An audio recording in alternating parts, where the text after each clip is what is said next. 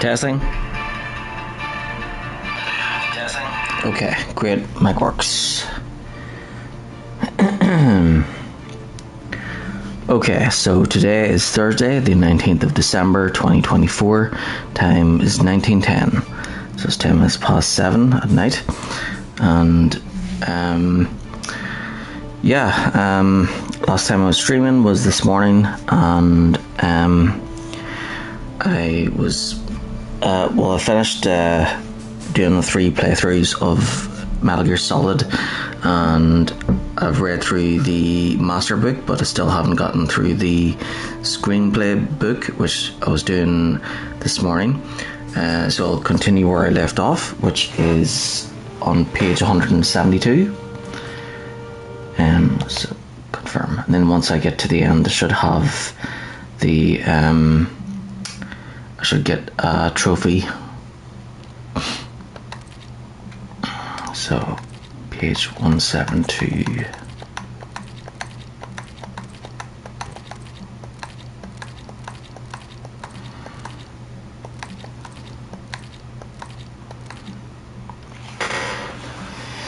Yeah, I was streaming this morning, and I was hoping that I would have enough time to finish reading through the screenplay book, but even though it took hours, it still wasn't enough time because there's so much to read through. We just passed the part with Psycho Mantis, and then next is the Sniper Wolf battle. So before we get started, I'll be right back. I'm just gonna get a drink.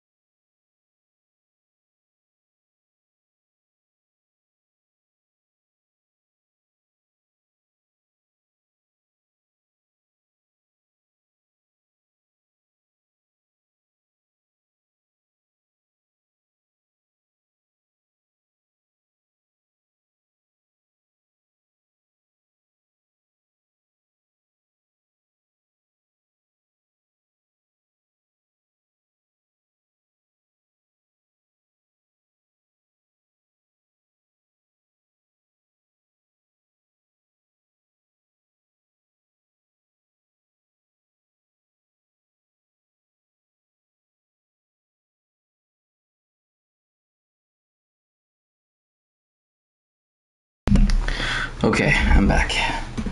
I've got some water too.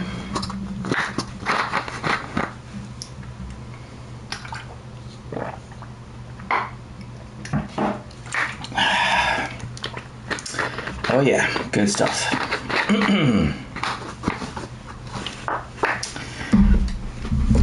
Okay, here we go. Right, Wolf Battle 1. Heading north with Meryl cutscene. Overhead view. Snake and Meryl go through the door behind the bookcase in the commander's room, emerging into a frozen cave. It appears to be limestone. Lanterns and other quick man-made touches have been added to the walls of this space that nature has carved out. A handful of the lanterns flicker like fluorescent lights on the fritz. Snow falls through gaps here and there in the ceiling. Thanks to their water content, mosses have frozen to the bedrock. The cave is like a maze, full of narrow, winding paths. There are also a few low arc formations. When Snake and Meryl enter, they hear what sounds like the distant howls of wolves. Could there be wolves in there? Meryl says. Snake says, wolf dogs, half wolf, half husky. Meryl replies, how do you know so much? I ride dog sleds. I'm a musher. Meryl walks on ahead, then says, I'll take point. Snake, you follow me. Then she takes off, soon disappearing from view. There are two wolf dogs in an open space in the middle of the cave. If the player approaches them, they attack. If the wolves follow the player to the exit where Meryl waits for Snake, they suddenly become friendly and start wagging their tails, since Meryl smells like Sniper Wolf, before returning to the middle of the cave. When the dogs leave, Meryl speaks. Snake, what's wrong? I thought you were good with dogs. Wolf Battle 2. Going through underground passageway with Meryl cutscene. Overhead view. After the frozen cave, Snake and Meryl come to an underground passageway leading straight to the communications tower. The passageway extends a good 60 metres, 190 feet, 97 feet at least. Its walls have been reinforced with concrete. This is a preventative measure due to the glacier that has advanced onto the island, causing areas of surface ground, i.e. the ceiling of the passageway, to cave in. Like with the cave, snow comes falling in through such holes in the ceiling. The concrete has fallen loose in places, revealing the iron rods underneath.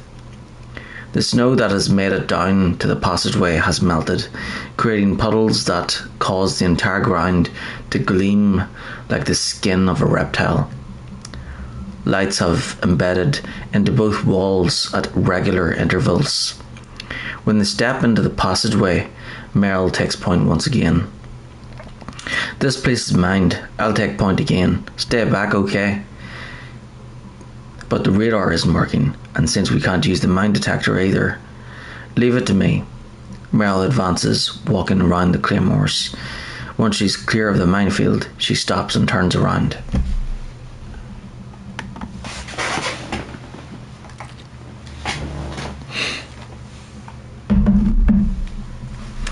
So, what do you think? Pretty good, huh? How did you know where the mines were? It sounds weird, but when Mantis dove into my mind, I was able to see where the mines were placed. Are you impressed? Well, a little bit. Only a little? Wolf Battle 3, Meryl is shot cutscene. Meryl has avoided the mines planted in the underground passageway. Snake notices a red dot travelling along her shoulder. He has a bad feeling about this. Meryl spots the change in his expression. Meryl? What is it? The dot slithers down her body like a snake.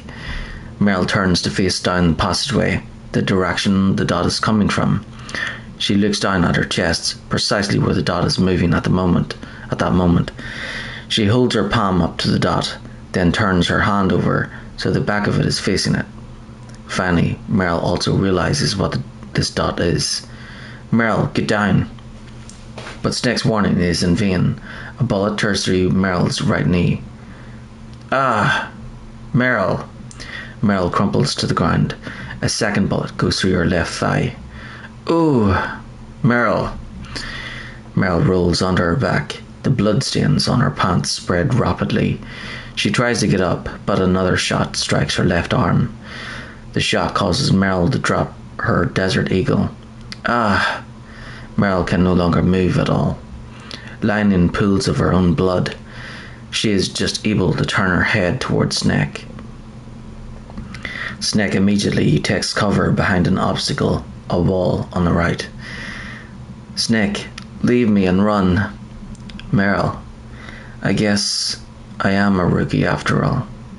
Snake peeks out at Meryl from the edge of the wall. Don't worry, Meryl, it's me they want. Even I know that. It's the oldest trick in the book. The sniper's using me for bait to lure you out. Damn.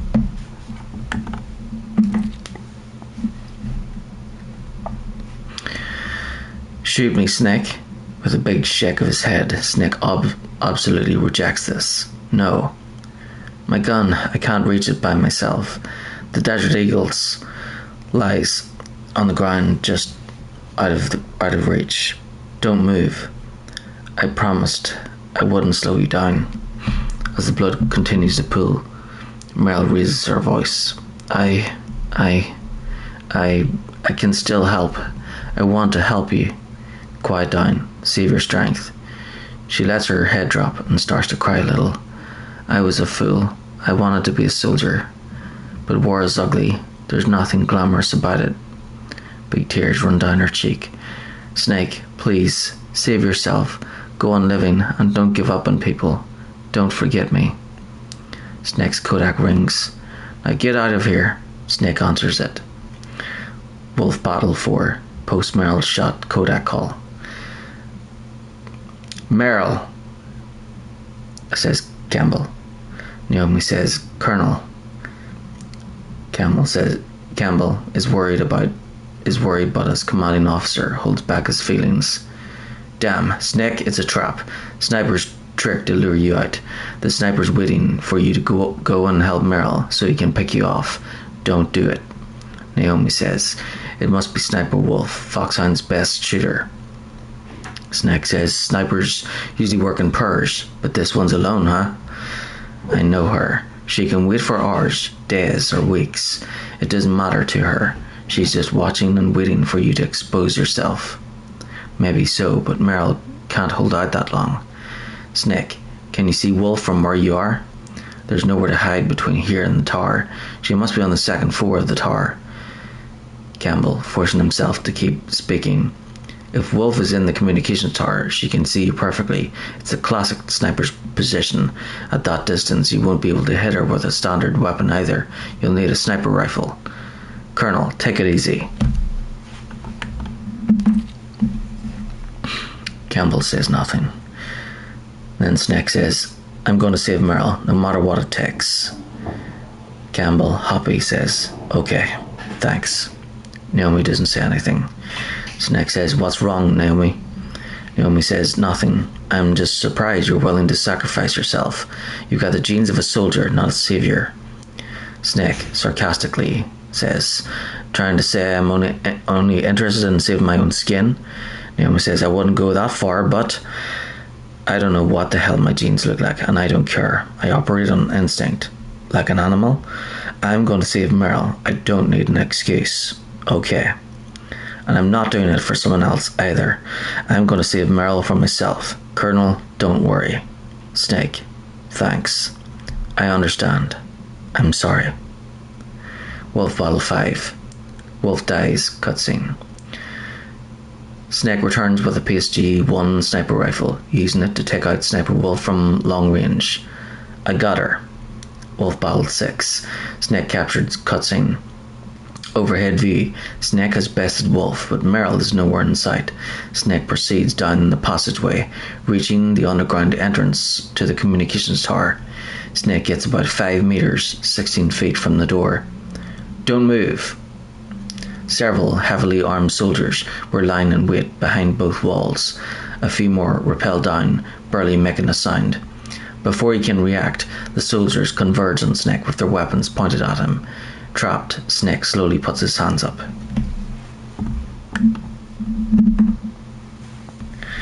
Wolf Battle 7. Enter Wolf cutscene. Snake is surrounded by the soldiers. A red laser sight creeps up his chest. Snake watches it move. It comes to a stop on his forehead. Snake looks ahead to see Sniper Wolf. She saunters toward him, her rifle still trained on him. It's like she's showing off. It's hard to miss when you're this close. Toss your weapon over here, slowly. Snake throws his gun in front of him. A nearby soldier swoops in and picks it up. Her safety assured, Wolf lowers her weapon and walks up to Snake.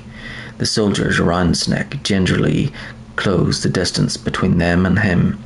Snake and Wolf stand opposite each other. You were a fool to come back here, stupid man. A lady sniper, huh? Didn't you know that 2/3 of the world's greatest assassins are women? Snake glances at the soldiers surrounding him, wondering where this is headed. Do you want to die now, or after your female friend? Which will it be? Snake says, I'll die after I kill you. Wolf says, is that right? Well, at least you've got spirit. Wolf is intrigued by Snake's attitude. She places a hand on his chest. Wolf's palm travels from Snake's bulging pecs to his square jaw as she speaks. I'm Sniper Wolf, and I always kill what I aim at. You're my special prey. Got it? Wolf caresses Snake's cheek, running her fingernails along it. He shakes his head in rejection. One of her fingernails has cut him below the eye. Blood runs down his cheek like a tear. I've left my mark on you. I won't forget it. Until I kill you. You're all I'll think about. With a flick of her jaw, Wolf signals to the soldier behind Snake. The soldier strikes the back of Snake's head with the butt of his FAMAS. Snake collapses to the ground. Take him away.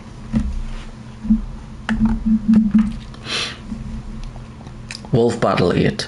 Snake carried away cutscene. Snake's POV. 2 soldiers, each with an arm hooked under his armpits, drag Snake away. The underground entrance to the communication tower grows smaller, more distant. Fade out. Snake hears voices that sound muffled and far off. Don't kill him yet. I want him alive. Leave it to me. I want no more accidents like that DARPA chief.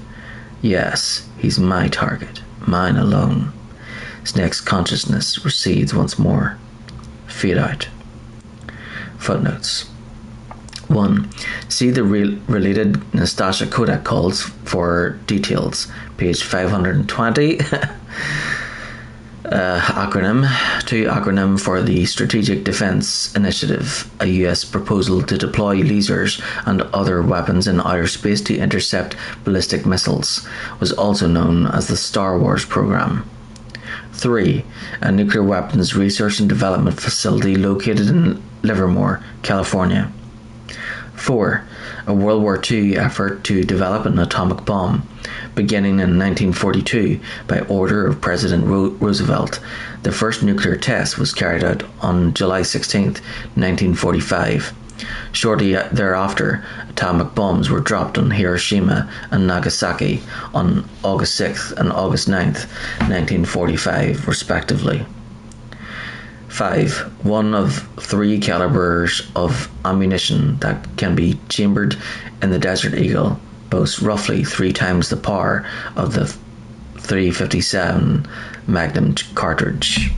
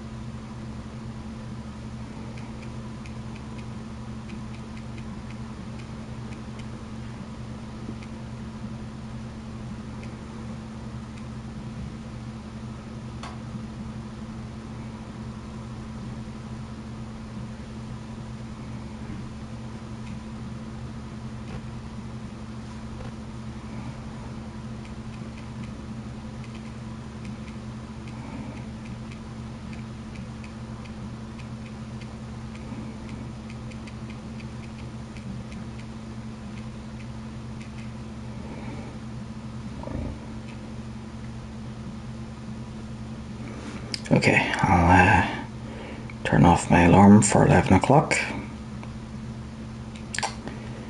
There we go. Yep, I'll be staying awake late tonight. Haven't had dinner yet, but yeah, I'll make a pizza whenever I get hungry.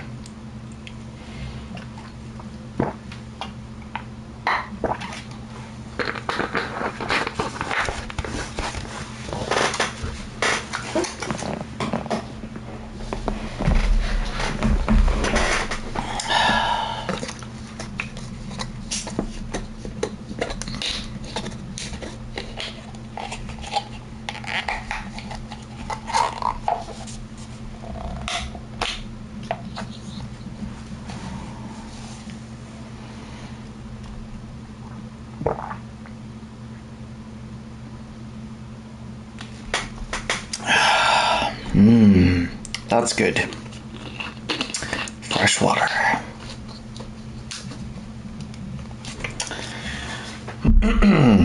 Okay. Kodak conversations. Campbell prior to Ninja Bottle.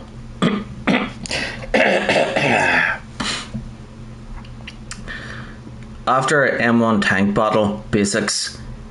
So Campbell says, Snake, you got to rescue Dr. Emmerich, the Metal Gear engineer. Then Naomi says, he's probably being held prisoner in the second floor basement of the Warhead Storage Building. Nuclear Warhead Storage Building 1F, flooded with gas. Snake, it's gas. Hold your breath. Your O2 gauge should appear underneath your life gauge. If you don't breathe, the gauge will decrease. When it reaches zero, your life gauge will begin decrease. Try to find a gas mask. First time only. Naomi says the gas that's being dispersed is probably an organic phosphorus based nerve gas. It destroys the nervous system by interfering with the breakdown of acetylcholine, an important neurotransmitter. And you don't have to breathe it in for it to kill you. It can enter your body through skin contact as well. Victims die within 15 minutes of the onset of symptoms such as nausea, perspiration, convulsions, headache, or difficulty with breathing. Your sneaking suit will give you some protection. It's made of a material similar to that which the NBC soldiers use. Also, injected you with nanomachines that contain PAM, protopan chloride, a nerve gas neutralizing agent. But that will only give you temporary protection. You'd better find a gas mask. Nuclear Warhead Storage Building B2 before rescuing Otacon. If player hasn't been contacted by Deep Throat yet, you've got to rescue Dr. Emmerich and find out Metal Gear's weak point. Isn't he being held in the laboratory in the northeast part of the floor you're on? If player has been contacted by Deep Throat. For the time being, let's trust what Deep Throat told us. Use a remote controlled missile to destroy the switchboard in the northwest section of the Warhead Storage Building's second floor basement. Make sure your remote controlled missile doesn't get shot down by those gun cameras. Nuclear Warhead Storage Building B2 after destroying the switchboard. You did it. You destroyed the switchboard. The electrical current running through the floor should be off now. You've got to rescue Dr. Emmerich and find out Metal Gear's weak point.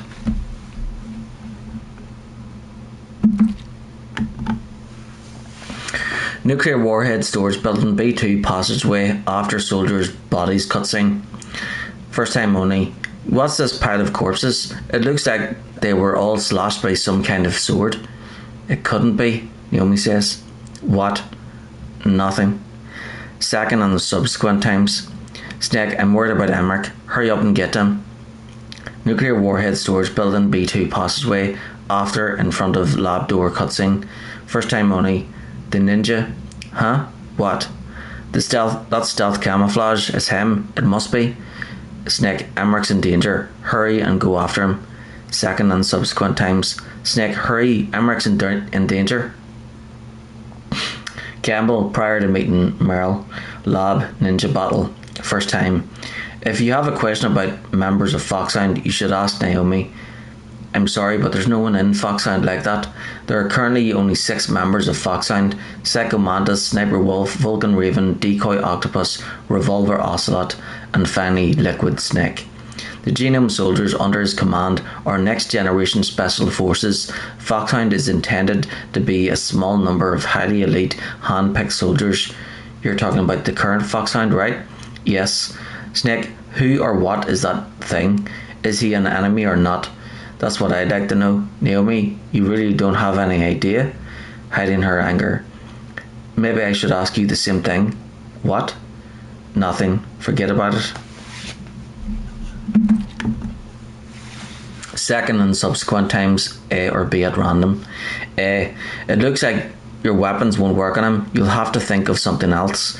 B. He's fast. If you lose sight of him, switch to first person view mode and look for him. If player has died 4 or more times. Snake, he's obviously trying to provoke you. Throw away your weapon and take him on. Lab after end of Otacon rescue cutscenes. First time. Well, it looks like you've rescued Emmerich for the time being. Yeah, with that stealth camouflage, he should be able to hide safely. A bit worried, Snake says, Grey Fox. I can't believe it, but the real problem is your niece. The way the codec got cut off like that has me worried. Something must have happened to her. Surprised, Naomi says, you're worried about Meryl? Snake is actually worried, says, not exactly. It's just that she's holding the detonation code override keys. They're our last chance of stopping that nuclear launch. Naomi, scathing, says, you're a cold man. Your mission is more important than the life of your companions. Snake, a bit hurt, says, this is war. Survival is the name of the game. Sometimes you have to be cold to survive. Unconvinced, Naomi says, yes, but... Snake, either way, I want you to find Meryl as soon as possible. I understand, says Snake. Second and subsequent times. Didn't Meryl say that she's somewhere close by? Why don't you start by searching in that building?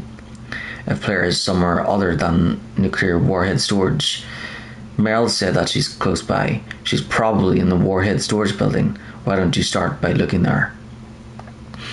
If player is on the same floor as Meryl, so Meryl is disguised as an enemy soldier, huh? Well, even so, you should be able to spot her if you look close enough.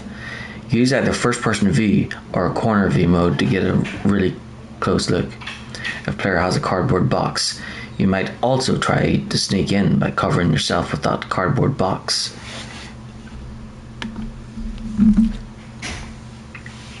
Nuclear warhead storage building B1, ladies' bathroom. First time only.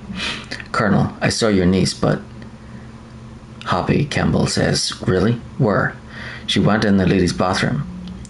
That's strange. I saw her go in, but now she's nowhere to be found.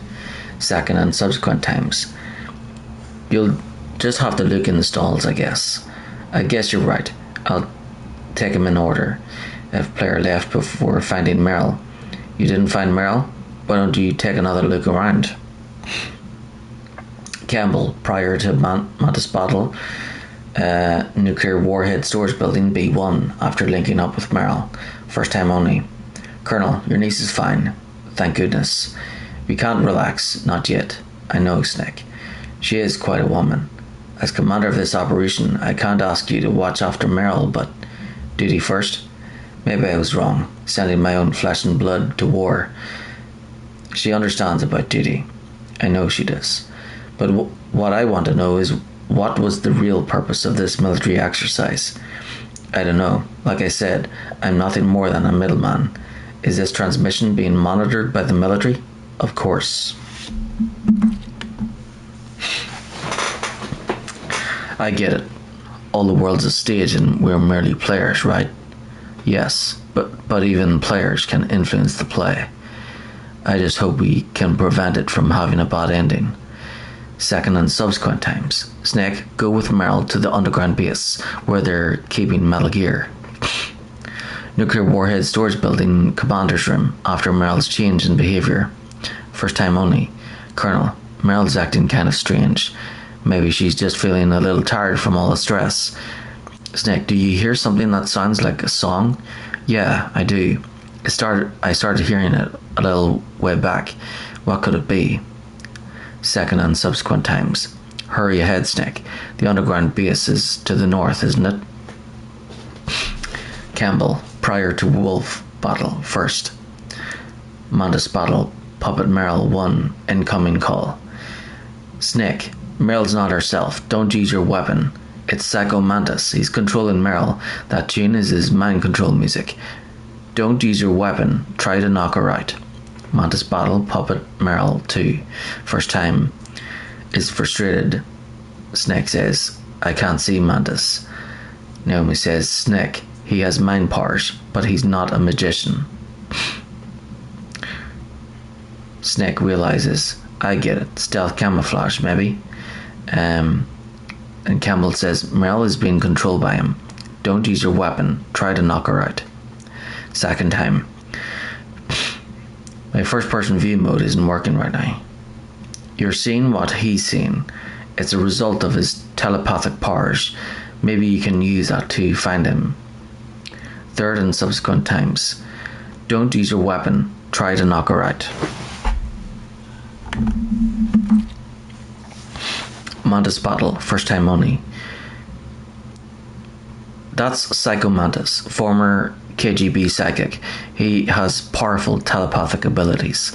After the collapse of the Soviet Union, he came to America looking for a job.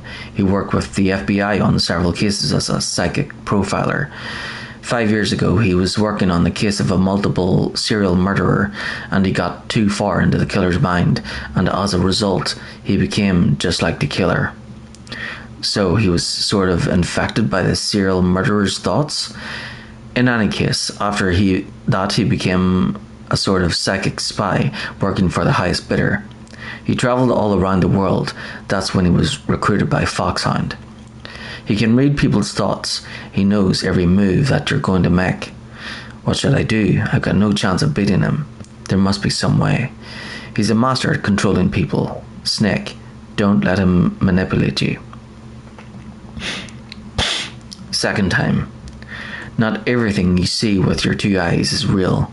Destroying his spirit is more important than destroying his body. Don't let him read you. Be a blank slate, okay? Clear your mind. Third time. He read your mind with his psychic abilities. Somehow you've got to get around him. Fourth time. He's using his psychic ability to read your controller's moves. That's how he's evading your attack. You've got to do something so he can't read your controller's moves. Think, there must be some way. Fifth time. I've got it. Use the controller port. Plug your controller into controller port 2. If you do that, he won't be able to read your mind. If player's controller port 2 is possibly not working. First time only. Snake, is there some reason you can't use controller port 2? Oh well, it's okay. Do you see something that looks like a statue on both sides of the room? Yeah, you mean those things with their faces all wrapped up in leather bands? Yes, attack those statues to uncover their faces. Why? Those statues were modelled after Mantis's real face.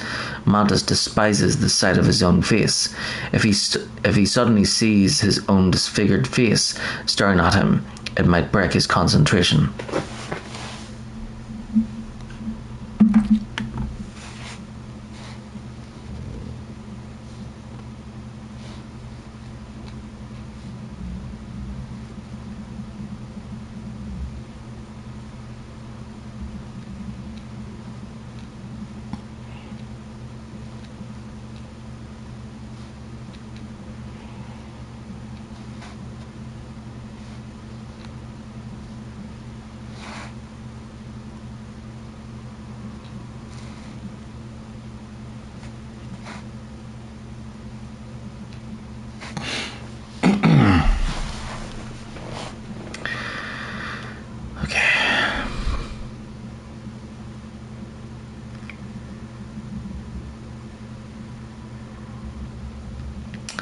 Second and subsequent times. Snake, if you destroy the faces of those statues, you should be able to disturb Mantis' psychic powers. After Mantis dies, first time only. It looks like Meryl's okay. Thanks, Nick. Naomi doesn't say anything. Second and subsequent times. Snake, there's no time left. You've got to hurry up and get to the underground base. You should be able to go north from the commander's room. Cave, after obtaining diazepam. If player calls with diazepam equipped, the tranquilizer that Wolf is using is diazepam. Diazepam? It's a benzodiazepam based anti-anxiety drug. It has a strong effect on the central nervous system and is often used as a psychotropic drug. So, how does it stop your hands from trembling? Anti-anxiety drugs are also effective as muscle relaxants. They're widely used to treat psychosomatic disorders such as autonomic ataxia, or as pre-anesthetics to relax patients before an operation. I see. But be careful. If diazepam is used in large doses over a long period of time, it becomes addictive like alcohol. An adult should take no more than 1 to 4 doses per day, with each dose being 25 to 5 milligrams each. 0.25 to 0.5 milligrams each. Snake Impress says, "Geez, you sound like a doctor." "I am a scientist." Kiev, watch out in the dark. Be careful. Wolves have the advantage in the dark. Not only can they see better, but they have a keen sense of smell as well. You'd better use your night vision goggles. If player doesn't have the night vision goggles, ask Dr. Emmerich where the night vision goggles are.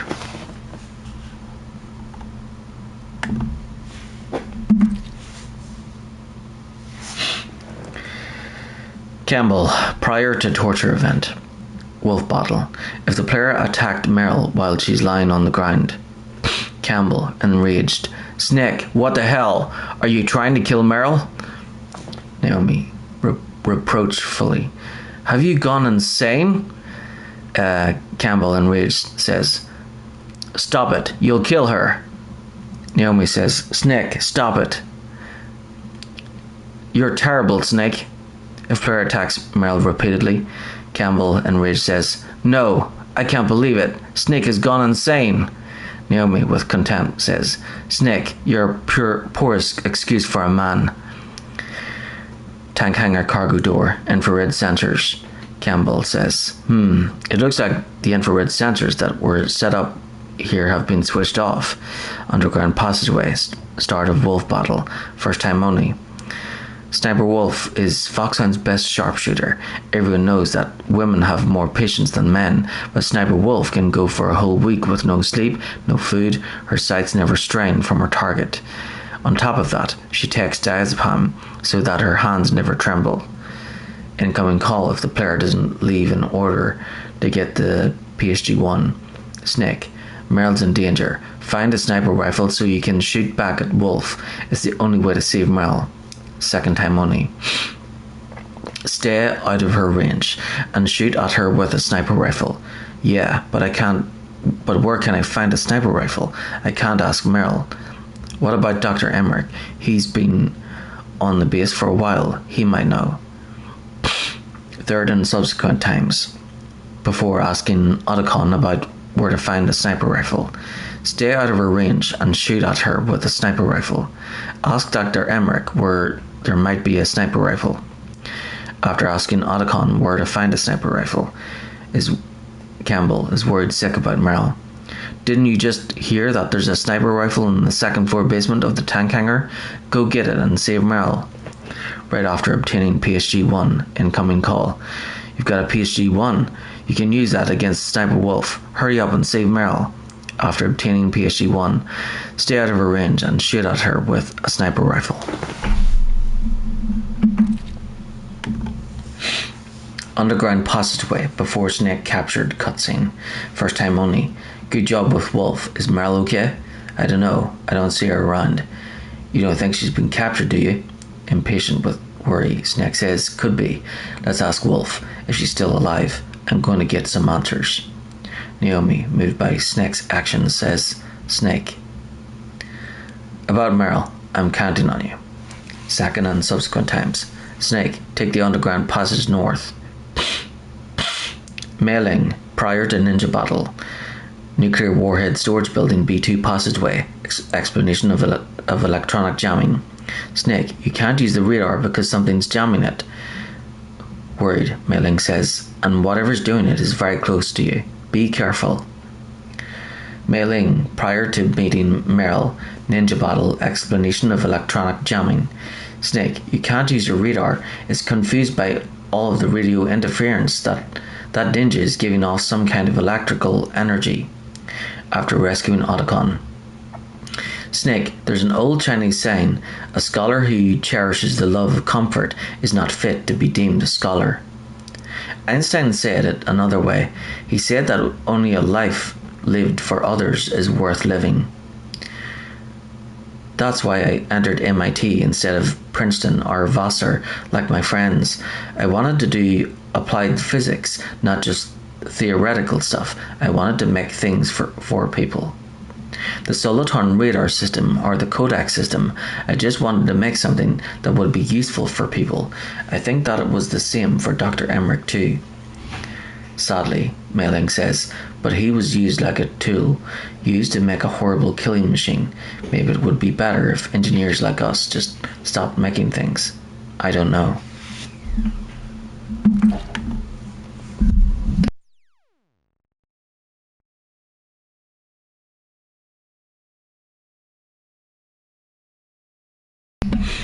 Nuclear warhead storage building, B1, inside lady's bathroom. First time only.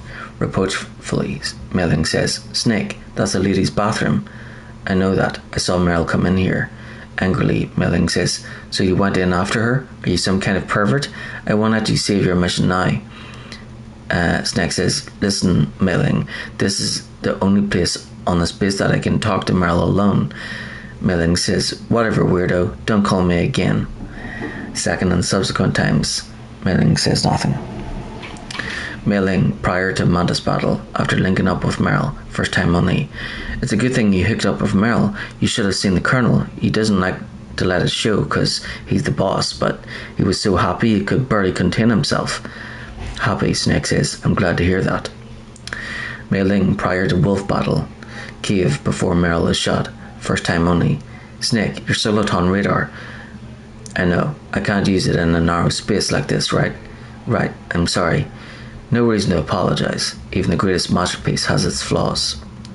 After Meryl is shot, first time only, reproachfully, Mailing says, she'll die if you leave her like that.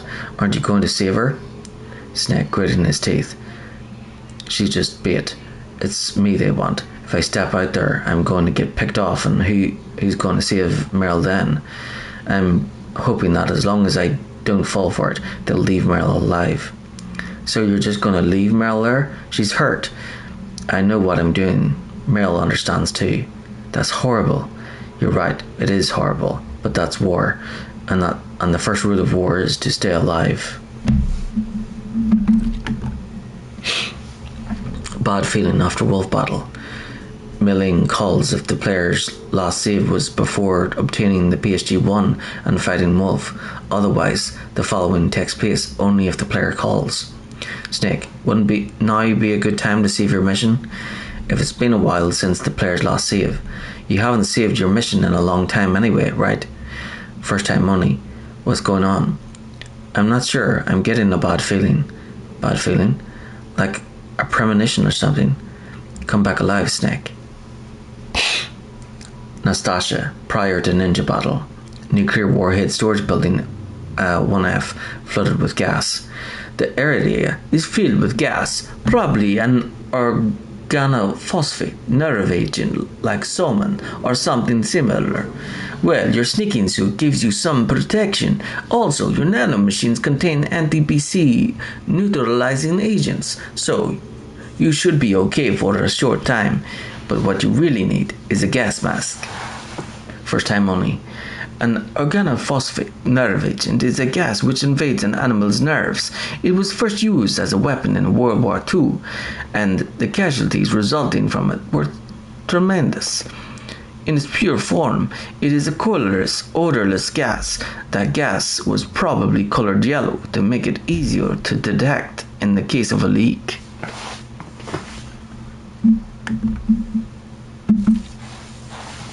Nastasha, prior to meeting Meryl, Nuclear Warhead Storage Building B2 Lab, Ninja Battle. Look at him move. He must be some kind of powered exoskeleton. First time only. Powered exoskeleton? You mean like prosthetic arms and legs? No, prosthetics are intended to replace original body parts. That ninja's exoskeleton makes him far stronger than any normal human. He is a true cyborg, a cybernetic organism. So, he's half machine, huh? I heard rumors about the experiments, but I had no idea that such a creature really existed. Before meeting Meryl inside ladies' bathroom, first time only, reproachfully, Snake, that is a woman's bathroom. You should not be in there. Second and subsequent times, but I saw Meryl go in here. Even so, Snake, this is our only chance to talk alone together. I was sure she was in here. Nastasha, prior to Mantis battle, after saving Meryl, first time only, relieved. You found Meryl. Horatio. Meryl is acting weird. First time only. Meryl is acting kind of strange. It could be the stress of battle. I have a friend who had Chechen syndrome. He became depressed 6 months after returning from Chechnya and took his own life. He was forced to fight people who spoke his own language, people with his own culture. He couldn't live with the guilt of it. It sounds like PTSD, post-traumatic stress disorder. A lot of veterans returning from Vietnam suffered from that, and in fact, many still do. Yes, it is also similar to the Afghan syndrome. In Meryl's case, it is probably a much more short-term condition. Second and subsequent times. Try to cheer her up. She'll come out of it. Nastasha, prior to Wolf Battle first. Mantis Battle, Puppet Meryl. Meryl is definitely not herself. Could she be drugged? Mantis Battle, first time only. A psychic soldier. Yes, although they will not admit it. Many countries have paranormal programs and use psychics in their special ops. Psychics range in power from those who can bend spoons to those who can cause natural disasters. Second and subsequent times. But Psycho Mantis is one of the most powerful. Be careful. Underground passageway after Meryl is shot. Urgently. Snake, you cannot win without a sniper rifle. You cannot save the girl either. Find a sniper rifle. It is the only way to save Meryl. Master, prior to Ninja Battle. Nuclear Warhead Storage Building 1F. Flooded with gas. Snake, that was probably some type of nerve gas. It's extremely lethal. Use a gas mask. Master, prior to meeting Meryl, Nuclear Warhead Storage Building B2 Lab, Ninja Battle. He's just playing with you. Why don't you try throwing away your weapons? After the player goes into the bathroom after Meryl. Meryl must be hiding somewhere in there. Search around. Master, prior to Mantis Battle, after linking up with Meryl, first time only. You managed to link up with Meryl. Good. So, now you must save the card. You must have the card keys that will override the detonation code. You should hurry. The time limit is running out.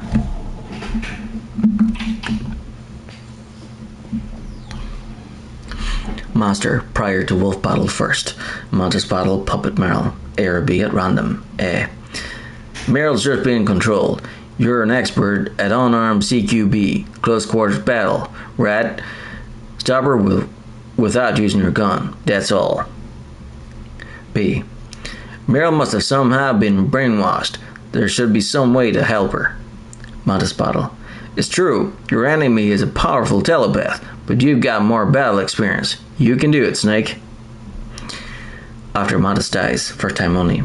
Zago Mantis, what a pathetic man. He was born with all the right tools, but he never knew how to use them. Cave, wolf dogs. Those are wolf dogs in there, just like their name. They're a cross between huskies and Alaskan wolves. They were bred to be used as sled dogs. First time only. They were trying to create an animal that would combine the gentleness of a dog with the endurance and ferocity of a wolf, but they didn't get the stamina and power they were hoping for. On top of that, their personalities wound up closer to wolves. Most of them won't even let you get close. That's why they never caught on. Master, relieved.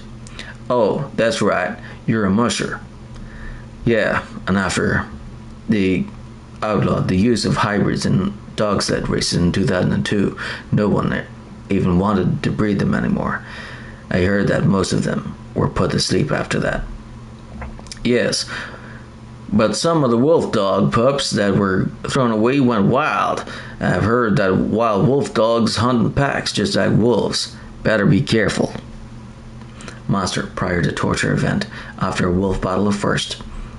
You're as good as ever, Snake. Not only are you an expert at infiltration, but you're a skilled marksman too. But never relax until you confirm a kill with your own two eyes. Meryl, prior to ninja battle, after M1 tank battle, first time only, before entering nuclear warhead storage building gas room. Impressed. You're incredible, Snake. You single-handedly beat an M1 tank. No big deal, but I'll bet that VR simulator you trained on didn't have any scenarios that put you one-on-one against a tank, did it?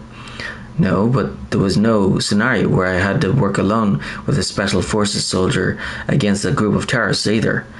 In real life, things never go the way you expect them to, especially on a battlefield. I'm already holed up in the warhead storage building. It looks like Dr. Emmerich is still fine, but I'm not sure for how much longer. Somewhat discouraged, Mel says, hurry up this way, okay? Second and subsequent times. He should be in the research lab in the second floor basement of the nuclear warhead storage building to the north. Nuclear warhead storage building 1F, B6. Dr. Emmerich should be in the laboratory area in the second floor basement. Heavy arms fire in that area is strictly prohibited. An explosion could cause nuclear material to leak from one or more of the warheads, and that would be a very serious problem. Please be careful. First time only. It looks like they're equipped with gas masks. That's because they are not supposed to use heavy arms. Ah, you mean they use chemical weapons instead. Nuclear warhead storage building flooded with gas. If you use a gas mask, you should be able to survive that gas for a long time if player doesn't have the gas mask. Where is the gas mask? On the second floor basement of that building. So you'll have to go through there without one. Nuclear warhead storage building, noisy floor. Snake, if you walk on that floor normally, it'll make a lot of noise and the enemy will hear you. Try crawling. Nuclear warhead storage building B2 in front of air cleaner. Meryl, what are these holes in the walls for? That's an air cleaner for blowing tiny particles of dust off people's bodies before they enter the lab.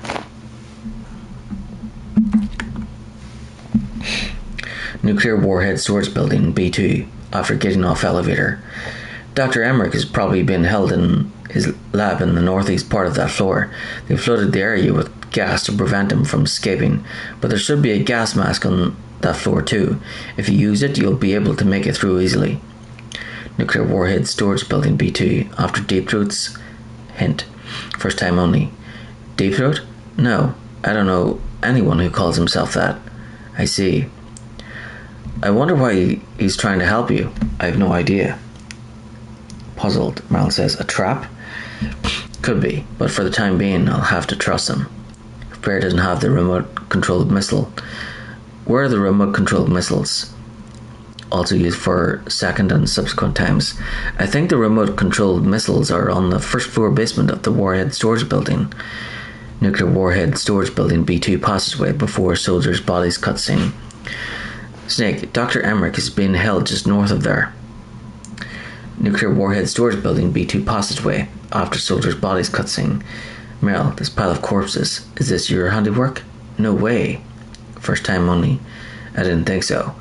Who could have done that? You got me, but he must be somewhere up ahead.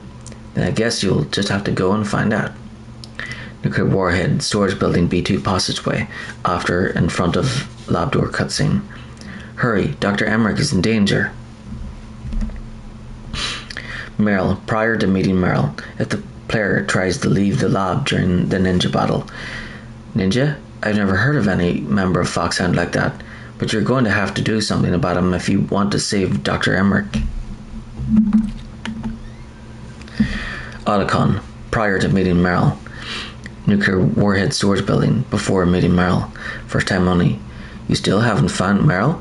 The player is in the same building, but on a different floor. Snake, the warhead storage building that you're in has 1 floor above ground and 2 floors below ground. Why don't you search there too? The player isn't in the building. She said she was nearby, so she may be somewhere in the warhead storage building. The player is on the same floor, A or B, at random. A. She's dressed like one of the terrorists, but that's just on the outside. The inside hasn't changed. Watch for the way she walks. B. First time only. Snake, she's dressed up like one of the terrorists. She won't be able to reveal herself if other soldiers are around. You'll have to find somewhere you can be alone with her. Second and subsequent times. Even dressed like that, she's all woman. You see? Isn't there somewhere only a woman can go? Nuclear warhead storage building B1. Ladies' bathroom. First time only. Did you find Meryl? Sort of. I'm positive I saw her come into this bathroom, but there's only one exit, right? Yeah. Well then, she must still be in there. Second and subsequent times. Is there any place she might be hiding in there? If player left before finding Meryl. Snake, haven't you found Meryl yet?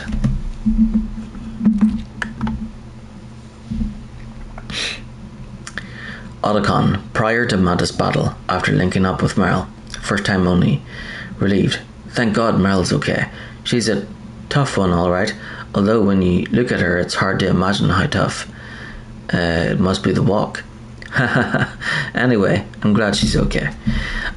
I also got a key from her. I think I can use it to stop them from launching a nuke. Second and subsequent times. Get to Metal Gear's underground maintenance base. That's where the detonation code input system is. Otacon, prior to Wolf battle, first. Mantis battle, Puppet Meryl. First time only. Someone else must be controlling Meryl. Do something, Snake. Save her. Impatiently. What am I supposed to do? I don't even know where he is. He's probably somewhere close by. He's just invisible. How? Stealth camouflage, a technology I developed. Stealth camouflage works by bending the light around the user in such a way that they're rendered nearly invisible, but if you had thermal goggles, you'd be able to see him. Anyway, you can't see him with your naked eyes, but there must be some way to make him show up. Second and subsequent times. Snake, someone is just controlling Meryl's mind. You should be able to save her. After Mantis battle, first time only. Pitying. A psychic soldier. What a waste. I guess fighting was all he ever knew. Are you feeling sorry for him? Mantis had incredible power, fantastic power. Maybe that power could have been used to make people happy. It's a sad thing when you see all that power being used just for war. Snake says nothing. Second and subsequent times. Snake, Metal Gear's in an underground base to the north. Hurry! Kiev watched out in the dark. Snake, Metal Gear's in an underground base to the north. Hurry! You should use your night vision goggles in dark places. If player doesn't have the night vision goggles. If you want night vision goggles, there's a pair in the lab at the Warhead storage building. Kiev basics, first time only. Snake, don't kill the dogs, please. What are you talking about? If I don't kill them, they'll kill me. But those dogs are just innocent animals. If they were guilty, it'd be okay. But you keep dogs, don't you? So what? This is war. My private hobbies have got nothing to do with it. Otacon says nothing. Second and subsequent times. Snake, those dogs. Give me a break. Underground passageway after Mel is shot. First time only. Otacon, have you ever seen a sniper rifle anywhere on this base? A sniper rifle? Meryl's been shot by an extremely good sniper. A high quality sniper rifle is the only way I can fight back.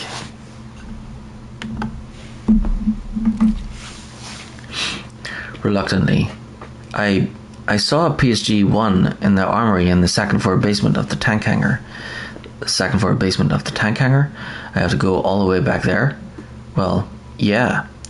What's wrong with you, Otacon? Oh, nothing. Second and subsequent times. Otacon, where is there a sniper rifle? Reluctantly, there's a PSG-1 in the armory in the second floor basement of the tank hangar. Otacon, prior to torture event, Sniper Wolf battle. Otacon says nothing. What is it? Wolf, I just forget it. After defeating Wolf but getting captured, Otacon says nothing.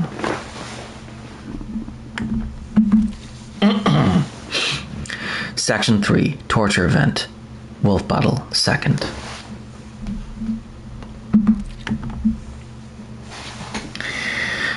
Torture 1, Snake wakes up, cutscene. Torture room, POV. Fade in from black. Snake's POV. Snake wakes up. He finds himself lying face up on a torture device. His arms and legs spread in an X position. He's strapped in tight.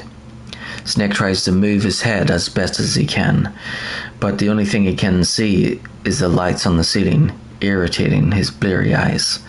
After a few moments, the player hears someone speaking right next to them, just off screen. Can you hear me, Solid Snake? This is followed by Sniper Wolf's frosty voice. He's tougher than I thought. Do you know who I am? Snake tries to turn his head in the directions of the voices, but he can't see who's speaking. I always knew that one day I would meet you. With intense jealousy, the man who stole what was rightfully mine, the man who stole my birthright. The game now accepts inputs from the player. In this cutscene, the game will accept inputs from the player for about 20 seconds, while Liquid and Wolf are speaking. If the player presses an input, the two of them stop speaking, and Ocelot comments on what the player is trying to do. The first person mode, punch and weapon buttons don't do anything. The item, equip and weapon equipment buttons open the item and weapon windows as before, but all of Snake's equipment is gone. Item equip or weapon equip button. It's no use. We've taken away all your weapons and items. Don't worry, they're safe, but you won't be needing them anymore. Action or weapon button.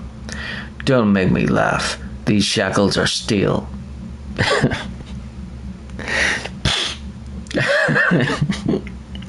That's funny. Directional buttons. Forget it. Your body's strapped down tight. Liquid and Wolf's conversation 1. Me? I'm the man you stole everything good from. And now, after the sacrifice of our brothers, after 30 long years, finally the two of us meet. The brother of light and the brother of dark. Liquid and Wolf's conversation 2. Do you need his DNA too? Yes. I want a sample while he's still alive. We need it to correct the genome soldier's mutations. Then we'll be able to cure them? No. We still have to get our hands on Big Boss's DNA.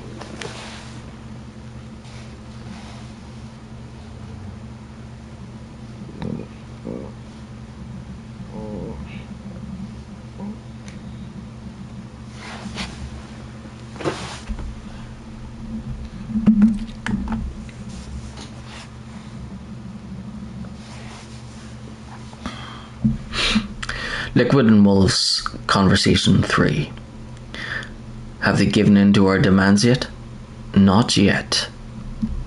They won't give in. They're all hypocrites, every one of them. Is that your opinion as a Kurd? They always put politics first. That's right. That's why they want to avoid any leak about their precious new nuclear weapon. Boss, it looks like our friend is awake. The bed, torture device, his neck is lying on, is raised until it's perpendicular to the floor. Be right back.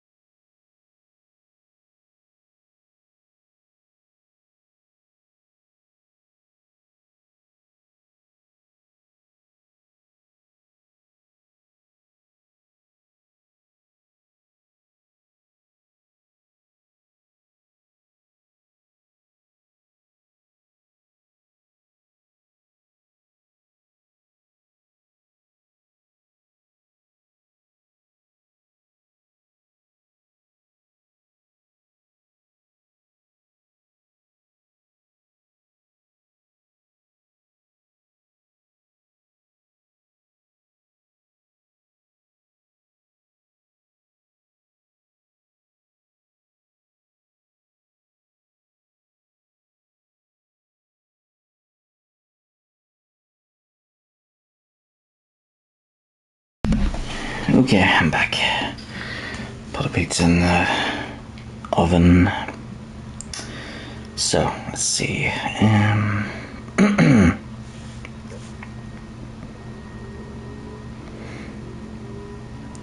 about 20 minutes.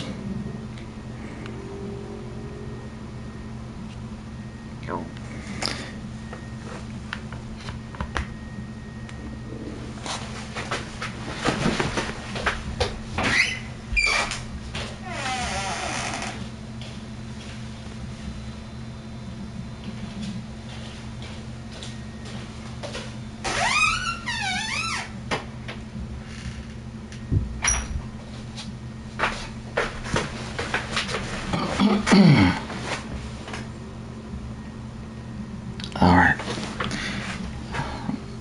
Keep hearing a weird noise, and thought it was coming from like the kitchen or somewhere, but yeah. But when I come back here, it sounds louder. So it's definitely not in here. It must be outside somewhere. Okay. Torture 2. Pre-torture cutscene. Torture room. Snake was facing the ceiling before, but now that the torture bed has been raised, he gets his first good look at the room he's in. It's divided off by glass and contains a host of cutting-edge medical equipment. On the other side of the glass is what appears to be a cell with iron bars. On the floor, a twisted mess of cables resembling arteries feeds into the torture machine bed. Walls and desks displayed photos of cross-sections of human anatomy. To Snake's right, Revolver Ocelot is pressing buttons on the control panel for the torture bed. He's no longer wearing his coat. He has on a starched white shirt, on top of which is a black vest, almost like he's in a state of mourning. Ocelot wears a gun belt diagonally across his chest, and a single-action army is holstered in his hip. A bandage is wrapped around the wound he received when his right hand was severed. Standing opposite Snake is Liquid Snake. As before, he's naked from the waist up, wearing a leather long coat. The open apparel gives a generous look at his bulging, chiseled chest and abdomen. Hanging around his neck are two dog tags, which reflect light in a dull sort of manner. Liquid has shoulder-length, somewhat wavy hair, in addition to an olive complexion and piercing deep blue eyes. He stands with both hands stuffed into his coat pockets. Sniper Wolf is to Snake's left, a tight shirt offering support to her ample bosom. She is a striking, pale, almost vampiric complexion. Her well-defined collarbones are complemented by a thin leather choker around her neck. Despite making eye contact with Snake, Wolf's expression doesn't change. She just stands there, rattling the plastic case containing her tranquilizers, looking at Snake in silence. Liquid goes nose to nose with Snake, looking him right in the eye.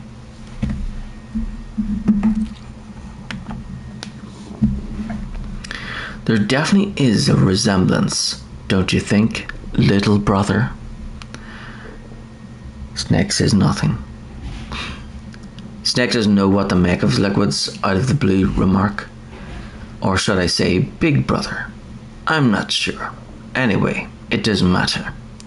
He turns around and moves to the back of the room. You and I are both the last surviving sons of Big Boss. Liquid gets a call. He seems to have been expecting it. He takes his radio out of his coat and places it to his ear. Turning his back to Snake, he answers. It's me. Really? Wolf and Ocelot turn their attention to the conversation Liquid is having. Then what? Those idiots!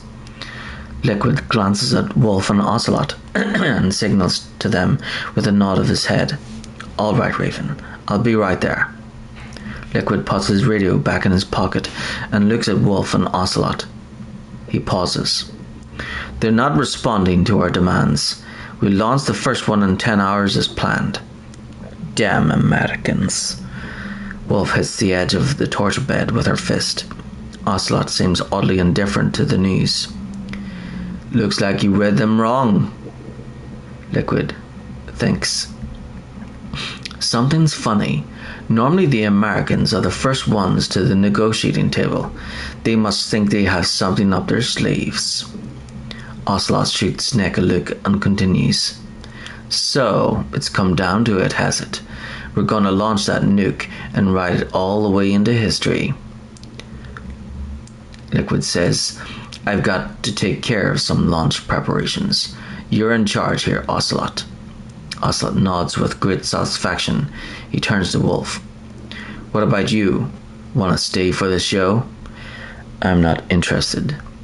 Wolf rattles her plastic pillowcase again, checking how many are left. She brings it to her mouth. Wolf opens the lid, pops 2 or 3 tranquilizers, diazepam, and swallows them. It's time to feed the family. So, you prefer your wolves to my show, huh? Liquid heads for the door. Before he leaves, he stops and warns Ocelot.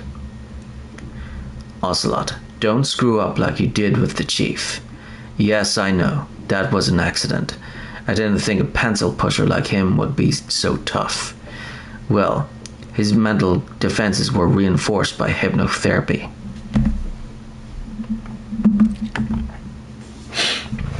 Ocelot, like he just remembered. Boss, what about that ninja? He's killed 12 men. Whoever he is, he's some kind of lunatic. Bastard took my hand. How could he have gotten in here? Perhaps there's a spy among us. With that meaningful choice of words from Liquid, Wolf and Ocelot exchanged glances. Mantis is dead. We've also got to find out what killed Baker and Octopus. We're short-handed, so make this little torture show of yours as short as possible. Torture? This is an interrogation. As you wish. See you later, brother. The second phrase is directed at Snake. Liquid leaves. Wolf takes off as well. On her way out, she whispers into Snake's ear, "Your woman is still in this world." Meryl, catch you later, handsome. Wolf kisses the wound she left on Snake's cheek. Ocelot teases Snake with a wolf whistle. Once she picks a target, she doesn't think about anything else. Sometimes she even falls in love with them before she kills them. Wolf exits the room. After making sure Wolf has left, Ocelot turns and faces Snake. Finally, just the two of us. How are you feeling?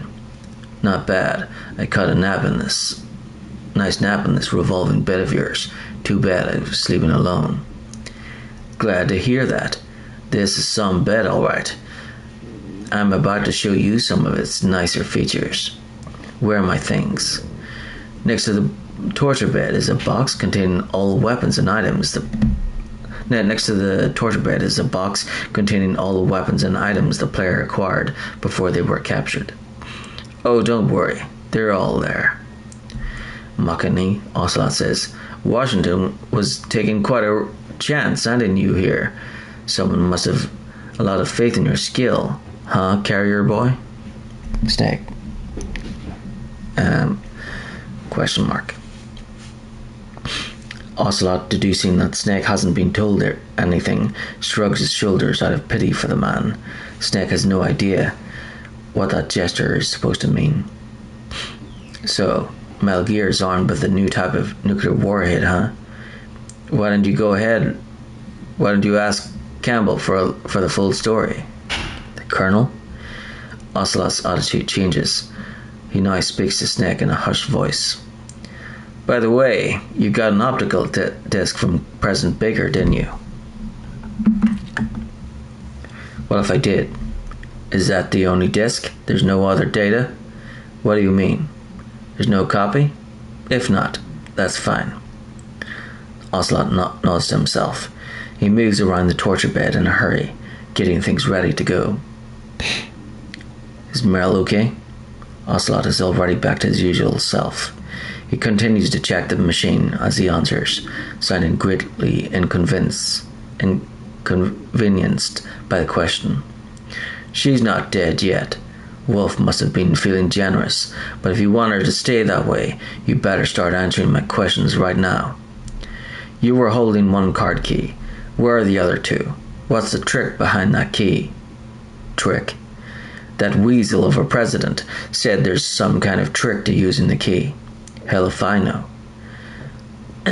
Lightly, Ocelot says, I see. No problem then. Announces, we're going to play a game, Snake, and we'll find out what kind of man you really are. When the pain comes too great to bear, just give up and your suffering will end. But if you do, the girl's life is mine. Press the action button repeatedly to regain your strength. When you've had enough, press the codec button to submit.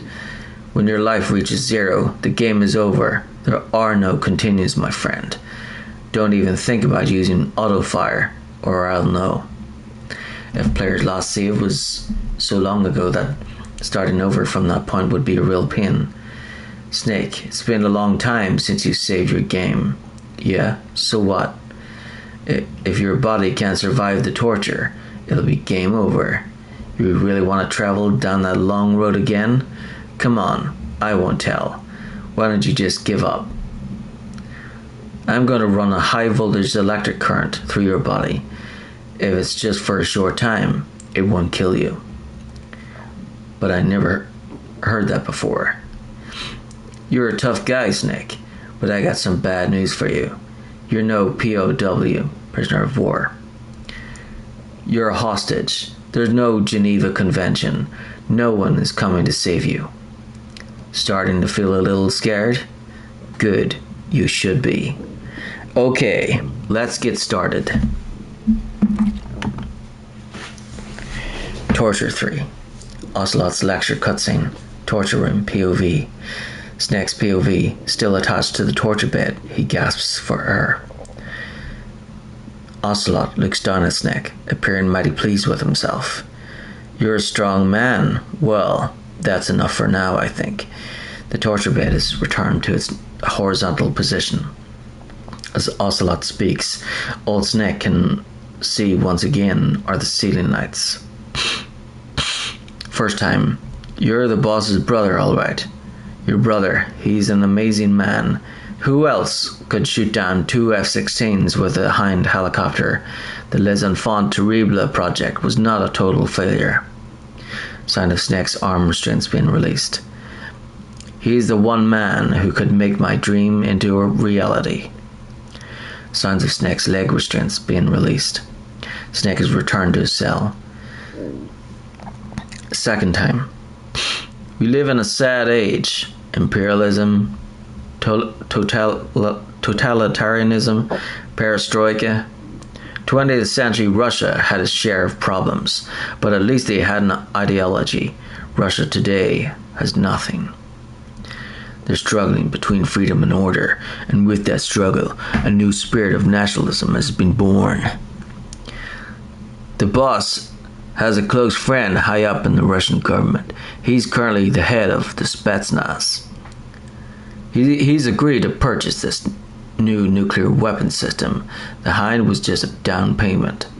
So, you're in this for the money? I don't need money. I want Russia to be reborn, to lead a brave new world order.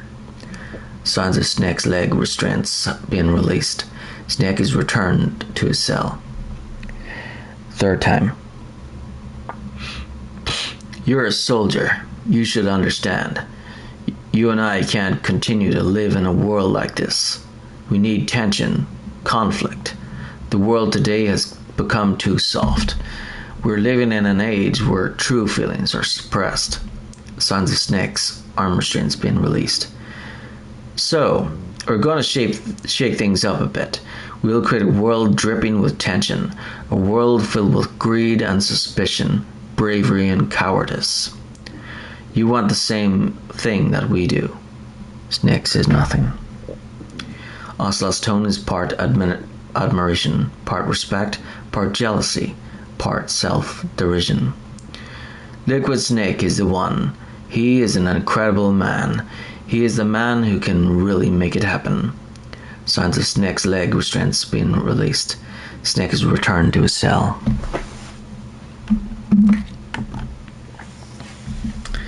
Torture 4. Snake submits cutscene.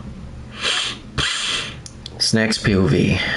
If the player presses the submit button, the Kodak button, during a torture sequence, Ocelot brings it to an end immediately, even if Snake is in the middle of being electrocuted.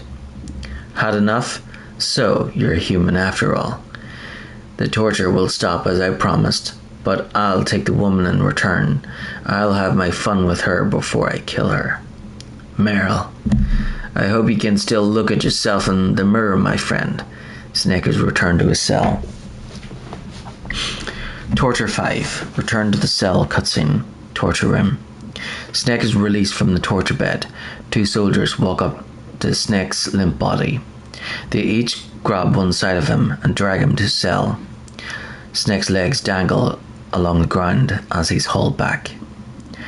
Torture 6. Torture resumes cutscene. Cell. Overhead V. Overhead V. Snake is locked up in his cell. The guard calls out to him. Snake, it's showtime. Ocelot wants you. Soldiers grab Snake by his sides and take him back to the torture room. Fade out proceeds to return to torture room cutscene. Torture 7. Return to torture room cutscene. Torture room. Fade in from black. Snake is looking up at the torture room ceiling again. Ocelot speaks from off screen. Okay, I'll tell you once more. It gives him the same explanation of the controls. I fought wars in Afghanistan, Mozambique, Eritrea, and Chad. Among the Mujahideen guerrillas, I was known and feared as Shalashaska. I was trained by the Russian GRU.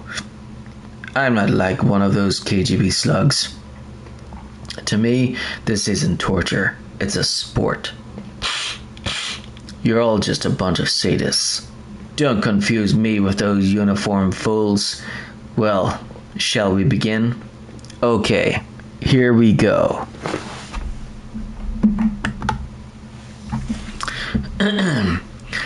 Escape from cell 1. From the cell 1. DARPA chief discovered cutscene. Cell. After being tortured for the first time, Snake is thrown into a cell. The cell is surrounded by iron bars. The door is an old-fashioned iron door with a small observation window. The cell contains one pipe-frame bed and a simple toilet lacking even a seat. It is disgustingly dirty. In a corner of the cell, a black man lies slumped against the wall. It's too dark to make out his face from a distance. Spotting him, Snake moves in for a closer look. Looks like I got a roommate. The man has no external wounds, but blood has seeped out of his eyes, nose and mouth. Several grumbles of maggots are devouring his flesh. The remainder of the man's blood has been drained, which gives him a desiccated look not unlike that of a mummy.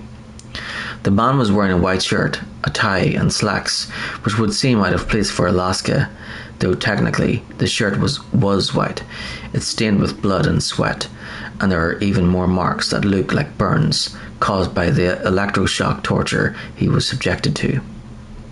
Snake catches a whiff of the corpse's putrid smell and grimaces. The DARPA chief? Whew, what a stench.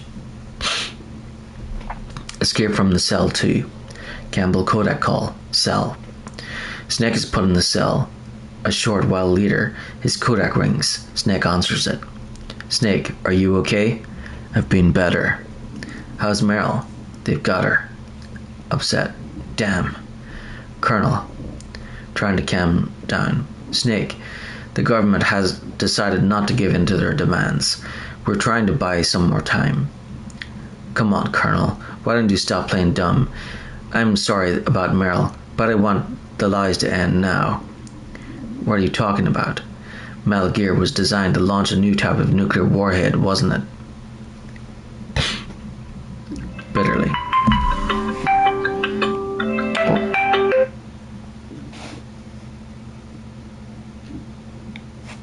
My pizza's ready. Okay, I'll finish up with this page and then go and get my pizza. Bitterly, you knew it all along, didn't you? Campbell says nothing. Why did you try to hide it? Campbell says, I'm sorry.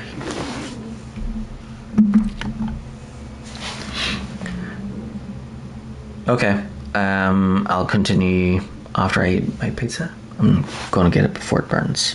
Be right back.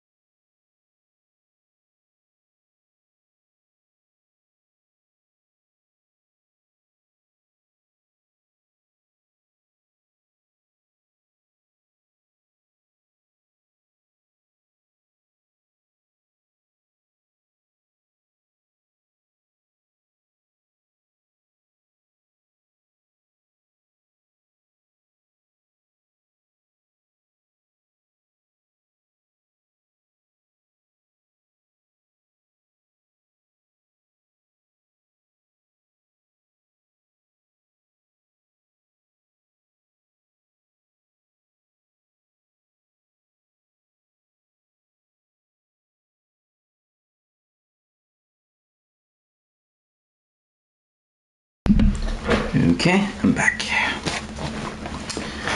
Got my pizza as well.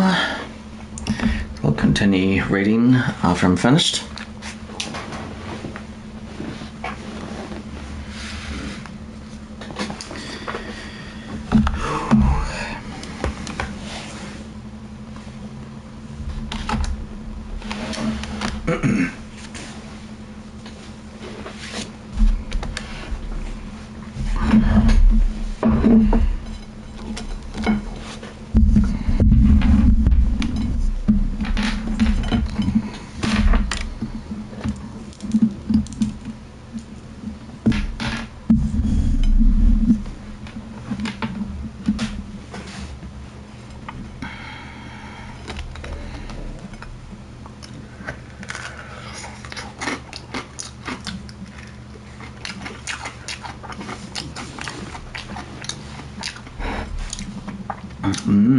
Delicious.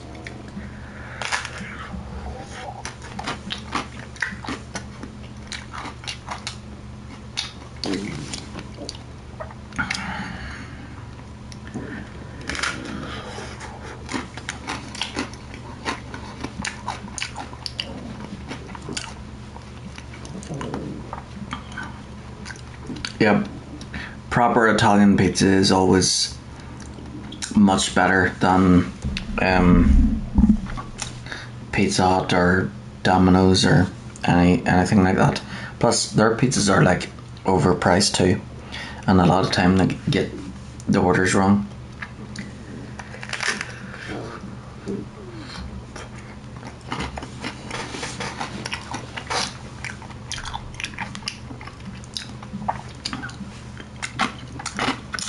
That's the great thing about boycotting, is that it's healthy for you, it saves you money, and you're doing the right thing.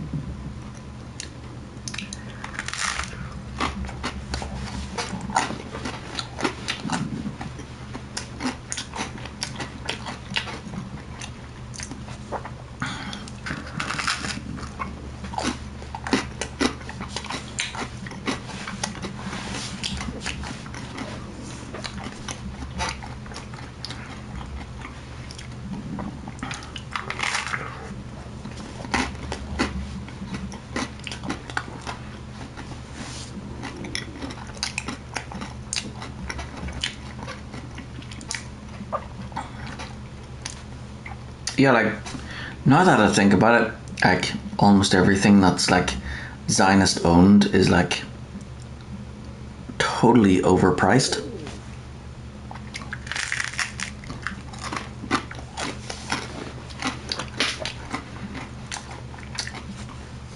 Low quality. Most of the time is fake, and it's overpriced.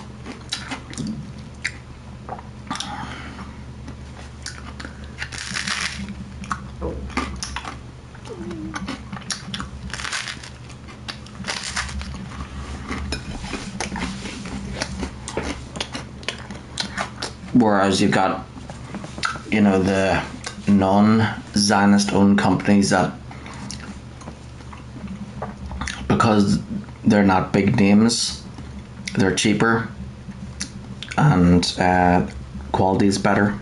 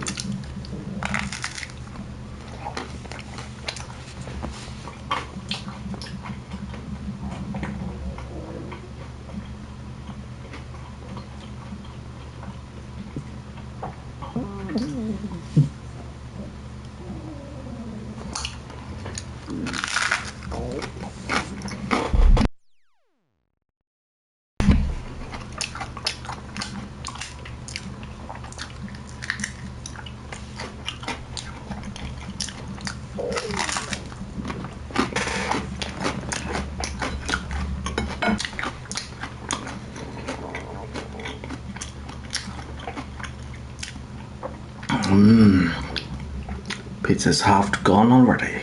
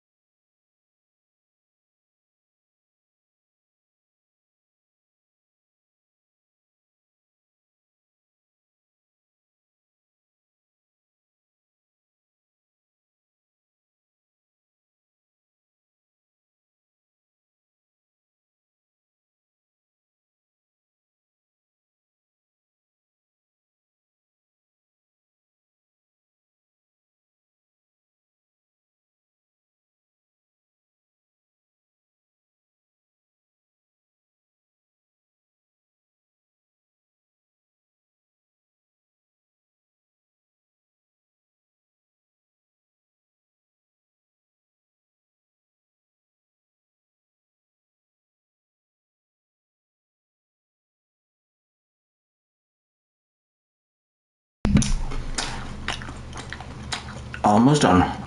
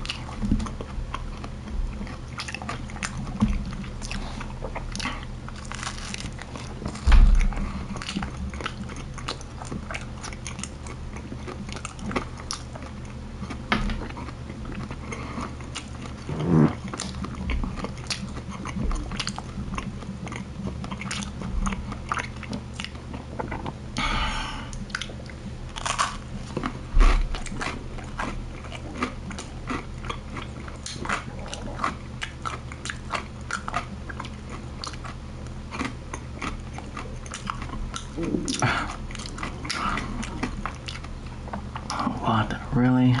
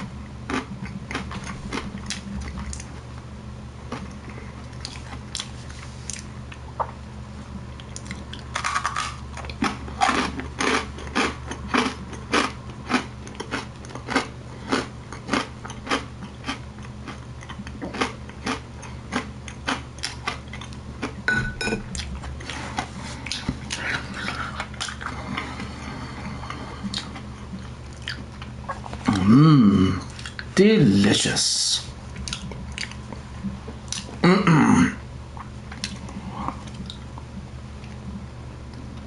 Okay, now that I'm finished, I'll go and put the plate into the kitchen.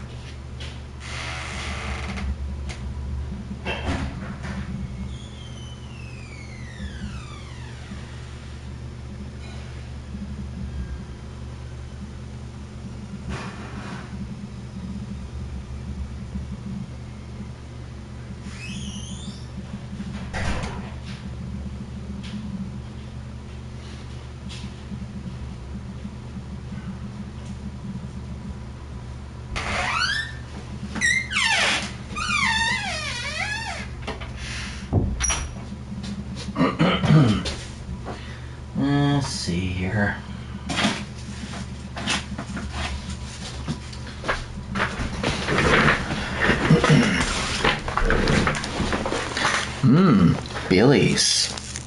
Don't mind if I do.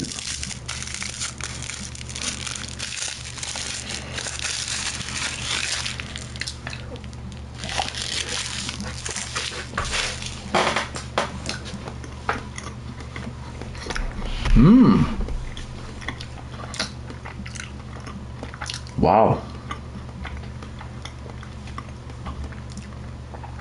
That's great.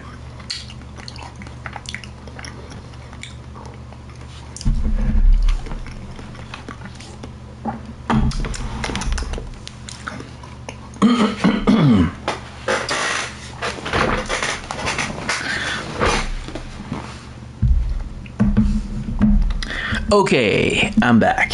Now, let's continue where I left off.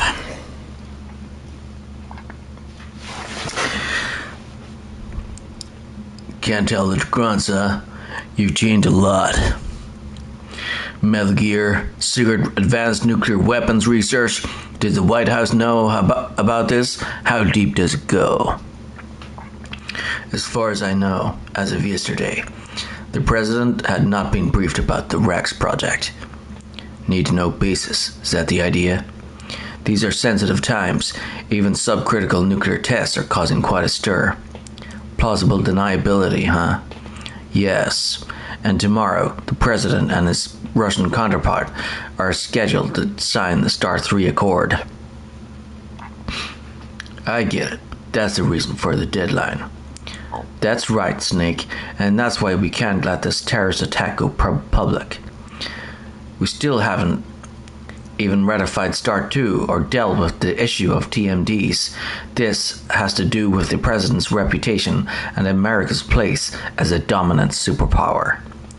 So patriotism is your excuse for circumventing the Constitution? Please, Snake, just stop them. Why should I? Because you're the only one who can. In that case, tell me the truth about this new type of nuclear warhead. I told you before, I don't know the details. I don't believe you. Campbell doesn't say anything. If the situation is so serious, why don't you give in to their demands? Let them have Big Boss's remains. You see, or is there something else? Or is there some reason that you can't do that? Something you haven't told me about. The government won't give in to their demands because they're already using Snake to spread fox dye, but Campbell can't reveal this to him. Publicly, so Naomi says, publicly the president has been very vocal in his opposition to eugenics experiments. We don't want the existence of the genome army to go public. And that's the only reason? Campbell says nothing. Ha, hell with you. I'm sorry. The corpse of the DARPA chief is lying right here next to me. Poor man. But it's strange. He looks and smells like he's been dead for days. All his blood's been drained out too.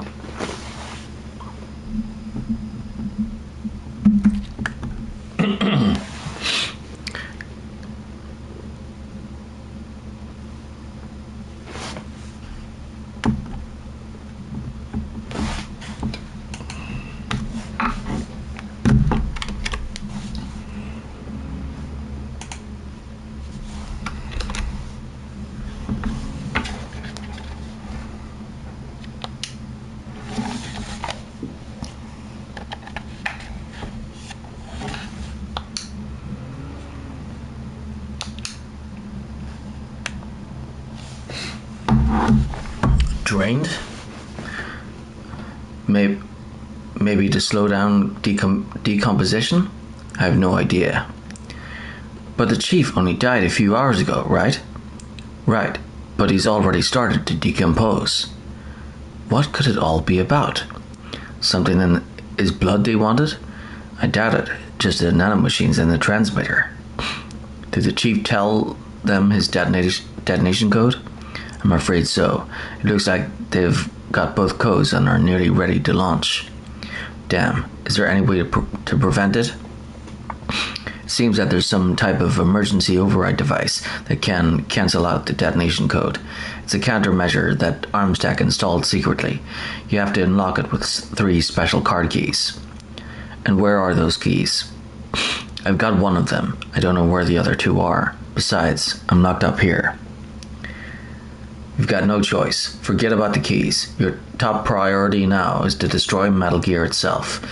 I'm sorry to have to lay it all in your lap, but you're all I've got. Bust out of there and get to the communications tower. Also, what? Campbell says nothing. Meryl, right? Yeah. I'll save her. Thanks.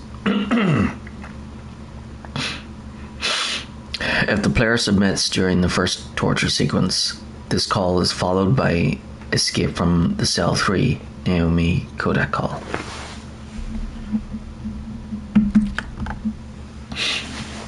Escape from the Cell 3 Naomi Kodak call. Cell. A little bit after the second torture sequence, Snake receives another call. He answers it. You okay, Snake? Yeah, nothing new to report. Snake, is there anything I can do? If this takes place after a torture sequence, yeah, my arm hurts. Poor Snake. I'll increase the level of painkillers in your blood. Okay, but you can leave out the Benzedrine. That stuff makes me too frisky. I guess you're not feeling too bad after all. A player pressed the action button at least a certain number of times during the torture sequence, and they have an analog controller connected with rumble turned on. Snake, put the controller up against your arm. What? Don't worry, it'll feel good. Huh?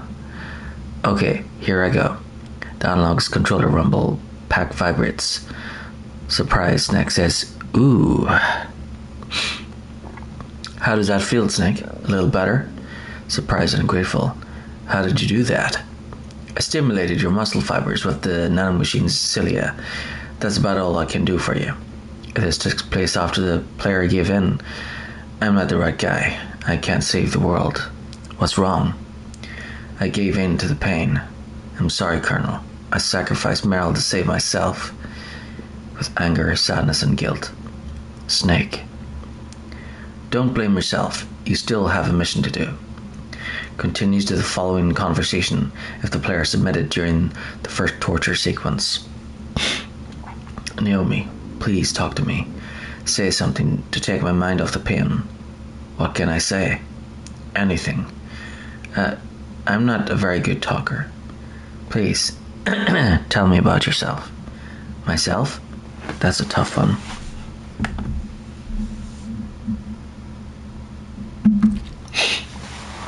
Any family? That's not a happy topic for me. I don't have any family. No, wait. There was a man who said he was my father. Where is he? Dead by my own hand. Big Boss. What? Big Boss? I had no idea. There was no way you could. It happened in Zanzibar 6 years ago. Only Snake and I know the real truth of what happened there. So, is it true?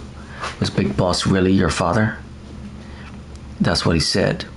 That's all I know. And you were able to kill him, knowing that? Yep. How?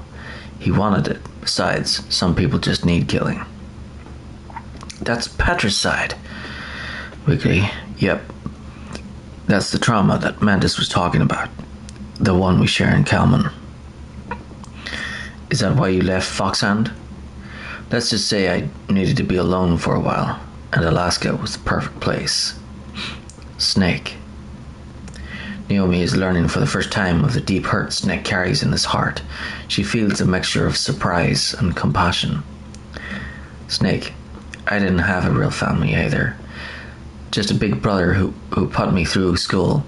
We weren't even blood related, and he was much older than me. Where is he? With anger and sadness. He's dead. I'm sorry. Snake, is there a woman in your life? After you've been through as many wars as me, it's hard to trust anyone. Friends? Roy Campbell. With a self-mocking laugh. Huh. You're still calling me friend? Is that it? No, there was another. Frank Yeager. What? Big Boss's most trusted lieutenant, and the only member of Foxhound ever to receive the codename Fox. Grey Fox. Naomi doesn't say a word.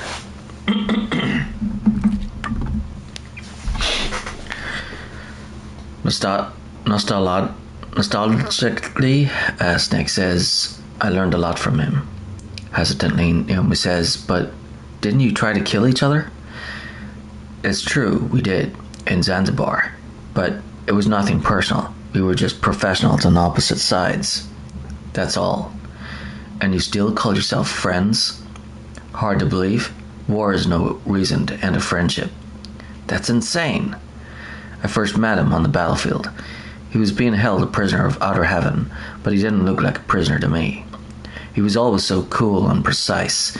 I was still green, and he showed me the ropes. You knew him well? No, we never talked about our personal lives, sort of an unwritten rule. The next time I saw him on the battlefield, we were enemies. We were fighting barehanded in a minefield. I know it sounds strange to most people, but we were just two soldiers doing our jobs. It's like a sport. Men and their games. You're like wild animals. You're right, we are animals. So, if you were friends, then how do you explain the ninja's behavior? I don't know. It's your genes. They make you predisposed towards violence. You really like talking about genes, Naomi. Why did you get into genetic research anyway? I never knew who my parents were, or even what they looked like. I guess I got into genetics because I wanted to figure out why I am the way I am. So, you studied about DNA? Yeah. I thought if I studied my genetic structure, I'd find out who I really was. I thought that by analyzing a person's genetic information, I could retrieve the blank spots in that person's memory. Memory is stored in DNA? We're not sure, but we know that a person's genetic fate is determined just by the sequence of the 4 bases in their DNA. Lightly, Snake says, so, what about my fate? You know my DNA sequence, don't you? Straining, Naomi says, your fate? I'm sorry, I have no idea. Of course not. You're a scientist, not a fortune teller. He hasn't noticed Naomi's distress. Naomi doesn't say anything.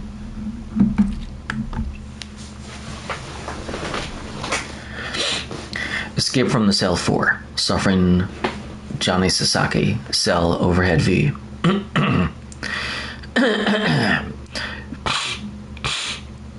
In-game screen. There's only one guard keeping an eye on Snake's cell.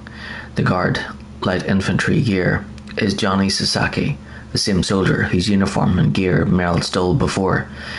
As Johnny alluded to while Snake eavesdropped on him earlier, he's recently caught a cold, and being left in the nude like that has only made it worse. Johnny's behavior 1. Sneezing. Johnny will sneeze at random, sometimes cursing the situation he's found himself in. Achoo! Damn, I caught a cold. That witch, she took my clothes. Johnny's behavior 2. Diarrhea. After a certain amount of time on duty, Johnny will have to go to the toilet to relieve himself of the diarrhea brought on by his cold. Oh, my stomach. Oh, damn it. Ugh. Not again. Ugh. He races off to the toilet next to the torture room to take care of his business. He emerges feeling like a new man, then returns to his post. That's better. Johnny's behavior 3. Dozing off. After a certain amount of time on duty, Johnny will fall asleep standing up, a side effect of the cold medicine he's taking. After he wakes up, he grumbles about his predicament some more. Shoot, that cold medicine knocked me out, and it doesn't even work. I'm so sleepy. Maybe if I walk a little. Escape from the cell 5. Otacon shows up, cutscene. Cell overhead view. Overhead view. Snake calls Otacon from the cell. Otacon waits until Johnny is in the toilet to approach it. An exhausted Snake sits on the bed in the cell. Then, from out of nowhere, he hears Otacon's voice. "Hey, I'm here." "Where?" Snake looks around, but there's no sign of him anywhere. There is no surprise. This is no surprise, really, as Otacon has his stealth camouflage on. "It's me." Otacon turns his camo off, then appears on the other side of the iron bars. Otacon. "Wow, they even captured you." Snake runs over to the corner of the cell where Otacon is.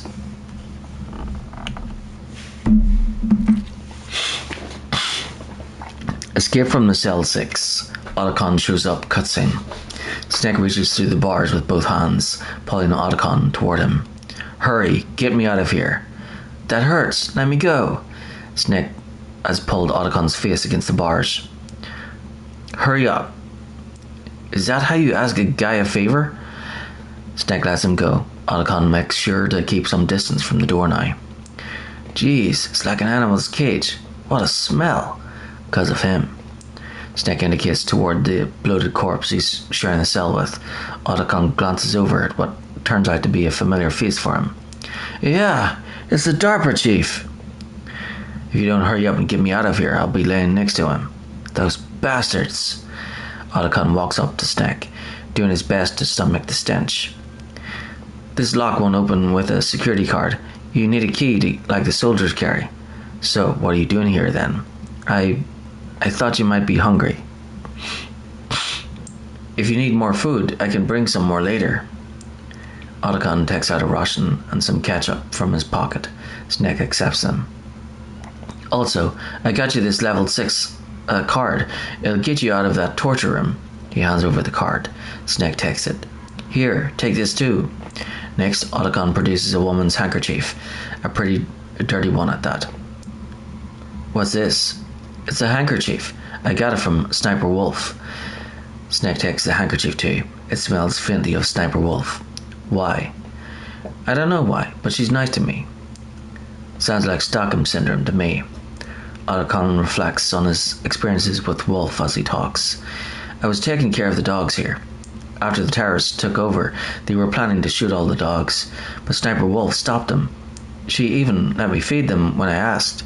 She likes dogs. She must be a good person. Please don't hurt her."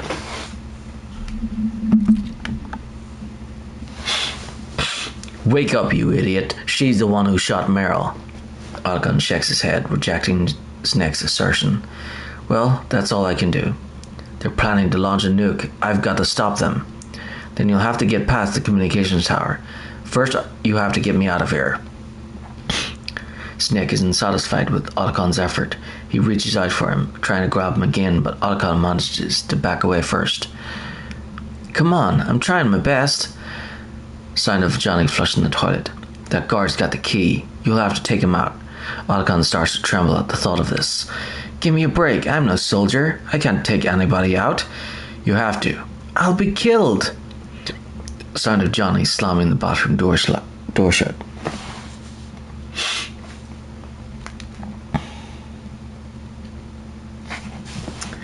Escape from the cell 7. Otacon takes off cutscene cell. Overhead V. Snake question mark. "Oh jeez, he's coming back. See you later." Otacon turns his stealth camouflage back on. The door leading away from the cell opens, and his transparent silhouette takes off. "Wait!" But Otacon isn't coming back. Snake is alone once again. Escape from the cell 8. Escape 1. Hiding under the bed. Cell overhead V. Overhead V. When Johnny returns to the cell and looks back in, he's there to bring Snake back out for another torture session. Snake is hiding under the bed. "Huh? He's gone." He opens the door and storms into the middle of the cell. After looking everywhere and seeing Snake is nowhere to be found, he checks under the bed. The player can then crawl out from under the bed, take out Johnny, and escape.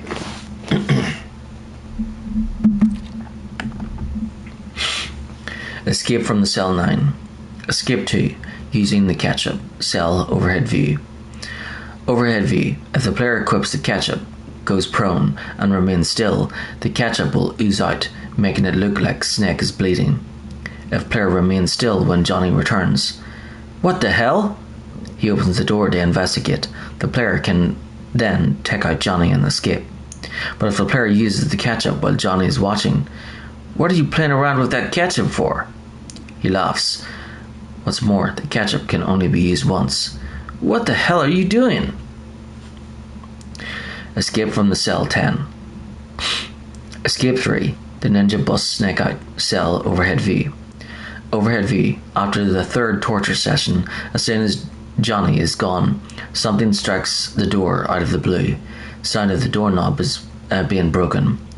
The door then slowly swings open. Otacon, so you are here to get me out.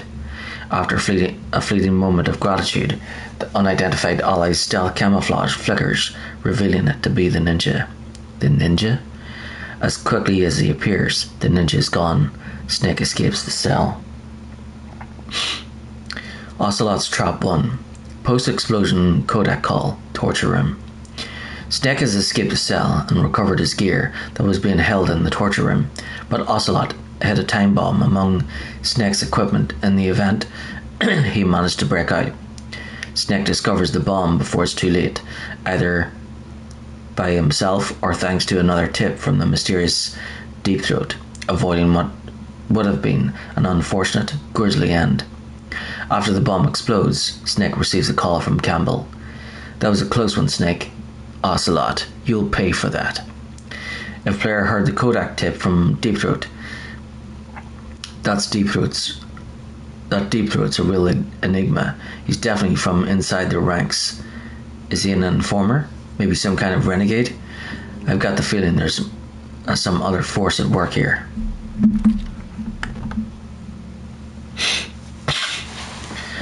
Ocelot's Trap 2. Meryl flashback cutscene. Underground passageway to communications tower.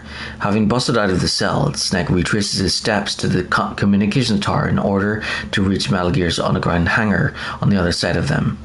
He's soon back at the location where Meryl was shot. Snake stands beside the bloodstained snow where Meryl fell. His head drops. Snake doesn't say a word. He thinks back to their last moments together. Flashback to the scene where Meryl is shot. Black and white visuals. As the blood continues to pool, Meryl raises her voice. I can still help. I want to help you. Quiet down. Save your strength. She lets her head drop and starts to cry a little. I was a fool. I wanted to be a soldier.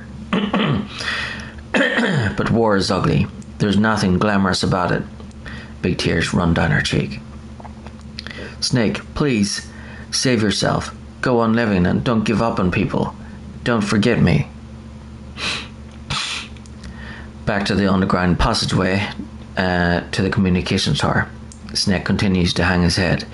He gets a call from Campbell. Snake answers. Ocelot's Trap 3. Naomi's upbringing Kodak call. Snake, about Meryl. Colonel, I'm sorry. Listen to me. I wasn't able to protect her. If Meryl is dead, trying to force away his sadness. Snake, it's okay. You did what you could. Now let it rest. Colonel, saying it to himself too. She was a soldier. She knew the risks. Battlefield casualties are always tragic, but they're an unavoidable part of war. If Meryl is alive, Snake, she's a soldier. She knows that prisoners are a part of war. She joined up of her own free will. I'm sure she was prepared for this. No, you're wrong. Campbell, ? Meryl thought she had to become a soldier. Thought it was the only way. She said she thought it would bring her closer to her dead father. Campbell, surprised because he's actually her father. She said that? She wasn't ready for real combat. I shouldn't have pushed her so hard. It's all my fault. And Master interrupts and says, That's not like you, Snake. Master, what is it? Sorry for eavesdropping, but I just couldn't listen anymore. Master, Snake, you can have regrets if you want to. It's only natural. But you can't keep attacking yourself for things that happened in the past. That road leads to madness, believe me.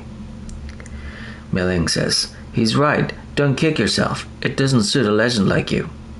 If Meryl is dead. And besides that, for all we know, Meryl's okay, right? If Meryl is alive, I'm sure Meryl's just fine. End of branching dialogue. Mei-Ling. Snake, forget about Meryl. Stop Liquid. That's what Meryl would want too. You're right.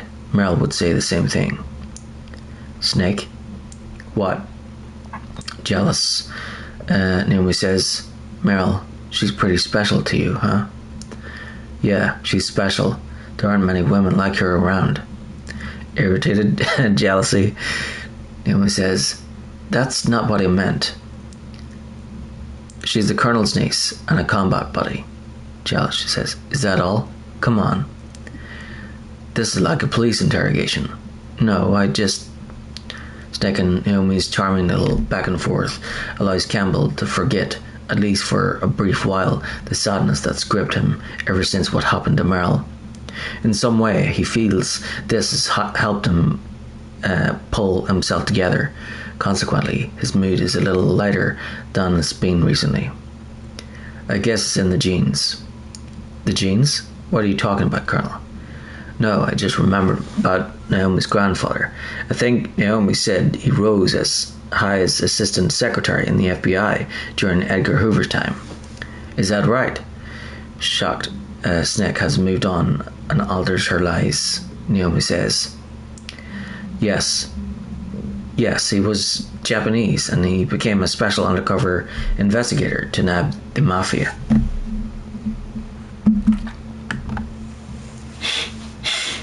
And Master interrupts and says, when was that? Naomi says, oh, sometime in the 50s, I guess. Where? New York, I think. Naomi, I thought that you didn't have any family. Shaking it a little, she says, well, I researched it after I became an adult. My grandfather was already dead by the time I learned about him. I never had the chance to meet him. Oh. Snake, good luck. Watch your back, Snake. Communications Tower A1. Antenna explosion cutscene. Communications Tower A. The two towers, A and B, stand at a little over 100 meters, 328 feet tall, and are just shy of 20 meters, 66 feet long on each side. They're supported by two massive columns, and on each roof is a large parabolic antenna with a radius of several dozen meters. The towers are connected by two walkways, one about 50 meters, 164 feet up, and another linking the roofs.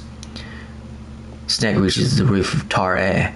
He's about to pass by its antenna when suddenly he hears the swoosh of a missile being launched, which is soon followed by a huge explosion. Snake instinctively hits the deck. He tilts his head up slightly, giving him a look at the giant antenna going up in flames. This is immediately followed by the sound of another missile launch and a second explosion. The disc-shaped antenna, freed from its anchors, starts to slowly tilt, gaining speed until it's pressing against the steel frame of the walkway. There's an additional, smaller blast. The dish stops rotating, and the flaming remains gradually topples sideways. The whole tower shakes violently as pieces of the antenna come flying at Snake. He covers his face and torso with his arms. This is followed by yet another explosion and a shower of sparks. The walkway's railing has caught the toppled antenna. Snake hops over the handrail and heads a little east to survey the damage. The antenna has completely blocked off the walkway to Tower B. Damn! Snake grasps the situation, and it isn't a good one. He stands back up. Then, past the burning antenna, the nose of a Hind D rises into view, accompanied by the deafening chopping of its rotors. Snake is nearly blown off his feet by the high winds generated by the helicopter. He loops an arm around the handrail and leans forward, covering his face with his hands as he strains his eyes ahead. Beyond the flames, he sees a familiar face in the cockpit. his own. At the controls is none other than Liquid Snake. Snake!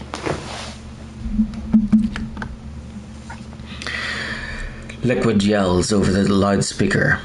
I'm afraid I can't let you past here. Liquid, you're not going any farther. Die! Snake leans over the handrail, looking down at the other walkway far below. The other walkway connecting the two towers is located 50 metres, 164 feet below him. This is Snake's only other way to Tower B. From this height, the walkway looks like a length of string. It's a long way down. If only I had a rope. If player already has the rappelling rope, I should be able to use that rope I got. If player doesn't have the rappelling rope, there must be one around here somewhere. Snake gives the handrail 2 or 3 firm wiggles to test its strength. Liquid wonders what Snake is planning. What are you going to do? Take on a hind with your bare hands? Out of patience, Liquid hovers closer to Snake. Their eyes meet. The antenna was balanced on the upper was balanced on the upper walkway, but the gusts from the hind are causing it to tilt further. Snake looks over at it. He has to make a decision. Now you're mine. Whatever he decides, Snake needs to move. If I stay here, I'm finished. Communications Tower A2. Repelling prep cutscene. Communications Tower A roof. Snake takes out the rope and ties it to the handrail. He checks the knot, tests its strength, steps over the handrail and gets ready to rappel. He uses one hand to maintain his balance and the other to support his weight. Snake places the soles of his boots against the tower, controlling the speed of his descent by how tightly he grips the rope with the hand that's supporting his weight. Communications Tower A 2A. Repelling Kodak call. Communications Tower A roof. Mandatory incoming call from McCampbell. He explains how to rappel. Here's how to rappel. Press the crawl button to jump away from the wall. While you're away from the wall, press down on the directional button to drop down. If you jump while pressing right or left on the directional button, you can make a big jump in that direction. If you press and hold the action button while using the directional button, you can walk slowly across the wall. If you're careful with the timing, you should be able to dodge the gunfire from behind while you rappel down. If anyone can do it, you can, Snake.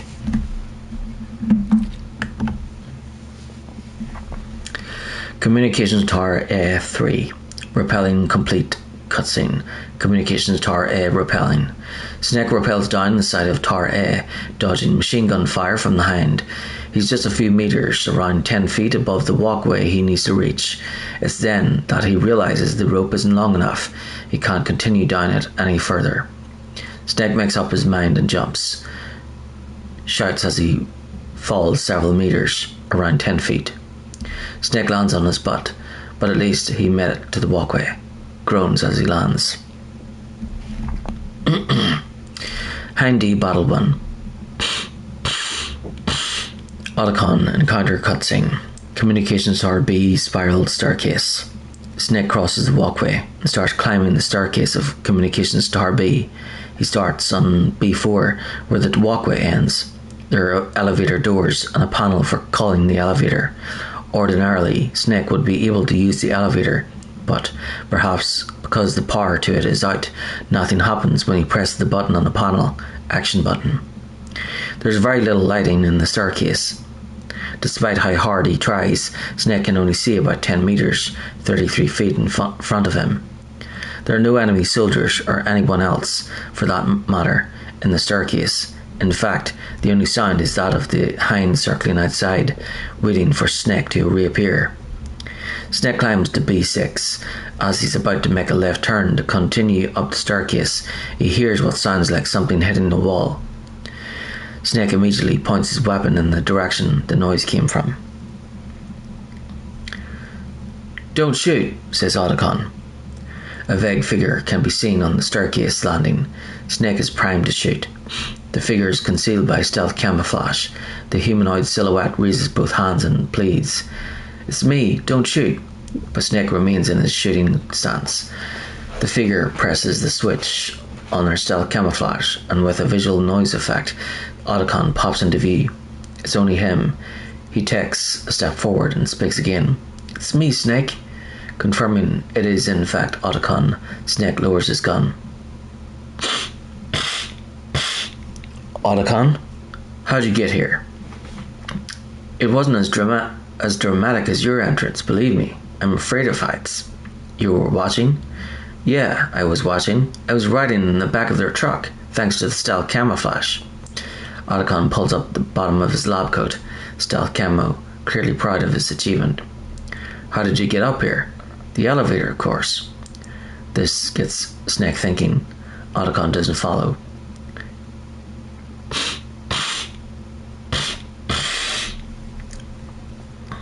"The first floor of the circular staircase was destroyed. That's why I took the elevator." "The elevator was working?" "Yeah, that's right." Snake grows more and more wary. He peers down the elevator shaft, like he's got something on his mind. Otacon takes a closer look at him, catching his face from the side. Snake is covered in blood and dirt. He looks exhausted. They can hear the chopping of the Hind D's rotors.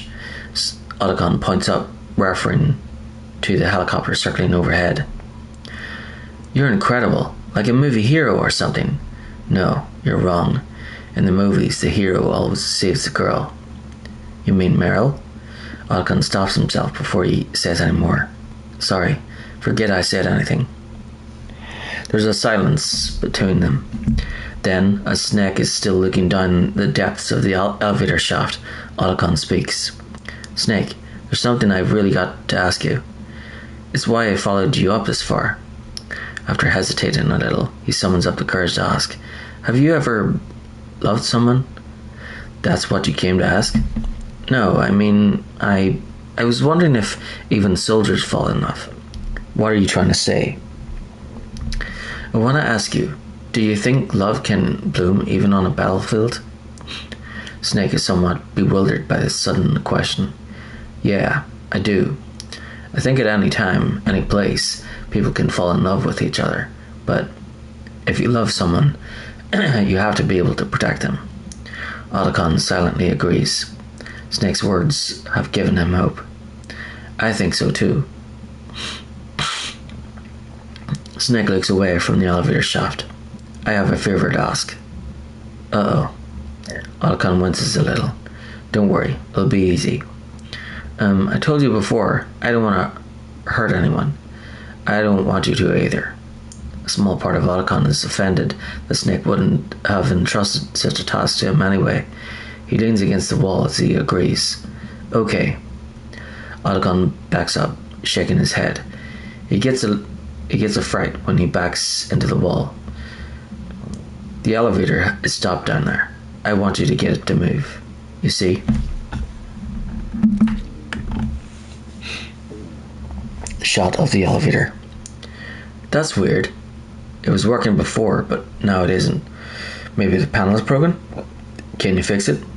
Otacon stands next to the Snake, looking down the elevator shaft. For a moment, he's forgotten all about his fear of heights. "It was working before. If it's the mechanism, leave it to me." They turn and look at each other. Suddenly, the Hind's rotors grow even louder. Snake indicates above and speaks. "I've got to go and swat a noisy fly." "Okay, I'll stay here and hold the fort. Good luck." Leaving Snake behind, Otacon steps down from the landing onto the stairs. His face is covered with soot and oil. "You really look like hell. Are you okay?" Otacon stops and gives his face a wipe with his hands, his palms scraping across his stubble. "Don't worry, if I do this, it doesn't matter." Otacon turns his stealth camouflage back on.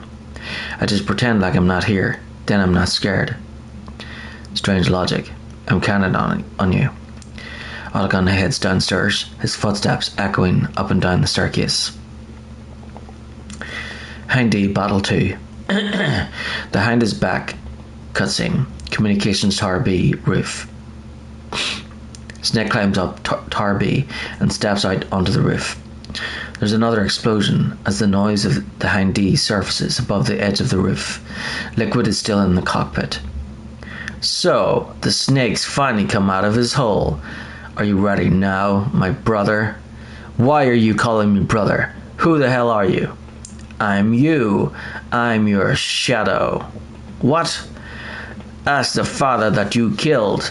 I'll send you to hell to meet him. Hind D, Bottle 3. The Hind crashes, cutscene, communications tower B roof. After a long, arduous battle, Snake manages to take down the Hind. It loses altitude as smoke comes out the side of its fuselage, the engine compartments. Hind D, cockpit. Liquid wrestles with the control column as he tries to regain control of the chopper, but it isn't going very well. Come on, fly! Communications tower B roof. Snake watches the Hind move erratically.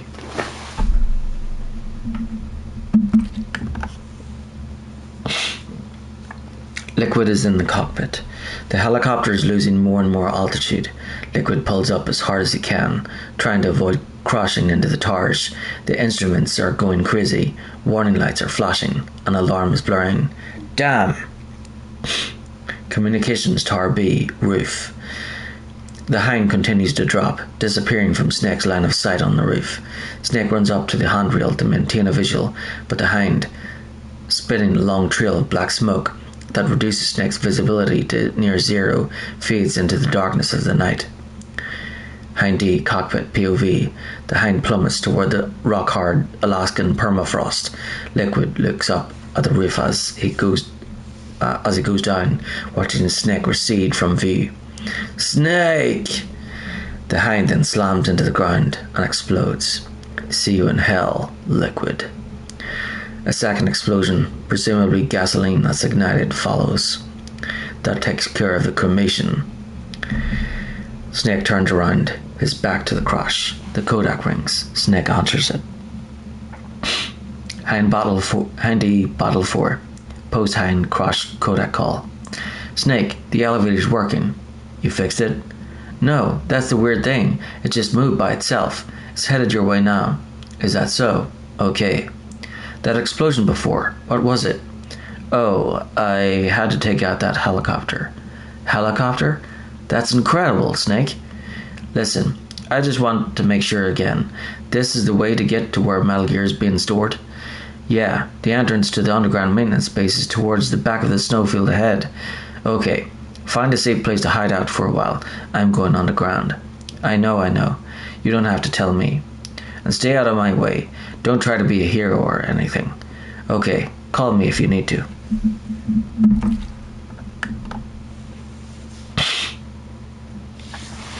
Hind D, Bottle 5, elevator Kodak call.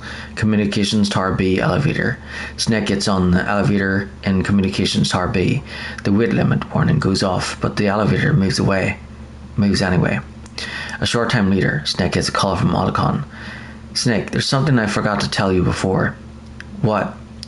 There were 5 stealth camouflage prototypes in my lab. Yeah, so? If you take out the one I'm wearing, that leaves 4. Hey, this isn't a first grade math class. I thought I'd get one for you, so I went back to the lab and... Yeah? The 4 suits were missing. Snake, question mark.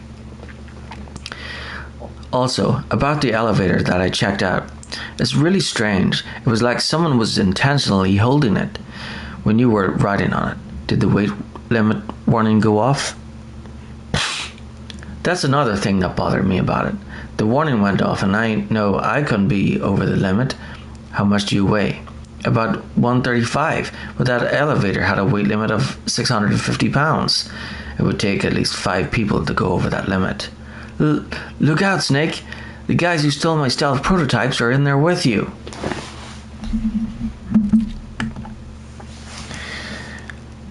Hind D, Bottle 6. Stealth camo soldiers ambush cutscene. Communication tower B elevator. Overhead view. Too late, Snake. Now die. Wolf Battle 2nd 1. Wolf and Otacon Kodak call. Snowfield. Snake heads north from Tower Bay. He steps out into a vast snowfield, an open space situated between mountains and steep cliffs. Between the darkness, the snow that's blowing, and the ice fog, visibility is extremely poor. As Snake wanders the snowfield in search of the entrance to Metal Gear's underground base, he's hit by sniper fire. He retreats and repositions himself, then gets a call from Otacon. Snake, are you okay? Otacon, were there any other stealth prototypes? No, there were only 5. So, this isn't stealth camouflage then. What are you talking about? Someone's aiming at me, in the middle of this blizzard. It's her! Wolf?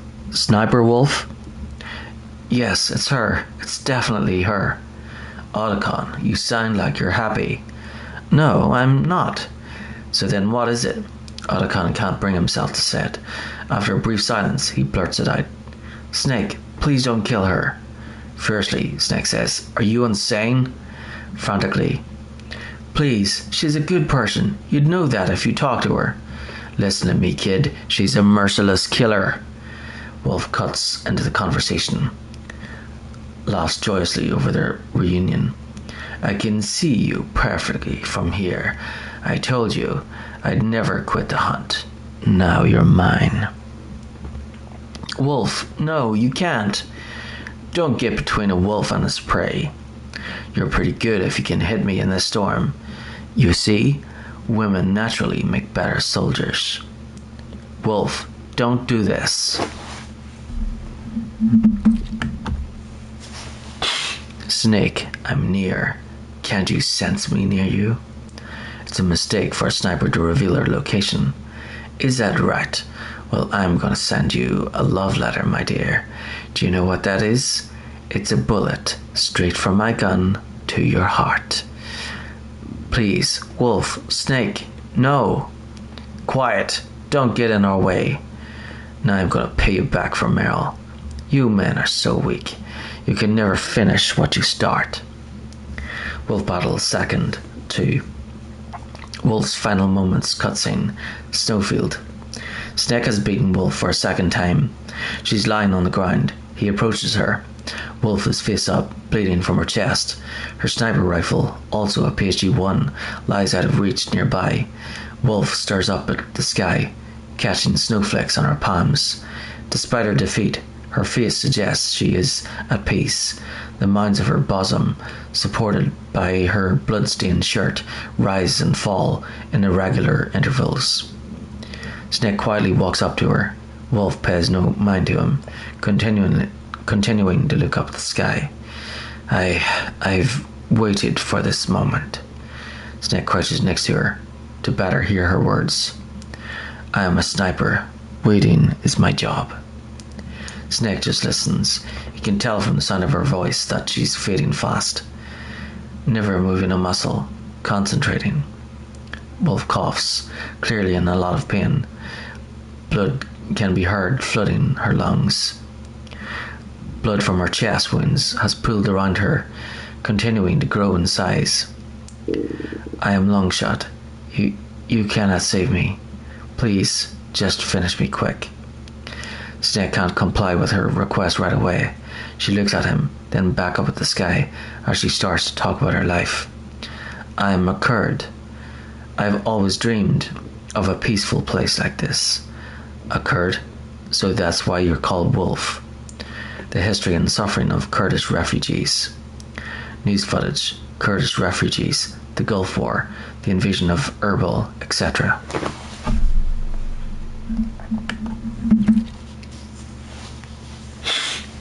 I was born on a battlefield, raised on a battlefield. Gunfire, sirens, and screams, they were my lullabies. Hunted like dogs day after day, driven from our ragged shelters. That was my life. Each morning I'd wake up and find a few more of my family or friends dead beside me. I'd stare at the morning sun and pray to make it through the day. The governments of the world turned a blind eye to our misery, but then he appeared, my hero, Saladin. He took me away from all that. Saladin, you mean Big Boss? I became a sniper, hidden, watching everything through a rifle's scope. Now I could see war, not from the inside, but from the outside, as an observer. I watched the brutality, the stupidity of mankind through the scope of my rifle. I joined this group of revolutionaries to take my revenge in the world. But I have shamed myself and my people. I am no longer the wolf I was born to be. In the name of vengeance, I sold my body and my soul. Now I am nothing more than a dog. Wolf sheds a tear. Snake wipes it away. Wolves are noble animals.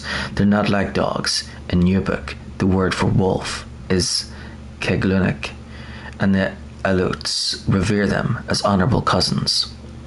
Wolf turned her head in Snake's direction for the first time. They call mercenaries like us dogs of war. It's true, we're all for sale at some price or another, but you're different, untamed, solitary. You're no dog. You're a wolf. Who are you? Are you Saladin? Her sight filling, Wolf wonders who she's actually talking to. Wolf, you spared Meryl's life. She was never my real target. I don't kill for sport. Rest easy. You'll die as a proud wolf you are. Wolf looks into Snake's eyes, then gives a slight nod. She's accepted this is how her life will end. I finally understand. I wasn't waiting to kill people. I was waiting for someone to kill me. A man like you. You're a hero. Please, set me free. Snake slowly raises his gun, so calm or famous at Wolf. Sounds of footsteps crunching through the snow and a man crying. The footsteps get closer, though no body is visible. Otacon slowly materializes. Why? Why? He falls to his knees on the snowy ground. He can't bring himself to go up to Wolf. I loved you. Otacon mutters in a voice too soft to be heard by Wolf. Even from where he is, he can see that she's going to die. Wolf reaches up at Snake like she wants something. What is it? My gun. Give it to me.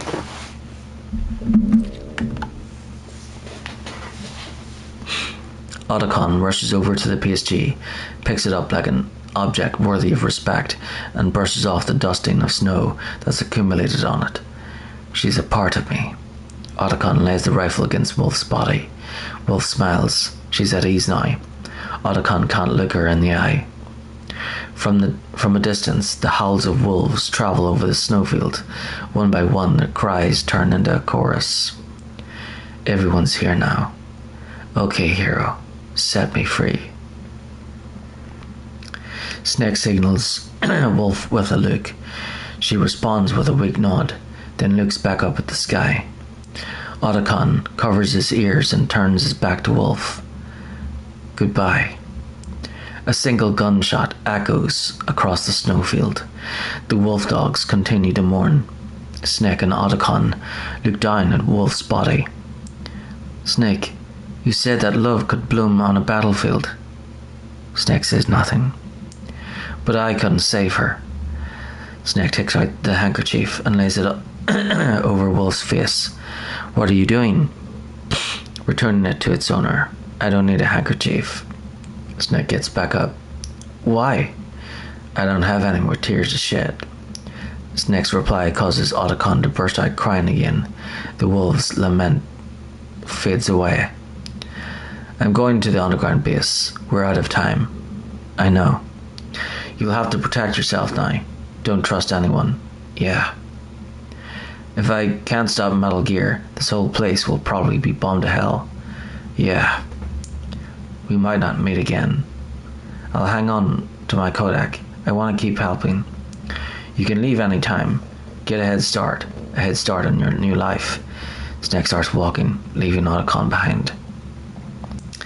Otacon's shoulders drop. He stands there, staring at Wolf's body. Suddenly he remembers something.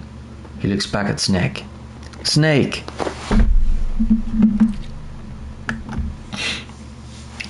Snake stops. What was she fighting for? Snake doesn't respond. What am I fighting for? Snake remains quiet. What are you fighting for? Snake turns to Otacon and shouts over to him. If we make it through this, I'll tell you. Otacon smiles and waves goodbye with a childlike innocence. Okay, I'll be searching too. He turns his stealth camouflage back on, dissolving into the darkness.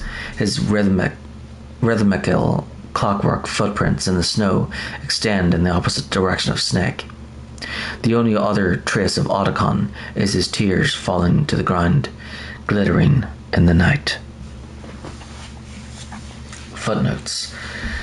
1. A group of treaties signed at various points between 1864 and 1949 that establishes standards for the treatment of prisoners of war. As part of these rules, a prisoner is only obligated to give their name, rank, serial number, and date of birth to their captor. 2. A political movement aimed at reforming the Soviet Union's economy, championed by Mikhail Gorbachev after becoming the country's general secretary in 1985. 3. Acronym for the former Soviet Union's Glavnoy Razdevetelnoy Upravlenie Main Intelligence Directorate. Since the end of the Cold War, it has continued its activities as part of the Russian military, and its subordinate organizations utilize Spetsnaz special forces. 4. Special forces that handle military intelligence and reconnaissance activities for the former Soviet Union have continued to operate for the Russian military since the end of the Cold War. 5. See the related Nastasya protocols for details, page 523. 6. Acronym for the Federal Bureau of Investigation, the principal federal law enforcement agency of the United States, operating under the Department of Justice. Its efforts are directed toward combating espionage, subversive activities, terrorism, and other crime and organized crime that threaten national security. 7. An ethnic group inhabiting a geographical area known as Kurdistan, which stretches across Turkey, Iran, Iraq, and Syria. In 1988, Iraq used chemical weapons on Kurds, a genocide that resulted in the deaths of over 5,000 people. Oh dear, there's that G word again.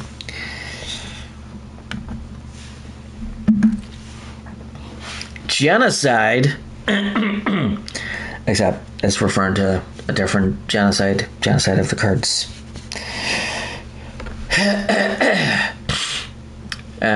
Okay, Kodak conversations. Campbell, prior to torture, escape. Medical room after Kodak call. ABC in order, then at random. A. Snake, don't worry. You'll have a chance to escape. Hang on. B. The guard is only human. He has to sleep and go to the bathroom like the rest of us. That'll be your chance. C. Snake, that's a prison cell. You can't open the door from the inside. Somehow, you'll have to get the key off the guard.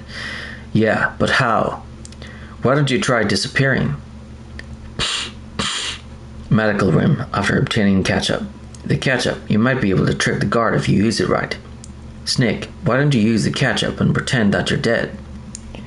After taking out Johnny, the player can now escape. Great job with the guard, Snake. Now's your chance. I plan on it. Next time I meet Ocelot, it's going to be on my terms. If player didn't submit. How do you feel, Snake? Can you go on? Yeah, don't worry. That sadist can't keep me down. After the ninja appears, the player can now escape. First time only. I don't know how, but the door is open. I saw the silhouette of someone in stealth camis. Stealth camouflage? Could it be Emmerich? No, I don't think it was Otacon. So who then? You don't think it could be Grey Fox? Yeah, I do. I think it was. Are you saying that he came to save his friend? Could be, or maybe he just doesn't want me to die in a prison cell. I don't know. I can't imagine what he could be thinking. Second and subsequent times. Snake, you can worry about it later. Now is the time to escape. Campbell, prior to Hindy bottle. Medical room before recovering equipment. Incoming call. Snake, wait a minute. You forgot to take your items. They're probably being kept somewhere close by. Before discovering the bomb and equipment, 0 to 30 seconds before detonation, incoming call. Snake, get that bomb out of your items. Select the bomb in the equipment window and press the action button to throw it away. Hurry, throw it away. Caught a cold, incoming call. First time only. Snake, Naomi wants to talk to you. How do you feel, Snake? Well, to tell you the truth, I think I'm catching a cold. I'm monitoring you via the nanomachines.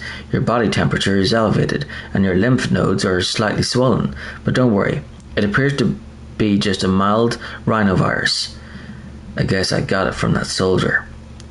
I've increased your nutrition and elevated your blood sugar level. You can't cure it? Sorry, Snake, the nanomachines don't carry antibiotics. Maybe you could find some garlic.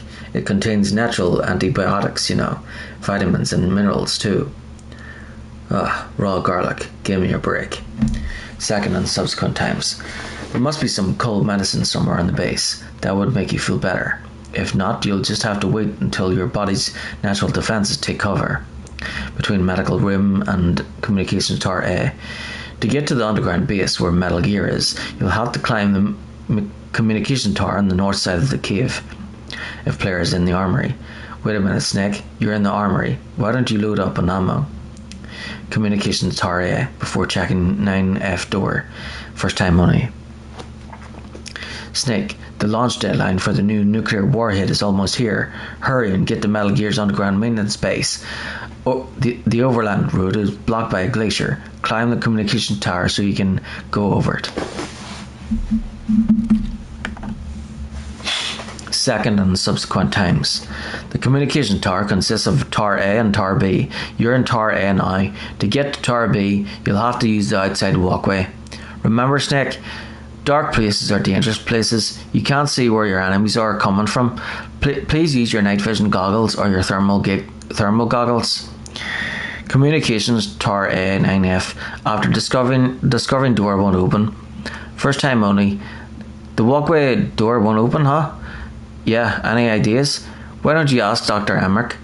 Wait a minute, Snake. According to these satellite photos that Mei Ling got, it looks as if there's a walkway on the roof as well.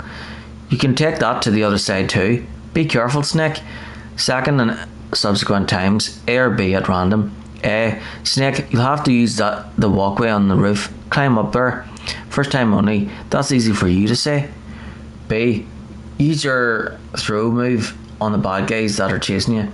If player has grenades might work well too. To get the grenade to explode near the soldiers, pull the pin and hold on to it for 4 seconds before you throw it. Communications tower roof. Before Hind D appears. First time only. Whew, I made it to the roof. You must be exhausted, Snake. Bluffing. It was no big deal. Snake, I'm monitoring you closely. Your heart rate is elevated and your breathing is shallow. Doesn't say a thing. What's the matter, Snake? You out of shape from all that dog mushing? Second and subsequent times. Climb down and proceed north. Communication tower roof. After walkway discovered cutscene. The walkway should be right in front of you. Cross it to get to Tower B, then climb down and proceed north. After walkway discovered cutscene. Somewhere other than the roof. Where are you going, Snake? Hurry and take the walkway on the roof to B Tower. Communications tower roof. After Hind D appears. First time only. The walkway on the roof of Tower A was destroyed. That doesn't mean there's no other way. If the player doesn't have rope. Is there a rope or something around there? If you had a rope, you could rappel from the roof of Tower A down to the walkway below. You're an expert at rappelling, aren't you? If a player has the rope, you'll have to go to the north part of Tower A and use that rope to rappel down to the walkway below. First time only. It's too dangerous. That Hind is aiming at Snake and they'll need to use both hands to rappel too. You're right, but we have no choice. The Hind can't move in tight spaces. It's our best bet. This is insane. The Colonel's right. There's no other way.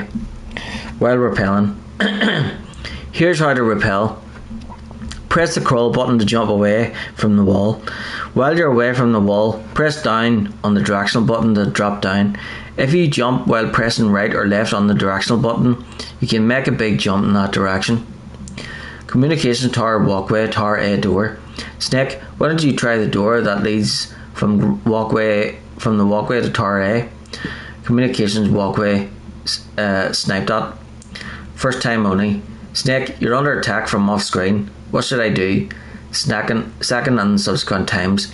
First, find out where the enemy is. Use your binoculars. Then attack with a PSG-1 or a remote controlled missile, something with a longer range than an ordinary weapon. Before obtaining Stinger missiles, before hearing about the Stinger missiles from Otacon, first time only. Snake, the Hind is still circling above the communications tower. Grinds his teeth in frustration. Damn, there's no weapon here that I can use to take him on. Second and subsequent times. Dr. Emmerich might know where there's a weapon you could use against the Hind. Why don't you ask him? After hearing about the Stinger missiles from Otacon, Snake, hurry up and get those Stinger missiles. Didn't Emmerich say they're near the entrance to the walkway in Tower B?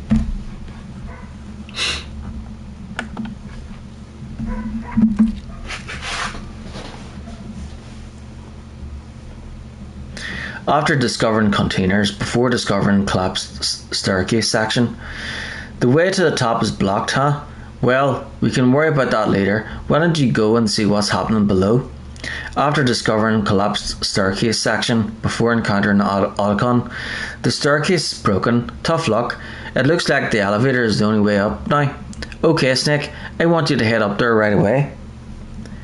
Communications Tower B, spiraled staircase. After obtaining Stinger missiles, first time only. It looks like Liquid really wants to have a showdown with you.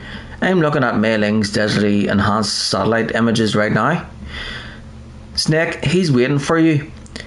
He's just circling around like a buzzard. I hope everyone's enjoying the live broadcast. Sorry, Snake, I wish I could do something to help. Snake, I don't like it. Please don't go up to the roof. I have to. I can't run from this one. Second and subsequent times. Liquid is still hovering around the roof of Tower B. He's waiting for you. Snake, it's time for you to take him on. Campbell, prior to Wolf battle, second. Communication Tower B roof. Hind D battle, first time only. Liquid means to bring this to an end now. He obviously planned this. Maybe the broken elevator was all part of the trap. You mean he fiddled with the elevator to get me out on the roof? Second and subsequent times. You'll have to destroy that Hind, Snake. A or B at random. A. You can see the Hind on your radar screen. Even if you lose visual contact, you can always check his position by radar. B. Use your ear, Snake. You should be able to tell where he's coming from by the sound of his rotor blades. If players using monaural sound, first time only. Shocked. Huh? Snake? You're not using a stereo TV?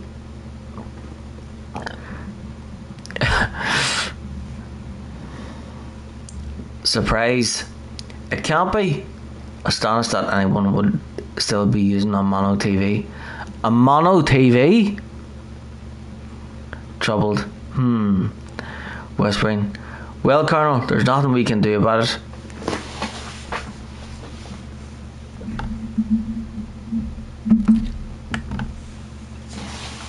I guess you're right. Hollowly comforting. Snake, don't worry about it. There's more to being a good person than just having a stereo television. You can do it just the way you are. A mono TV.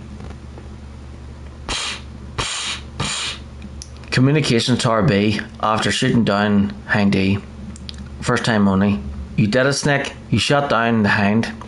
I was so worried. Liquid couldn't have survived that. I wonder. But even so, just because we've taken out their leader doesn't mean they're going to give up. They're still going to try to launch that nuke. You're right, there's no time to waste. Second and subsequent times. Hurry, the underground base is past the communications tower. The elevator's working again, isn't it? Communications Tower B, stealth soldiers ambush. Before calling Otacon, They're using stealth camouflage. You can't see them, so listen closely. Use your ears. How does that stealth technology work? Is it optic or chemical? Do you know, Snake? Ask the person who invented it. He should know. After calling Otacon, if player has the thermal goggles. Snake, you can't fight what you can't see. Use your thermal goggles. If player doesn't have the thermal goggles, Snake, use all 5 of your senses. You can do it even without thermal goggles. Communications Tower B basics. The entrance to the underground maintenance base is somewhere towards the back of the snowfield north of Tower B.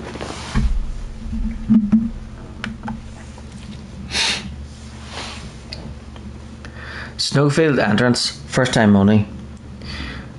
It looks like the weather is getting worse. Try using your binoculars. What about the satellite data? I'm sorry, Snake, I can't see the entrance in the satellite photos either. What about the heat source? An exhaust pipe or something?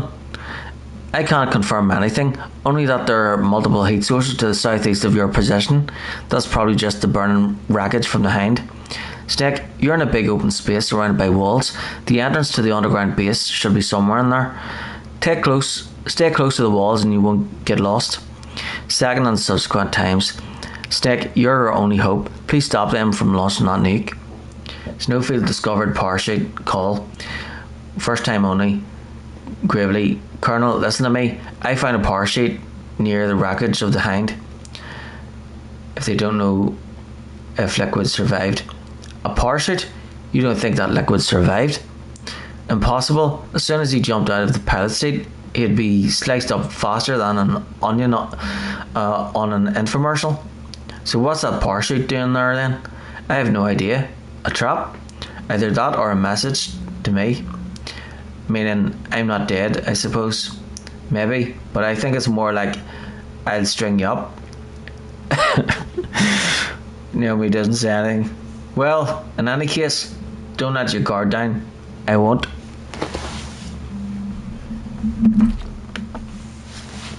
Snowfield, rations are frozen. First time only. Snake, look at your sea rations. They're frozen. You can't use frozen sea rats. Until they defrost, you won't be able to replenish your energy. Be very careful. They'll defrost in a warm place. Probably just your bare skin would be fine. Campbell, prior to entering underground base, Snowfield wolf battle second. A sniper wolf, you can only shoot at her with your PSG-1. Worried. Snake, wolf is hiding somewhere in that snowfield. First you'll have to find out where she is. She should come out of hiding briefly to shoot at you. After defeating Wolf, before Wolf's final moments cutscene, it looks like Wolf is down. Now get the Metal Gear's underground base on the double. After Wolf's final moments cutscene, first time only. A sad story. We shouldn't have turned our backs on the Kurds after the Gulf War. Listen, we're not responsible for her choices. Everyone decides their own fate, no matter where they were born. Words like fate, karma, it's just an excuse for giving up, if you ask me. Empathizing because she was also born in a war zone. I don't agree with you. Maybe if she hadn't been born on the battlefield, she might have had a happier, more fulfilling life. She might not have turned into a killer.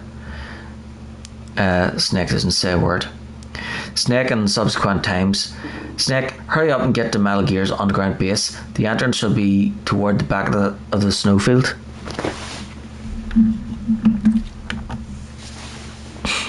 Mailing, prior to torture escape, medical room, haven't submitted. First time only. Snake, are you okay? I feel so scared for you. It must be horrible. Courageously, I've been through a lot worse, believe me. Relieved. Wow, you really are a hero. It's a good thing the codec is connected directly to your inner ear. You can contact us anytime. It's always nice to hear that you're alright. Second and subsequent times, why don't you contact the Colonel? If anyone can think of a way out, it's him. Medical room, after submitting. First time only. Heartbroken. Milling, you must think I'm garbage. Snake, don't blame yourself too much. I just let them kill Meryl to save my own worthless hide. Interrupting. Listen, in China they have a saying. Trying to find the right words. Forget it. I'll use my own words this time. Cheer up, Snake. Don't listen to what he said.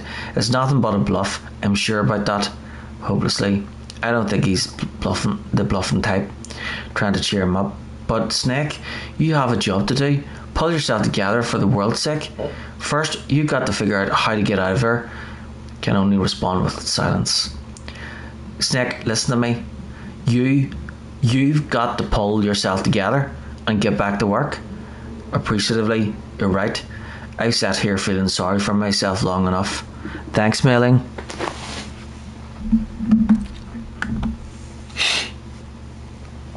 Nastasia, prior to torture escape, medical room locked up. Just because you are locked up does not mean there is no chance of escape. Keep your eyes and ears open when you see a chance. Take it.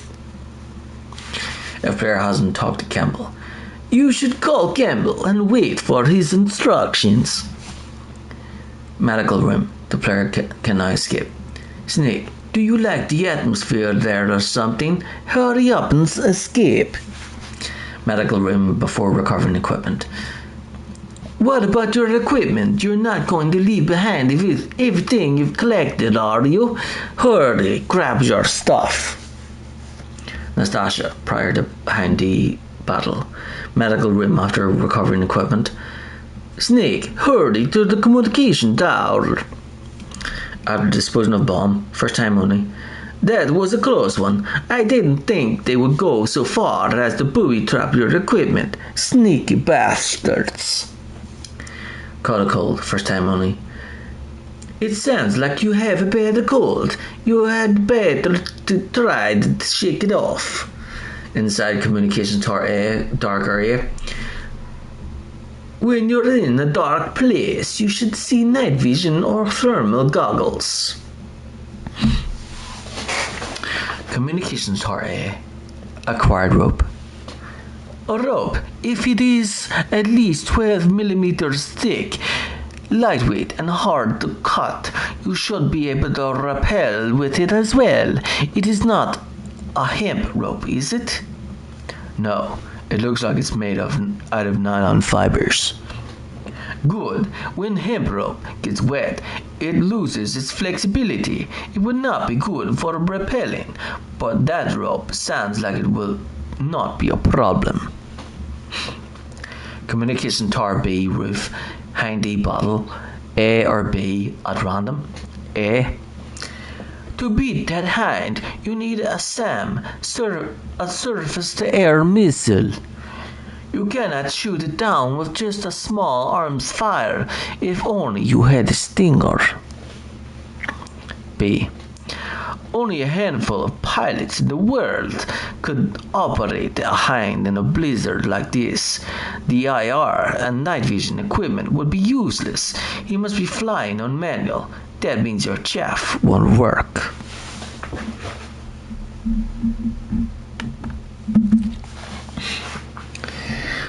After completing rappel. The hind is still around. You need a surface-to-air missile to take him on, like a stinger or something. Walkway sniped at, first time only. You are under long-distance attack. Shoot back with your sniper rifle. Communication tower B after obtaining Stinger missiles. You have Stinger missiles. Now you have at least got a chance against the hind. First time only. Only a chance? Well, you are not exactly evenly armed. That hind is a monster. You have only a small chance to win, but at least it's better than no chance. That's a pretty grim analysis, Nastasia. To shoot down a hind, you will have to get to a place with good visibility. Do not try to fight in that walkway. Get up on that roof where you will have a clean shot at him. Nastasia, prior to wolf battle, second. Communication tower B roof, hind D battle, first time. Your best chance is to hit him while he is circling, when his nose isn't pointed at you. That is your opening. Shove a Stinger missile up his butt. Second time. That machine gun can rip you to shreds in seconds. When it is facing in your direction, you'd better hide in the shadows up there. Third time. You cannot move while operating your Stinger missile. Focus your sights on the bird as soon as it shows its tail. When its gun turret is aimed at you, quickly hide in the shadows. Use your weapon quick change button effectively. Fourth time. That hind is equipped with infrared and night vision equipment. It can fly in pitch darkness, but there's one thing. Shard. Only a handful of pilots in the world could operate a hind in a blizzard like this. The IR and night vision equipment would be useless. He must be flying on manual. That means your chaff won't work. After handy crash, first time only. My God, you actually shut down that hind. A player has heard Stinger hint. You're the one who said I could do it with Stinger. You didn't really think I had a chance, did you? It is not that. Well, after all, that hind shot down 2 F-16s. It is hard to believe that after doing that, it got taken out by just one man. Communication Tower B, elevator, stealth soldiers ambush. Before calling Otacon. Stealth camouflage, yes, that is the new material recently developed. It hides a person's body by bending light. I think you should ask the person who invented it. After calling Otacon. If player has the thermal goggles, use the thermal goggles like Dr. Emmerich said. If player doesn't have the thermal goggles, if you don't have thermal goggles, there is not much you can do. Try to watch for a faint disturbance in the air. That's where your stealth soldiers are. Nastasha. Prior to entering underground base, Snowfield Wolf Bottle second. First time only, sniper tips on subsequent calls. Sniper Wolf, it is pretty unusual for a sniper to announce their presence before they shoot. She must have a real thing for you. Anyway, I do not think it is going to be as easy as before. Master, prior to torture escape, medical room after torture sequence.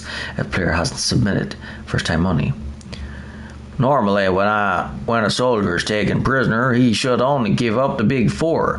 That's name, rank, serial number, and date of birth. But you're not any old soldier, Snake. I don't want you to tell him anything. Fortunately, you're strong enough to resist. Second time only.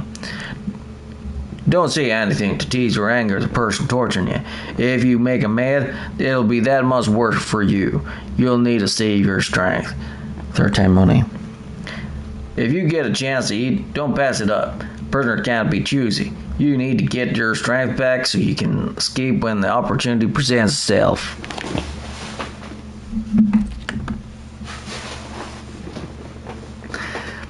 Fourth and subsequent times. Snake, you'll get a chance to escape. Make sure you take it. If player has submitted. Master, I... Don't say, Snake. You still have a mission to accomplish. That's all you should be concentrating on right now. Additional dialogue if the player hasn't heard the initial codec call with Campbell. In any case, don't you think you should contact Colonel Campbell?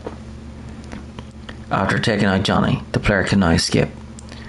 Snake, now's your chance. Take it, get out of there. Master, prior to Hindy Bottle, medical room before recovering equipment. Snake, what happened to your items? You're not going to try to finish the mission barehanded, are you? Get your items. Before time bomb explodes. Now that you've got your stuff back, you should take a good look through it. If you're slow equipping an item in battle, it could mean death. After bomb explodes, first time only. That was too close, Snake. Yeah, that was quite a surprise, all right. With restrained anger and disbelief because Ocelot went rogue.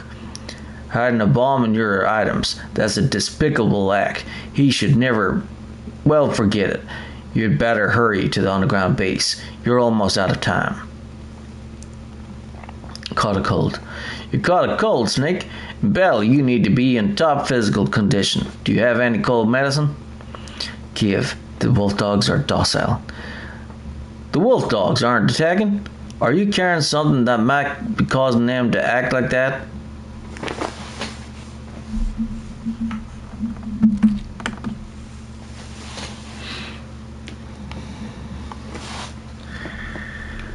Master, prior to entering underground base, Snowfield, rations have frozen.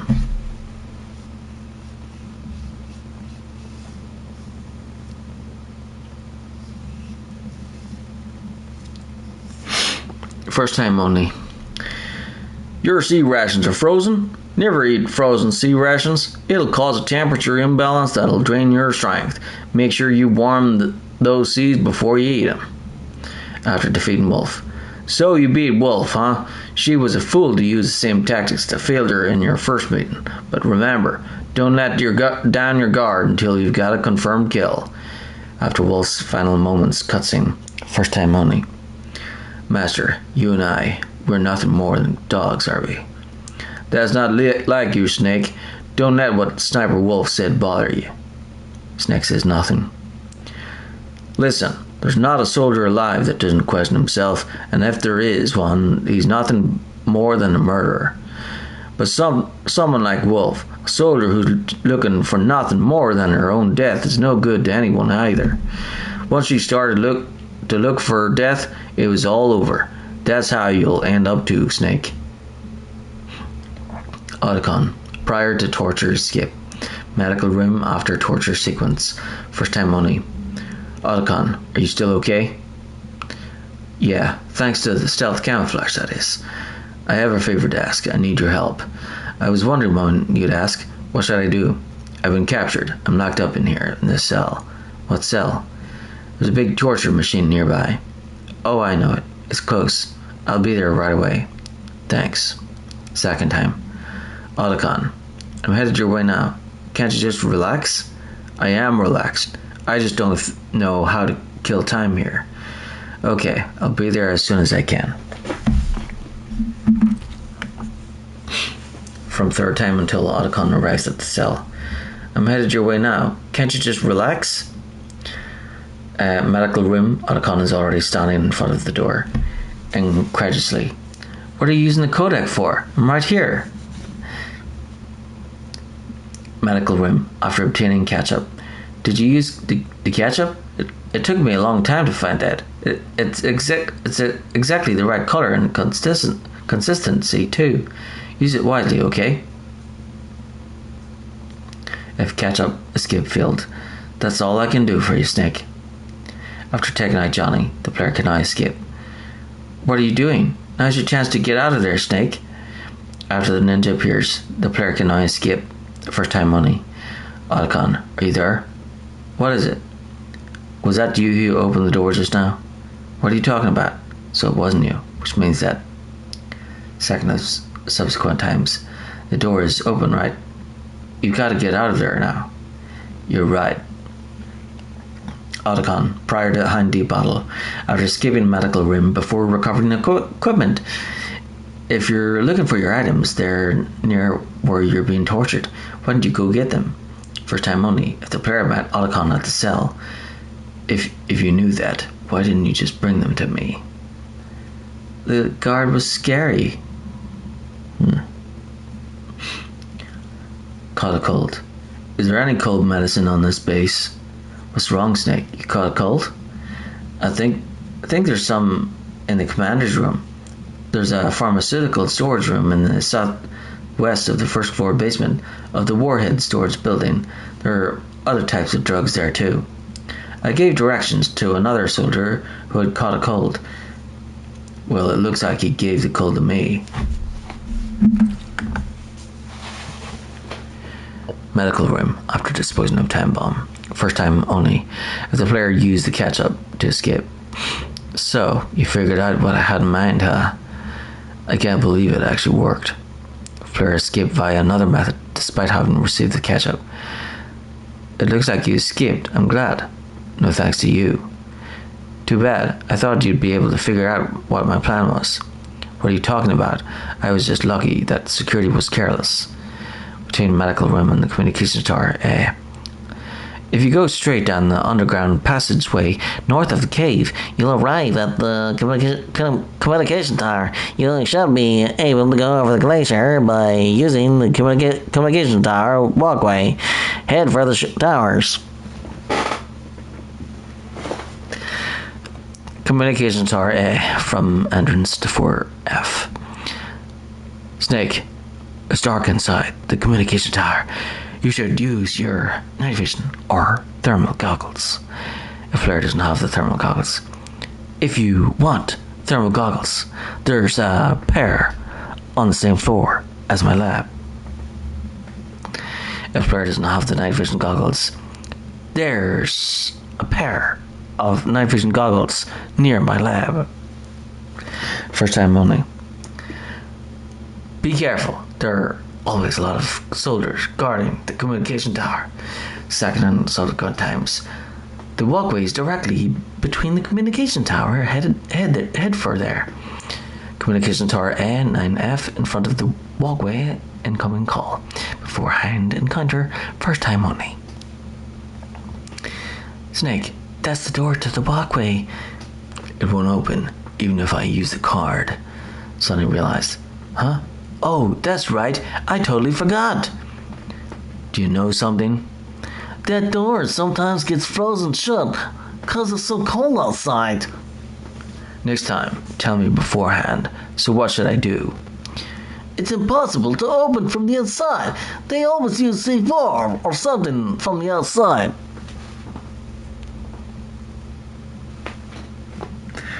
From the outside? You can't open it from the inside? Sorry, it's impossible. But don't worry, you'll get through. There are 2 walkways that connect Tower A and Tower B. The other one's on the roof. You should just use the walkway on the roof.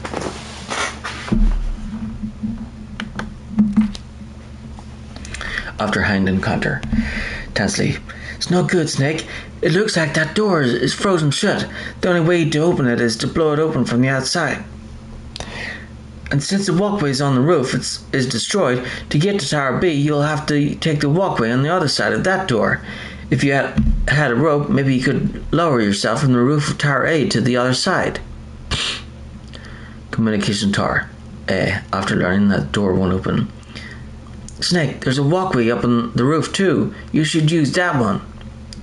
Communication tower A roof beforehand D appears. First time only. Otacon, I'm up in the roof. That was a pretty fast climb. I wanted to go slowly, but someone there forced me to move faster. Well, you can relax because there's no elevator in Tower B. Second and subsequent times. That walkway will take you to Tower B. Communication tower A, roof. Somewhere other than the roof. After walkway discovered cutscene. Snake, the walkway is on the roof of Tower A. Communication tower B, roof. After handy cutscene. First time only. Snake, are you going to take on a hind with your bare hands? I'm not that big a fool. Isn't there a weapon I can use against him somewhere? Second and subsequent times. There are Stinger missiles in Communication Tower B. I'm pretty sure they're near the entrance to the walkway. If you had a rope, you could probably get them by dropping down from the roof. The player didn't have the rope. I saw a rope on the bottom floor of Tower A while rappelling.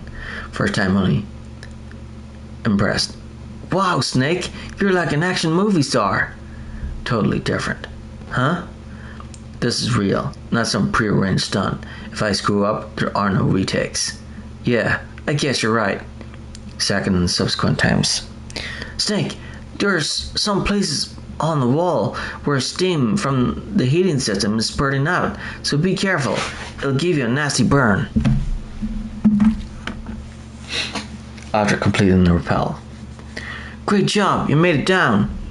If a player died at least once during the rappel, it wasn't easy. A player didn't die. No problem. A player heard about the door being frozen shut.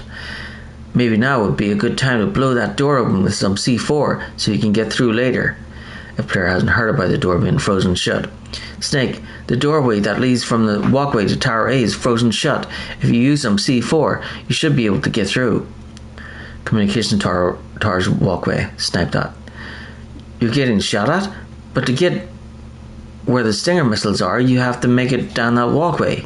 Communications Tower B before obtaining Stinger missiles. The Stinger missiles are in a small room near the entrance to the walkway. Communication Tower B before encountering Otacon. First time only. Snake, I'm heading your way. What are you talking about? There's something I've got to ask you. Well, what is it? Hesitantly. Well, you see, I'll ask you when I see you. Bye.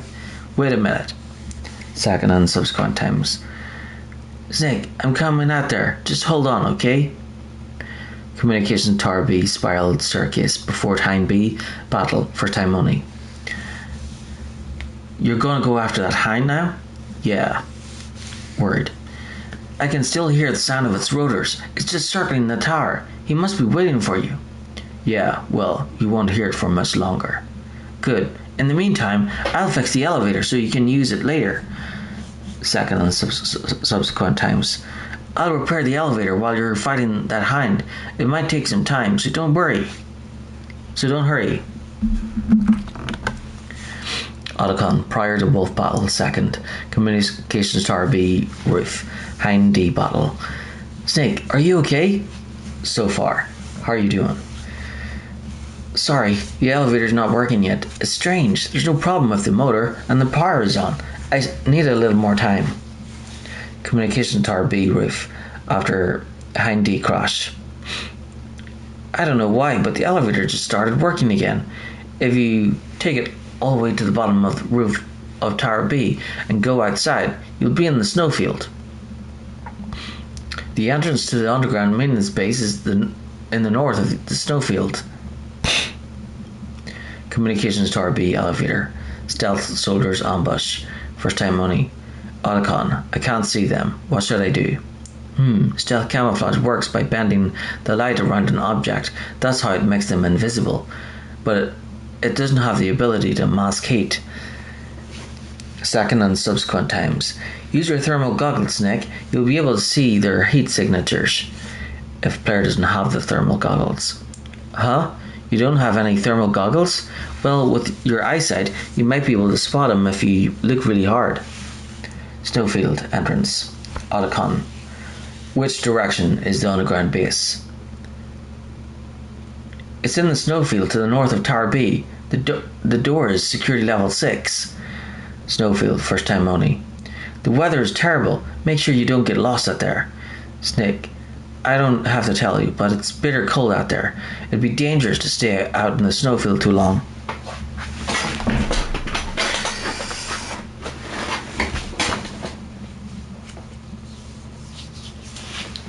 Okay, right back.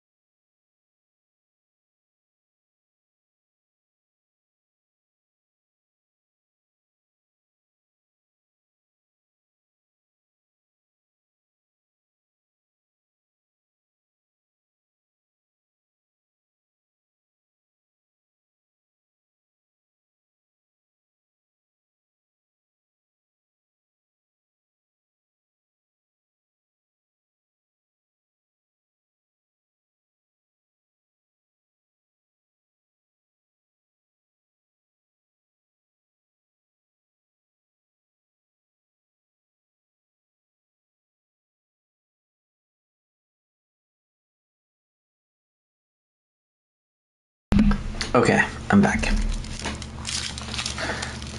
Otacon. Prior to entering underground base. Snowfield. Wolf battle. Second. Otacon. Where can I find ammo for the PSG-1? I can't tell you. After defeating Wolf, before Wolf's final moments cutscene. Otacon didn't say anything. After Wolf's final moments cutscene. The entrance to the underground maintenance base is in the north of the snowfield. I'll be watching Snake.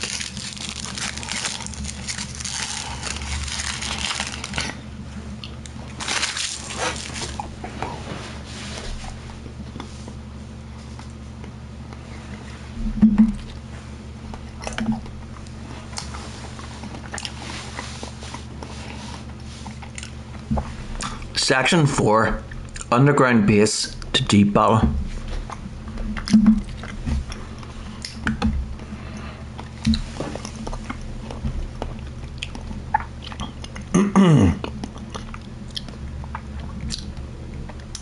To the Underground Base 1, Naomi is a spy codec call. Naomi is a spy codec call cargo elevator. Having finished off Wolf, Snake continues to the underground base.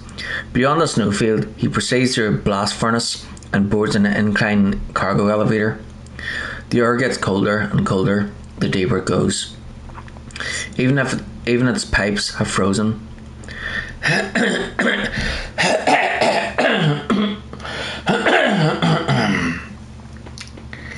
Snake is around 80 meters. 262 feet below ground when he gets another codec call. Snake, I've got something to tell you about Naomi Hunter. What about her? Is this conversation secure? Don't worry, the monitor's off. Okay, what's up? I was in the FBI too, you know. I didn't know that. What's your point? Dr. Hunter's story about her background, about her grandfather being an assistant secretary to Hoover in the FBI? Yeah. And then going undercover to investigate the mafia in New York? Yeah, what about it? It was all a big lie. What did you say? It was really bothering me. Why would she lie about it? She lied. She might be a spy. Ridiculous. Come on, even a high school student could see past it. The head of the FBI at that time, Edgar Hoover, he was a well-known racist. Didn't Naomi say that her father was Japanese?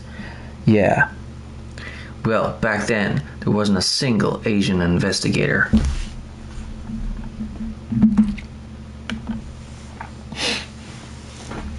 Also, in the 1950s, the undercover mafia sting operations hadn't even started yet. They first started in 1960 in Chicago, not New York. But you better check it out. The chief and the president dying, that ninja thing, too many strange things are happening. Are you saying that Naomi might be behind it? I don't know. Either that or she's working with the terrorists. Could it be? If I find out anything, I'll call. In the meantime, be careful. Raven Battle 1. Raven's return cutscene. Raven's room. The cargo elevator comes to a stop just outside the entrance to the underground base. Snake heads through the door. He finds himself in a square-shaped room 40 meters, 131 feet long in each direction. The walls, floor and ceiling, the whole space has been dug out of the permafrost and reinforced to prevent a cave-in. The X symbols used on the stabilizing materials have an almost geometric design to them. The place feels like a construction site where the work remains ongoing. The iron pillars supporting the ceiling and walls have poor excuses for lanterns attached to them. There's no heating whatsoever. The place is like a giant walk-in freezer. In the middle of the room are neat rows of containers with ammunition in them. Atop one of the containers is a black mass about 2 meters 6 feet in height. Upon closer examination, Snake can see the mass pulsing ever so slightly. Snake cautiously approaches it. Suddenly the mass scatters into the air. It's another conspiracy of ravens, and they come at Snake's face. Huh. Snake covers his face with his hands. The ravens scatter, flying into the passageway, a ventilation shaft above the door that takes them back to their nests. With the ravens gone, this reveals what the mass was covering. Vulcan Raven, silently kneeling with his head down. Raven slowly rises, then raises his Vulcan cannon. At over 2 meters, over 6 feet tall, Raven is already a big fellow, but standing on the containers makes him even more intimidating. Welcome, Cossack.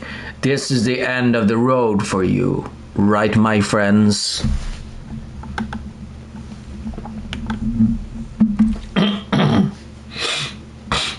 The ravens caw in response, watching from their nests. Listen, they agree. If player killed ravens on the elevator or in a nest, how dare you kill my friends? End of branching dialogue. Ravens aren't scavengers like most people think. They're simply returning to the natural world, that which is no longer needed. Sometimes they even attack wounded foxes.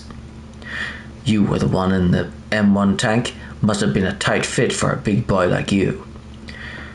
Raven responds to Snake's unabashed insult with enthusiastic laughter. Ha ha ha ha ha! But that was no true battle. Raven leaps onto the ground from the container. He is deceptively nimble despite his massive frame. The ravens and I were testing to see what kind of man you were. The ravens clamour, seemingly understanding Raven's every word. The judgment is decided. The ravens say you are a true warrior. Suddenly, judging from his expression, Raven seemed to endure some great pain. The tattoo of a raven on his forehead emerges from him as though it is a living creature. The raven slowly takes flight. Am I hallucinating?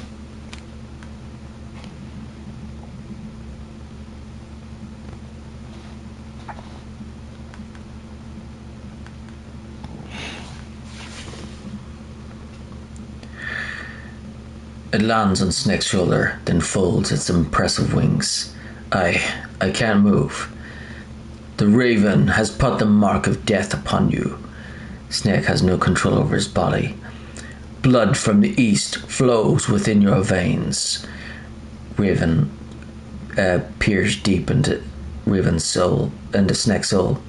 Ah, your ancestors too were raised on the barren plains of Mongolia. Inuit and Japanese are cousins to each other. We share many ancestors, you and I. I don't have any crows in my family tree. You jest, but indeed, ravens and snakes are not the best of friends. Nevertheless, you will make a worthy adversary. Raven raises the barrel of his Vulcan cannon, signaling the bird. The raven disappears. Snake can move again. You live in Alaska too. You know of the World Eskimo Indian Olympics. It must be a real threat in the muktuk eating contest. Yes, you are right, but there is another event I excel at. It is called the ear pull. It is an event where two opponents pull each other's ear while enduring the harsh cold. It tests spiritual as well as physical strength. You want to pull each other's ears? The form is different, but the spirit is the same. Rejoice, Snake. Ours will be a glorious battle. This isn't glorious, it's just plain killing. Violence isn't a sport. Well, we will see if there is iron in your words. At some point, the raven returned to Raven's forehead. Raven Battle 2. Raven dies, cutscene 1. Raven's room.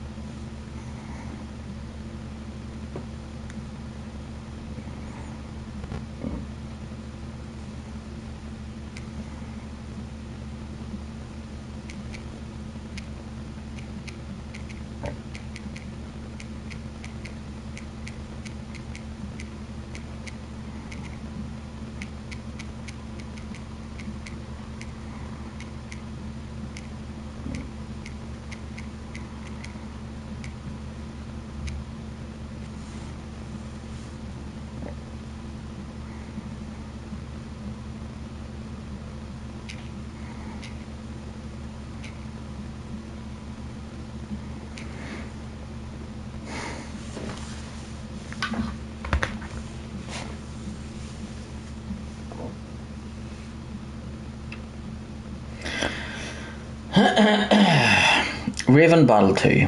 Raven dies, cutscene 1. Raven's room. Snake survives the fury of Raven's Vulcan cannon, defeating the shaman. Raven leans against the wall, spent. Despite his exhaustion, however, he remains standing. The Vulcan cannon is pointing to the ground, helping Raven remain upright. Snake approaches. Just as the boss said, it is my existence which is no longer needed in this world.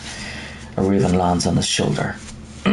But my body will not remain in this place. Raven looks at the bird as he continues to speak.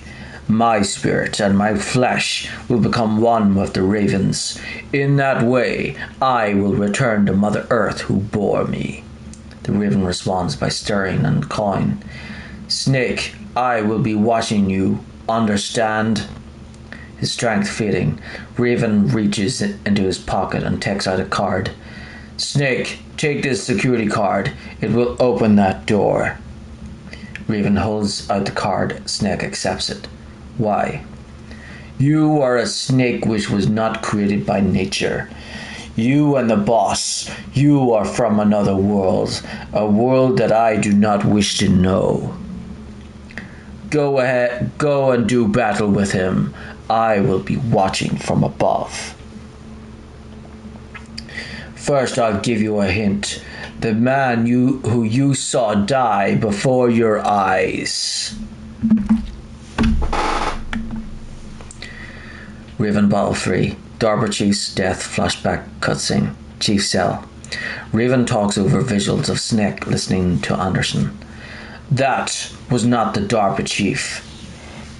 Suddenly, Anderson is gripped by some terrible pain. He grabs at his chest, writhing in agony. Anderson clings to Snake's shoulders. The chief's cell. Several minutes later, Snake has left. Raven appears. He walks up to the body in the cell and removes the mask, special makeup this individual was wearing, revealing the reddish face of decoy octopus. His nose and ears are missing. Raven continues over the flashback. It was Decoy Octopus, a member of Foxhound. Apart from his face, Octopus's skin is a peculiar sort of white colour from the neck up, due to him disguising himself as the DARPA chief. He was a master of disguise. Raven looks down at Octopus.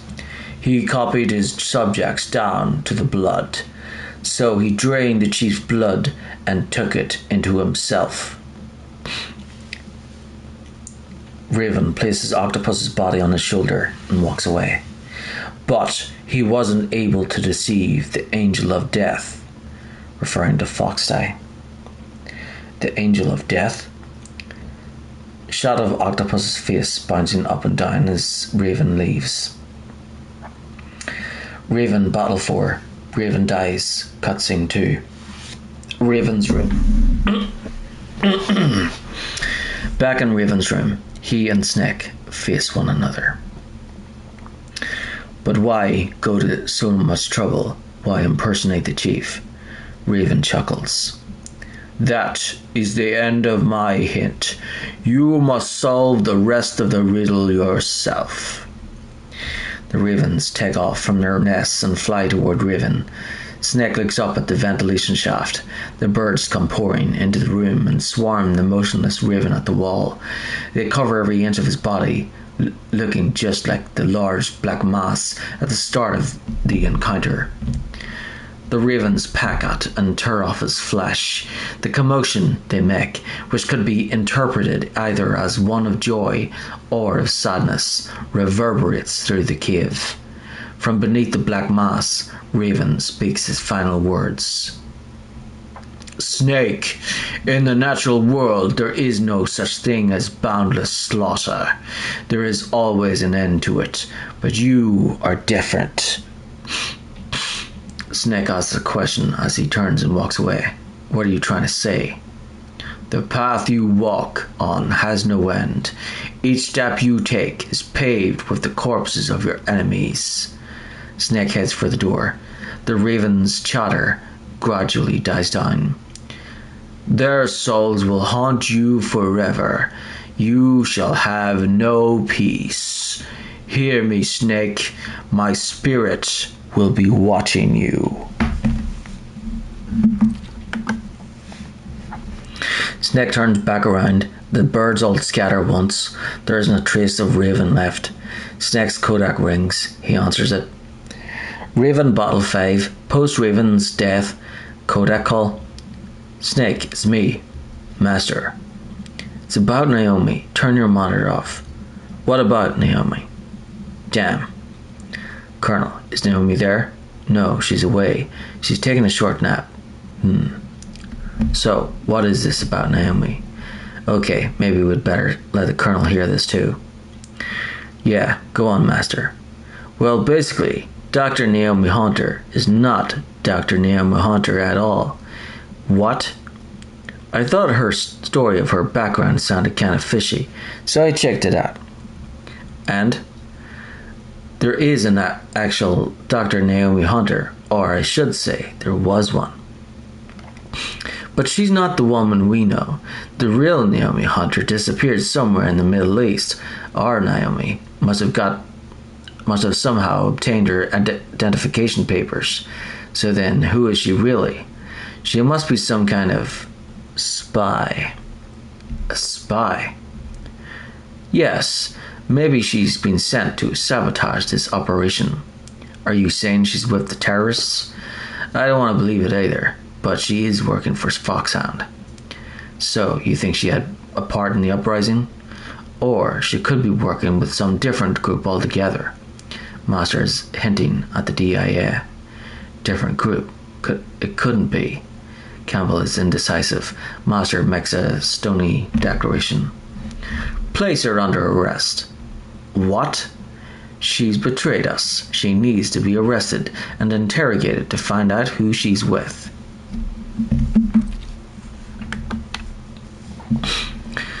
Gravely. If she's one of their spies, then we're in big trouble.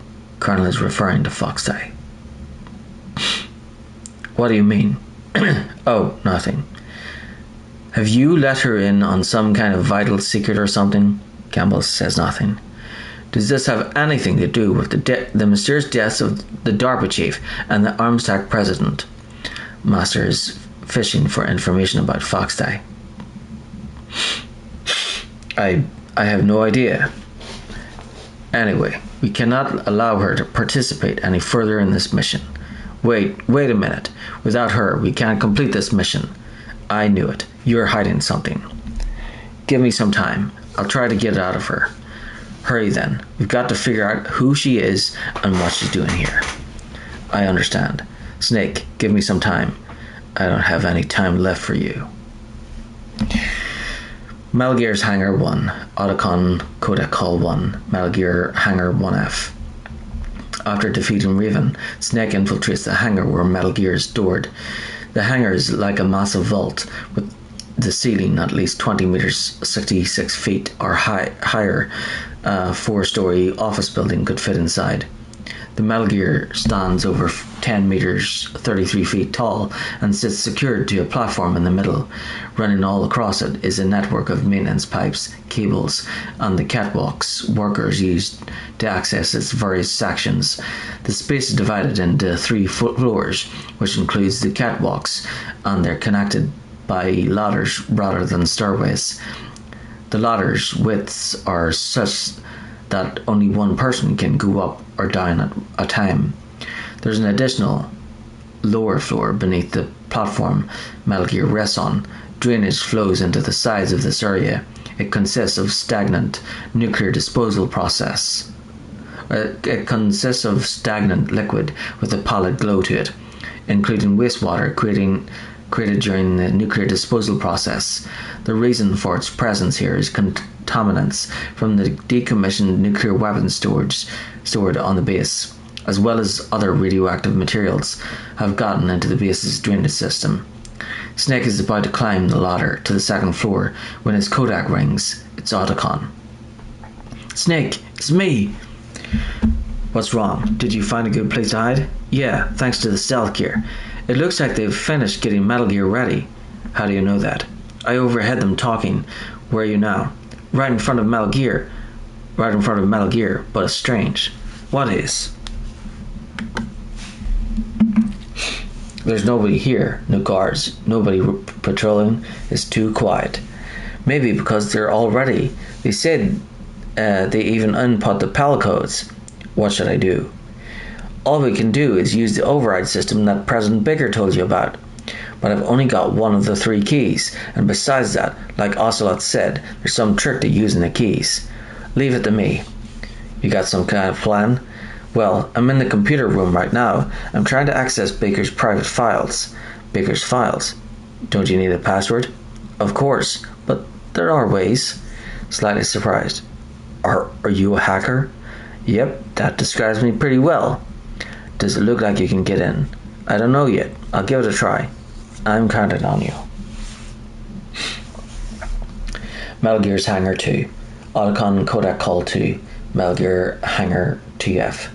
Snake is about to climb the ladder to the 3rd floor when his Kodak rings. It's Otacon again. Snake, it's me again. How's it going? Not bad. I just got past his 3rd security level. He was a pretty careful guy. Do you think you'll break in soon? I've never met a system I couldn't bust into. Okay, keep trying. Metal Gear's Hangar 3. Otacon's Kodak Call 3. Metal Gear Hangar 3F. The 3rd floor is positioned at the same height as the top of Metal Gear. Catwalks extend to the Randoseru nuclear module, radome, railgun unit, and the cockpit. The ladder to the 3rd floor puts Snake on the nuclear module, Randoseru on Metal Gear's back. When he reaches the middle of its back, Snake gets another call. Once again, it's Otacon. Snake, I did it! You got past security? Bingo.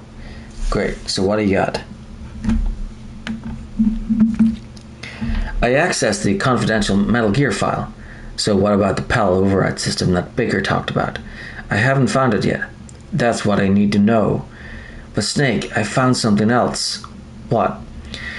The secret behind the new nuclear weapon.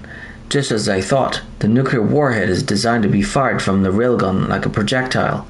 It doesn't use fuel, so it isn't considered a missile.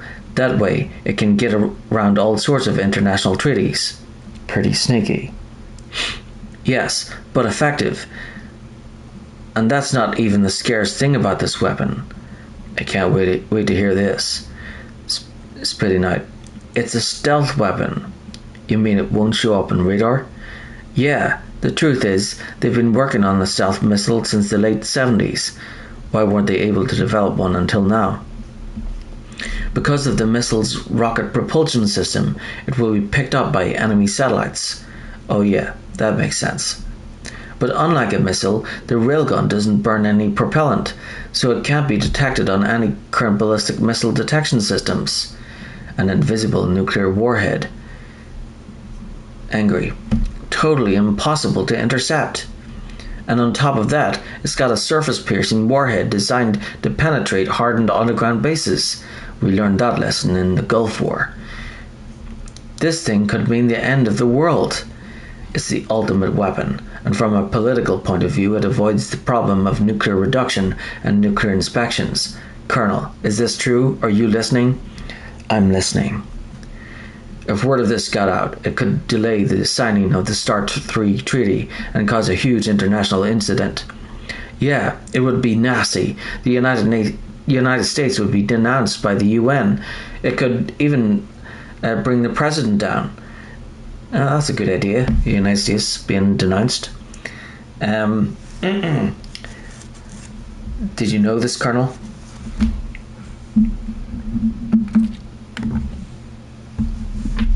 I'm sorry. You've changed, Colonel. I won't make any excuses. Snake, listen to me. This new nuclear weapon has never actually been tested, only simulated. You mean they ran a computer model? Yeah, that's why they were conducting this exercise. They needed to get actual experimental data to back up the simulation. What were the results of the exercise? It looks like it went better than they hoped for, but I can't find the data anywhere on this network. You'd think that data as important as that would be carefully recorded. It was. President Baker gave me an optical disc with all of the test data. What? Do you still have it? No. Ocelot took it from me. Damn. The terrorists have replaced the dummy warhead with a real warhead. Once they input the detonation codes, they should be ready to launch. So you think they can do it? Well, the dummy warhead was designed to be identical to the real thing, so I think so. Did you find out how to override it yet? Not yet. It must be in a separate file. Right now, I'm looking through all of Baker's personal files. We're counting on you. Metal Gear's Hangar 4. Otacon Kodak Call 4 Control Room. The control room for Metal Gear is located on the west side of the 3rd floor. This is also where the detonation codes can be overridden. Just as Snake reaches the door to the control room, he gets another call from Otacon. Snake answers. Snake? Did you find it? No, I haven't found out about the override system yet, but I found Baker's ulterior motive. He's just looking to get rich, isn't he? Armstead is in much worse financial trouble than I thought. I know they lost their bid to make the next generation fighter jet. That plus the reduction in SDI spending. It looks like there was even some talk of a hostile takeover. Everything was riding on this project, I guess. And it looks like we were paying a lot of bribe money to the DARPA chief. Bribe money, huh? Yeah, and Baker was a big proponent of the nuclear deterrent theory. I see. So anyway, what about the override? Just give me a little bit longer. Metal Gear's Hangar 5. Detonation codes inputs cutscene. Metal Gear Hangar 3 F. Outside control room. Snake goes up the stairs in front of the door to the control room. The door is open. He hears a tense conversation taking place inside. Snake sneaks up to the door and presses himself against the wall next to it. Ocelot says, "Okay, I've entered the PAL codes and disengaged the safety device." Snake peeks into the hangar's control room.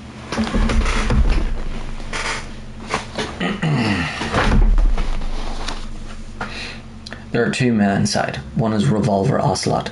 The other has his back to Snake, but he's got long hair, is shirtless, and is well built. "We can launch any time," Liquid says. "There's still no response from Washington. It looks like we'll have to show them that we mean business." "Shall I set it for Chinatown, Russia?" "No, there's been a change. The new target is Lot Nor China." "Why, boss?" "I'm sure neither you nor Mr. Golukovich would really like to see a nuclear bomb dropped on your motherland, right?" The man addressed as boss turns this way, his back to Ocelot now. Snake recognizes him immediately. It's Liquid. Snake lowers his head a little to try to avoid being seen. "But why? There's nothing there." "Wrong. It's a nuclear test site." "A nuclear test site?"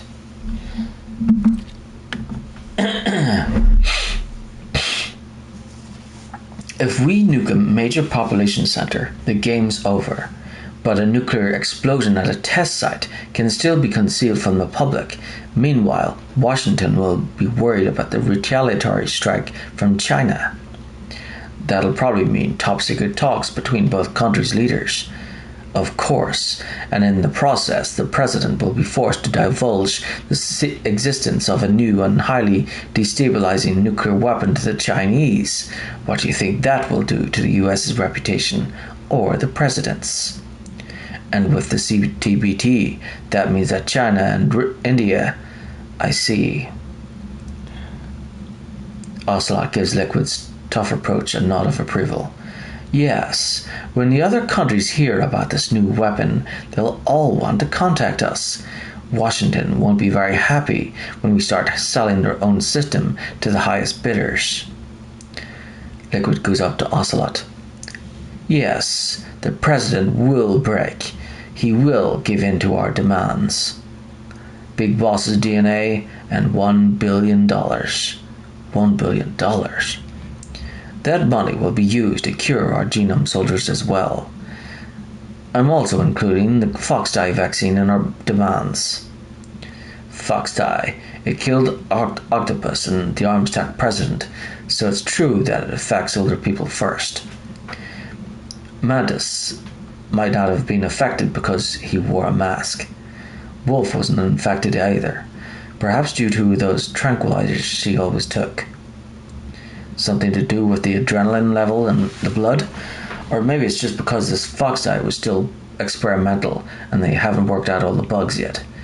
In any case, have you heard from your friend, Colonel Sergei Golukovich at the Spetsnaz?" Low-angle shot of Metal Gear. "He still has doubts about the ability of Metal Gear. He said we can talk after Metal Gear's test launch is successful." Somewhat sarcastically, "He is a very prudent man." "There's nothing to worry about. The Colonel wants Metal Gear, and the new nuclear weapon so bad he can taste it. If Russia wants to regain its position as a military superpower, they need to reinforce their nuclear arsenal. They need a nuclear weapon that can't be intercepted. Metal Gear will allow them to gain first strike capability over the rest of the world." Spits out, "Their regular army is in shambles, and they think they can restore their country's military power with nuclear weapons?" "Golukovich, he's no warrior. He is a politician, but he's the one who gave us the Hind and most of our other heavy firepower. He's got over 1,000 soldiers under his command. If we joined forces, we could put up quite a resistance here. Since Mantis died, the genome soldiers' brainwashing has started to wear off. I'm worried about the men's morale. An alliance with the Russians would boost that as well." "What are you saying?" "We're not going anywhere. We're going to dig in here. We could still escape. We've got the most powerful weapon ever made, and we're about to ally with Golukovich's forces. Are you going to fight the whole world? And what's wrong with that? We can launch a nuclear warhead at any target on this planet. A nuclear warhead invisible to radar And on top of that, this base is full of spare nuclear warheads. Once we get the DNA and the money, the world will be ours. What about your promise to Colonel Golukovich? I have no interest in the revival of Mother Russia. You're not thinking of reviving Big Boss's dream. From today, call this place Outer Heaven. Snake sits down at the shock of this. Big Boss's dream. Ocelot goes to the surveillance camera feed behind him, east side, and pans the camera a little, looking at the spot next to the door where Snake is hiding. He zooms in, the monitor showing a big image of Snake as seen from the side. Ocelot continues, seemingly aware that Snake is there. But boss, you're not worried about the PAL being overridden. If the code is entered again, it'll be deactivated. The lights on the 3 PAL terminals are on. Beyond them, the gigantic head of Metal Gear is visible. No need to worry. The DARPA chief and the Armstead president are both dead. Does Snake know how the override system works? You interrogated him, don't you know? Snake shakes his head a little, like he's recalling his experience in the torture room. He didn't have any keys on him. Good. Then no one can stop Metal Gear now. Liquid leans forward at the window, taking in Metal Gear. The surveillance monitor is still zoomed in on Snake. Liquid and Ocelot get serious again. Ocelot looks around and speaks. Snake has already been seen on the surveillance camera feed.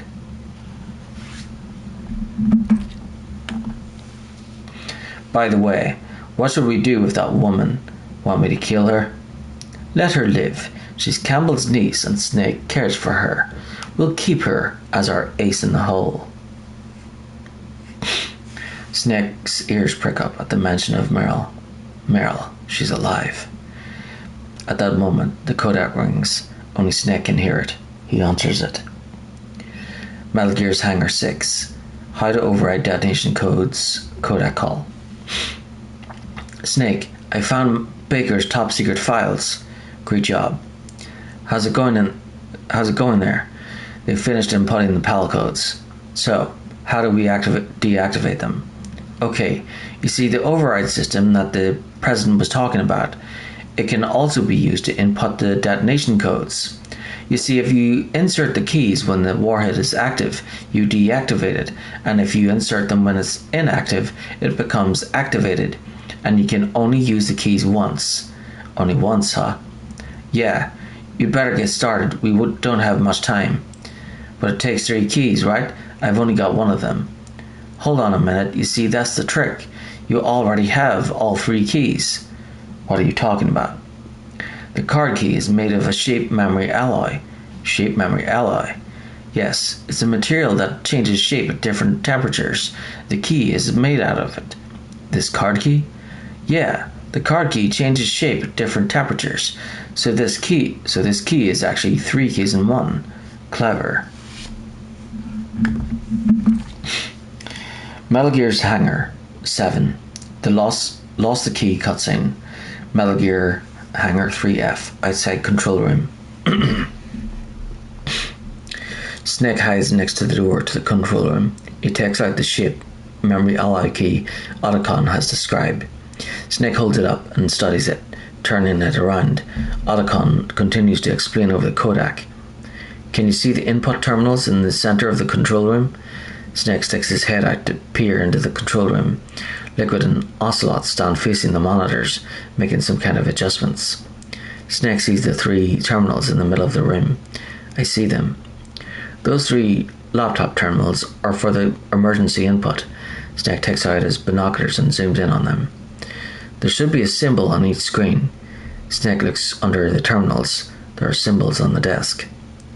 Each symbol corresponds to a different key. Input the keys in order from left to right. Snake pans with the binoculars. The left one's for the room temperature key. See the symbol? Close-up of the left terminal. Next to that goes the low temperature key. Close-up of the middle terminal. The one on the right is the high temperature key. Close-up of the right terminal. Okay, I got it. First I change the shape of the card, and then I input them in order, right? That's right. All you do is insert the card keys. After you insert the key into the module, a hard disk reads the information contained on it. Once you've finished with all 3 terminals, the code input process is complete. But here's the thing, you can only use the key 3 times. It's an emergency system and is only meant to be used once. Snake looks at the key again. The world is riding on that key, Snake. Camera POV. Snake appears in the surveillance feed. The camera zooms in close on him. Who's that? Ocelot immediately draws his revolver with his left hand and fires at Snake.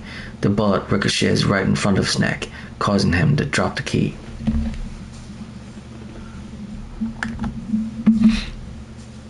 Damn. The key spins in slow motion as it slowly falls to the depths below. It plops into the drainage ditch beneath Metal Gear. The key fell in the drainage ditch.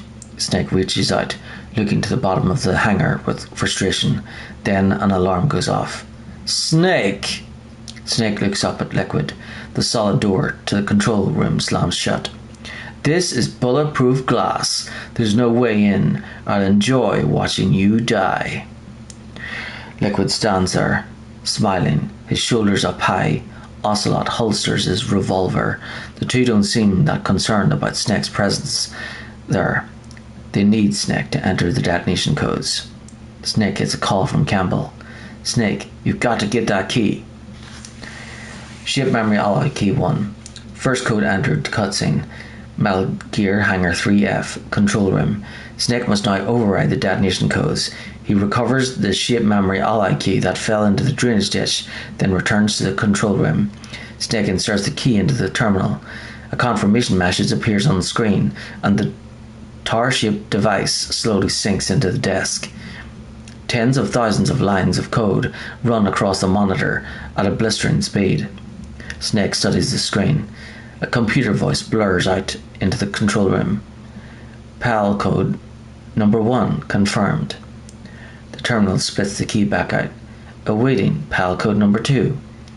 Okay, that takes care of PAL code number 1. Snake retrieves the key. Now PAL number 2. Freeze the key.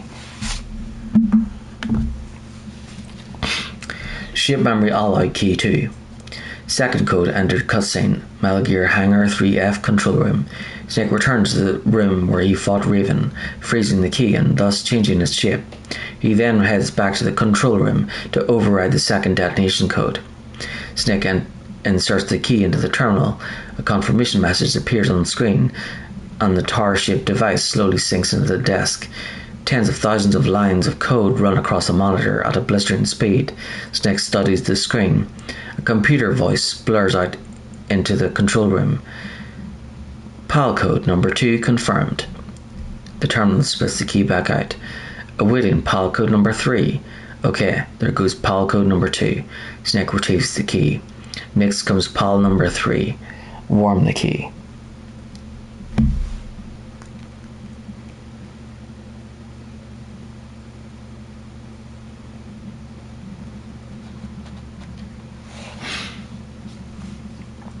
Shape memory alloy key 3. Kodak Cal. Cargo elevator. Snake gets back on the cargo elevator to return to the blast furnace so he can warm the key. On the way up, he receives a call from Master Miller. Snake, it's about Nemo Hunter. Then you should talk to the Colonel. He's looking into it. Turn your monitor off. Okay, it's off. No one else can hear us. Go ahead. Sorry, but I didn't want the Colonel to hear. Okay, so what's up? I've got a good friend in the Pentagon. Yeah, he's the one who told me about it. It looks like the DIA recently developed a new type of assassination weapon. An assassination weapon? Snake, have you ever heard of something called fox dye? No. Snake shakes his head, but then he remembers Liquid and Ocelot's conversation in the control room, and a light bulb goes off. Fox dye. Liquid and the others were talking about it. Yeah, it's some kind of virus that targets specific people. I don't know all the details, but Snake wishes Miller would get to the point already. What are you trying to say? It's too similar. What is? The cause of death. Didn't the Armstack president and the DARPA chief, decoy octopus, die of something that looked like a heart attack? Yeah. Well, apparently, Foxdie kills his victims by simulating a heart attack. Snake says nothing. Snake thinks for a bit before continuing. No, you're telling me that Naomi was behind it? Snake, try to remember. Did Naomi give you some kind of injection? Snake is almost at a loss for words. The nanomachines. She was in the best position to have done it, but I don't know what her motive was. Does the Colonel know? I'm not sure, but he still hasn't questioned her. Okay, I'll ask him myself. Colonel, what's new with the Naomi situation? I just placed Naomi under arrest. Arrest? She was sending coded messages towards the Alaskan base. I didn't want to believe it, but she must be working with the terrorists. Are you sure? I'm afraid so. She's being interrogated now. What kind of interrogation? Well, I'd like to avoid the rough stuff, but we don't even have any sodium pentothal here. Call me if you find out anything. So it's true, isn't it? Naomi, I can't believe it. That means the Foxdie vaccine must be around somewhere. Listen, I've got bigger things to worry about. But Snake, you might be infected too, you know. All I can do is leave it up to the Colonel. Ship memory alloy, key 4. Naomi's confession, Kodak call, cargo elevator. Snake warms the key in the blast furnace, changing his ship. He then takes the cargo elevator back down to Metal Gear's control room. Snake gets another call on his Kodak. Snake, can you hear me? It's Naomi. Naomi, what the hell? In an anxious, rushed whisper. Campbell and the others are busy right now. I'm on a different Kodak. Naomi, is what the Colonel says true? Yes, but not everything I said was a lie. Who are you? I don't know myself. I don't know my real name, or even what my parents look like. I bought all my identification. But my reason for getting into genetics was true. 'Cause you want to know yourself, right? That's right. I want to know where I came from. My age, my race, anything. Naomi. I was found in Rhodesia sometime in the 80s. A dirty little orphan. Rhodesia. What's now known as Zimbabwe? Yes, Rhodesia was owned by England until 1965, and there were lots of Indian labourers around. That's probably where I got my skin colour from, but I'm not even sure about that. Naomi, you're too worried about the past. Isn't it enough to understand who you are now? Understand who I am now? Why should I? No one else tries to understand me. I was alone for so long, until I met my big brother and him. Your big brother? Yes, Frankie Yeager. What? He was a young soldier. When he picked me up near the Zambezi River, I was half dead from starvation, and he shared his rations with me. Yes, Frank Yeager, the man who you destroyed, was my brother and my only family. No, Grey Fox. We survived that hell together, Frank and I. He protected me.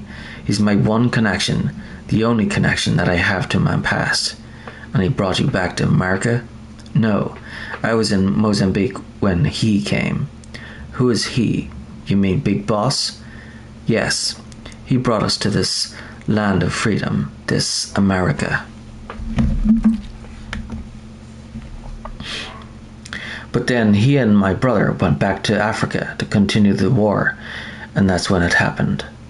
You killed my benefactor and sent my brother home a cripple.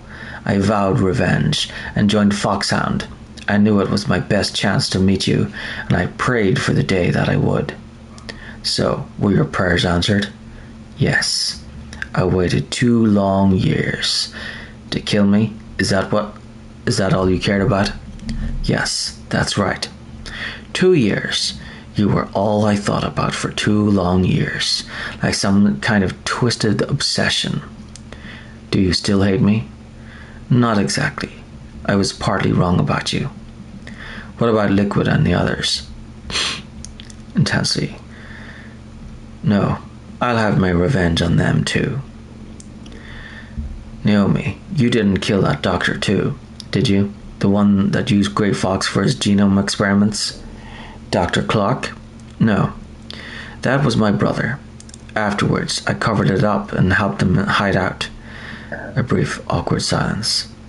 So, that ninja, Grey Fox, he's come here to kill me? I don't think so. I think he just came here to fight you. I wasn't sure before, but now I think I understand. A final battle with you. That's all he lives for. I'm sure of it. With pity. Fox. No. Snake is silent, immersed in memories of Fox. Naomi, tell me something. About Fox Die? After another brief silence, Naomi starts to answer, though it sounds like it isn't easy for her to talk about. Foxdie is a type of retrovirus that targets and kills only specific people. First, it infects the macrophages in the victim's body. Foxdie contains smart enzymes created through protein engineering.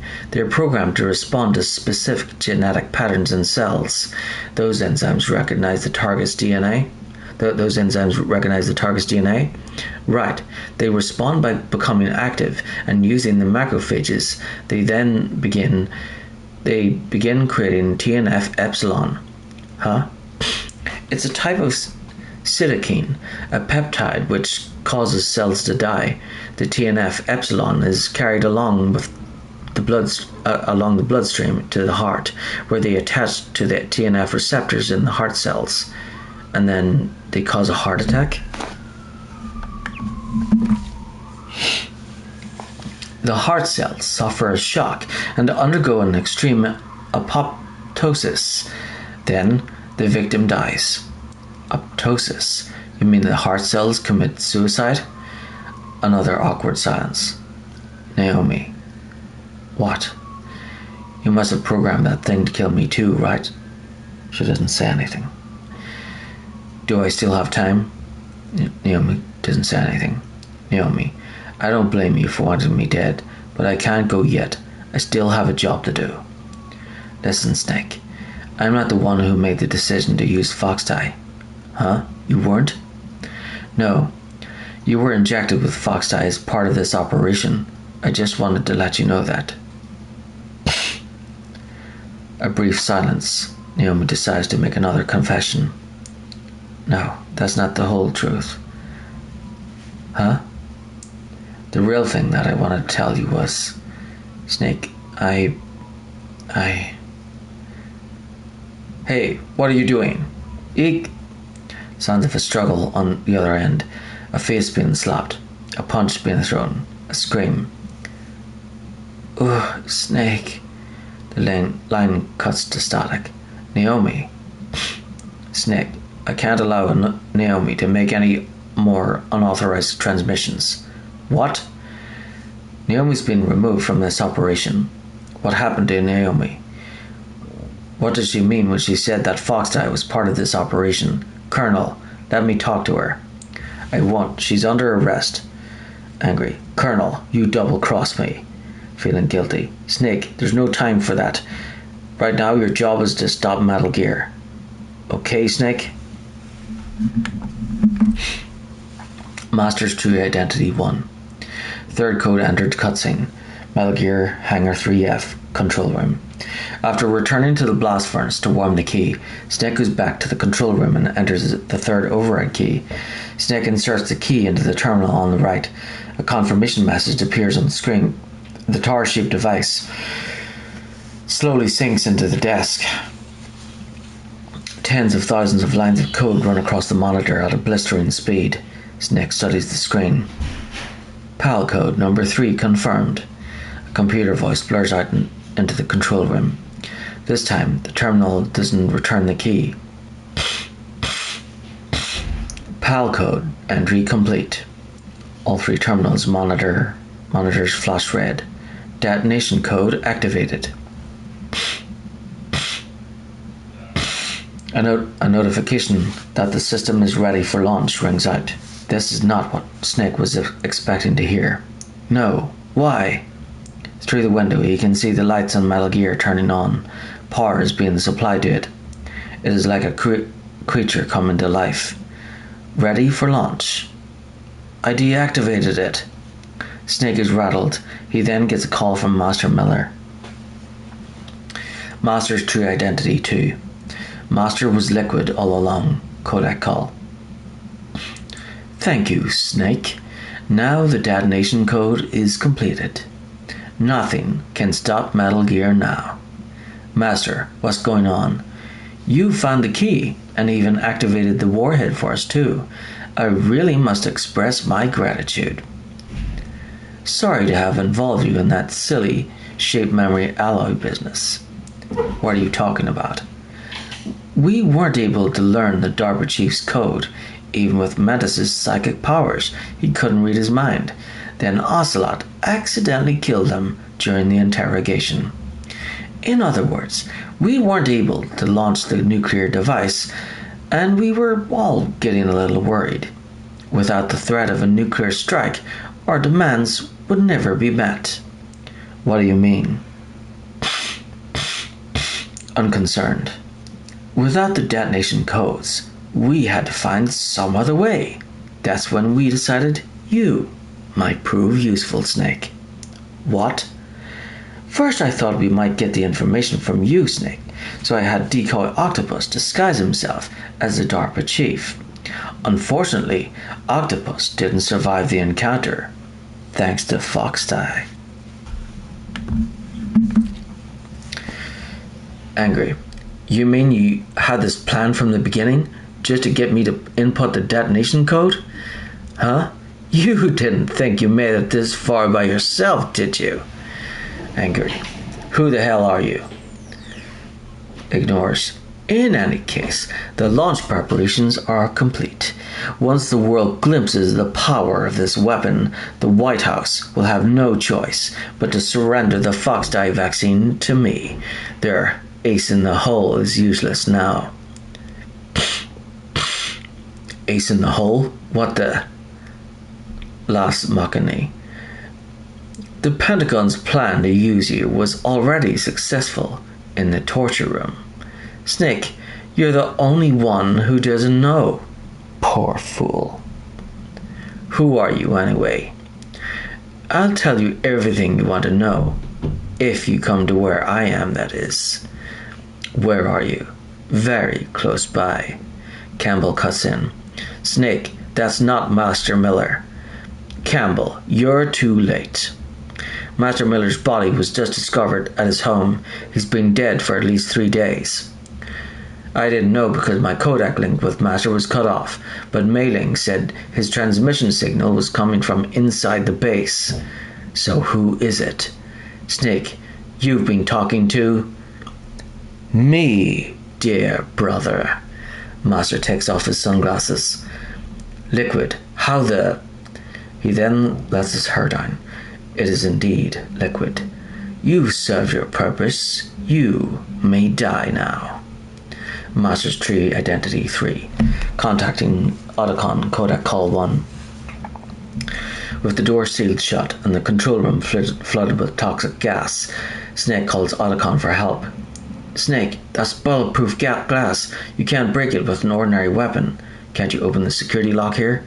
I'll try. Just hold on for a minute. Master's Tree Identity 4. Contacting Otacon, Codec Call 2. After the above call, if the player calls Otacon again within a certain amount of time, first time, come on, hurry up already. Hang on. Second time, I'm out of time. Just hold on a little longer. Third time, Otacon. Almost there, hold on. Master's Tree Identity 5. Contacting Otacon, Codec Call 3. I hacked into the security. Snake, I'm opening the door. Cutscene of the door opening. In-game overhead V. Master's Tree Identity 4. Metal Gear activated cutscene. Metal Gear Hangar 3F. Snake makes it out of the control room and back to the third floor catwalk. He sees Liquid racing toward the nose cockpit of Metal Gear. As before, Liquid is shirtless. He's just about to round the corner to the cockpit. Liquid stops and turns around. Snake, did you like my sunglasses? Liquid continues to run along the catwalk. Snake stays hot on his heels. Liquid stops in front of Metal Gear's cockpit. The cockpit door is open. Liquid slowly turns around with the lightness of being almost like a dancer. Snake stops in the middle of the catwalk and readies his SOCOM or FAMAS. Damn, you'd point a weapon at your own brother? Why'd you disguise yourself as Master? Snake points the barrel at Liquid. Liquid answers, entirely unconcerned about the weapon pointed at him. So I could manipulate you more easily, and you performed quite well, I must say. Grinds his teeth in frustration. Liquid scornfully laughs. Although the boys at the Pentagon are probably saying the same thing. What the hell are you talking about?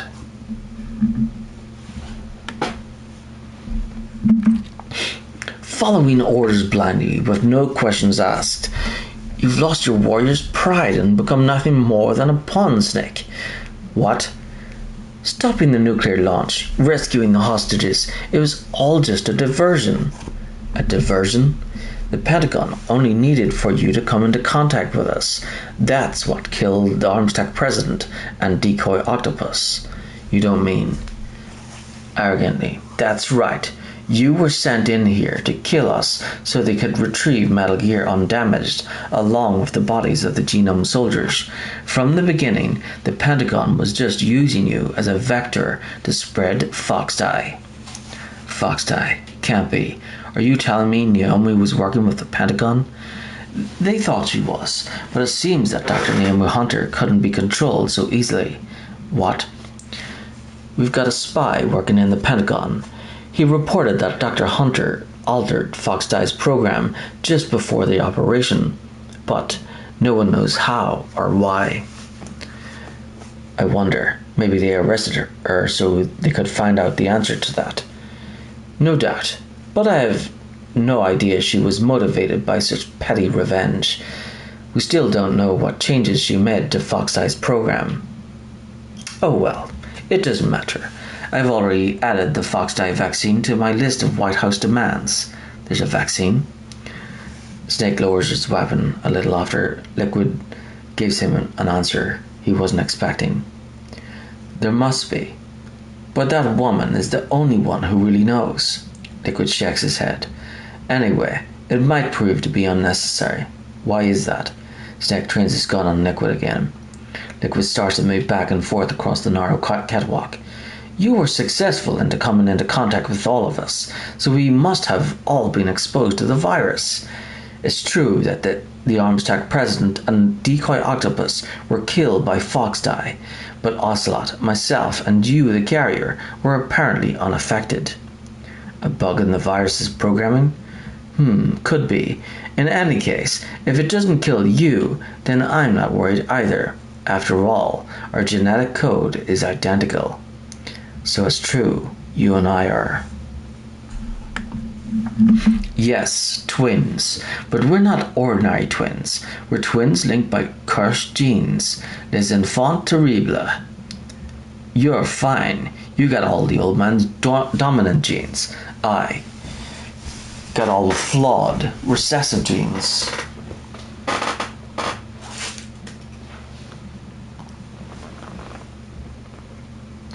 Everything was done so that you would be the greatest of his children.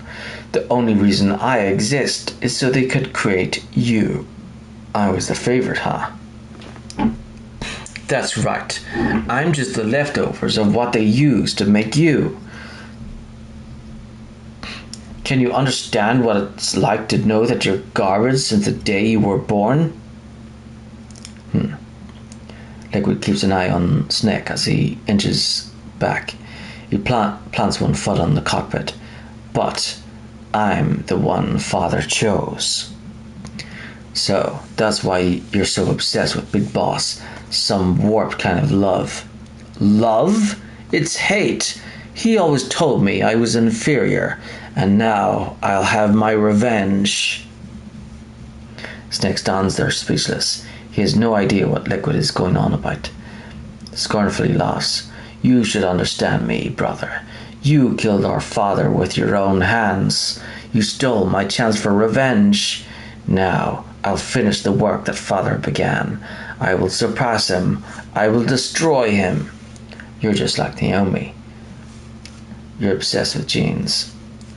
Well, at least I'm not like you. Unlike you, I'm proud of the destiny that is encoded into my very genes. Liquid hops into the cockpit. Snake pulls the trigger. If the player has ammo for the weapon, however, the bullets ricochet off of Metal Gear's mouth frame anyway. You missed your last chance. You'll regret that forever. If player doesn't have ammo for the weapon, however, since Snake is out of ammo, the gun just dry fires. That was your last chance to stop me. The mouth of the cockpit closes while Liquid is finishing his words. Snake continues to shoot, but his small arms fire doesn't put a dent in Rex's armor. Snake, your blood will be the first to be spilt by this glorious new weapon. Consider it an honor, a gift from your brother.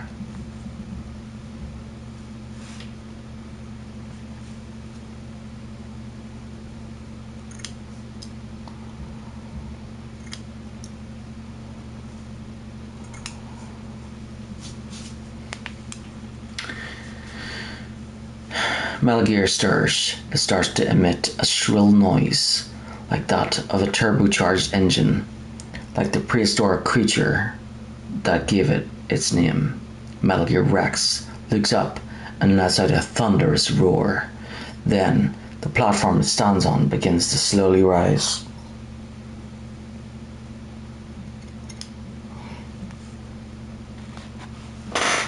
Now, I'll show you the power of the weapon that will lead us in the 21st century.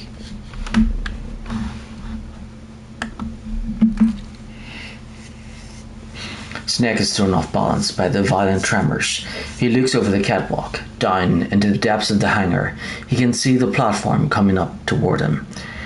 The cables, runners, and so on attached to Metal Gear fall from his body bit by bit.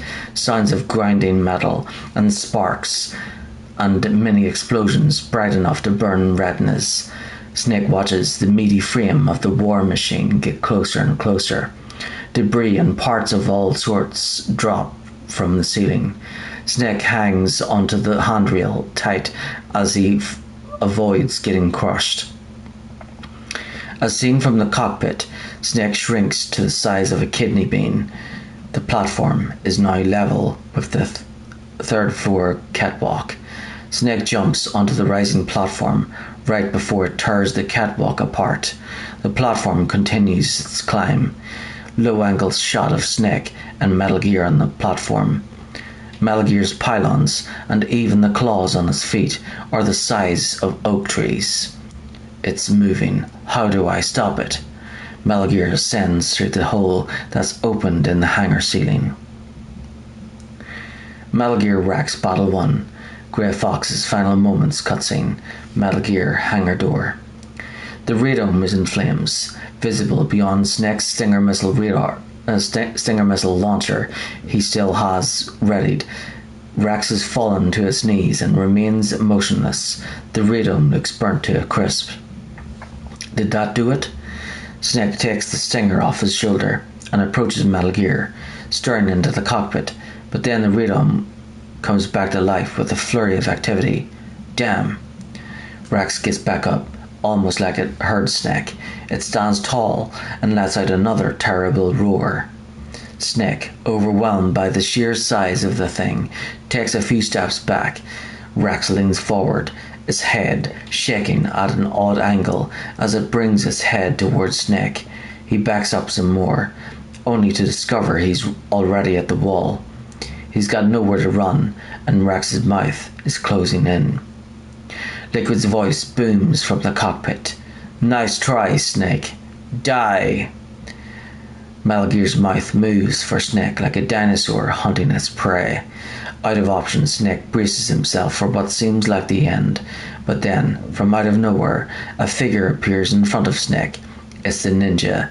He stops Rex before it can crush Snake against the wall, putting all of his weight into the shoulder to hold it back. Hurry! Without thinking, Snake jumps to the right.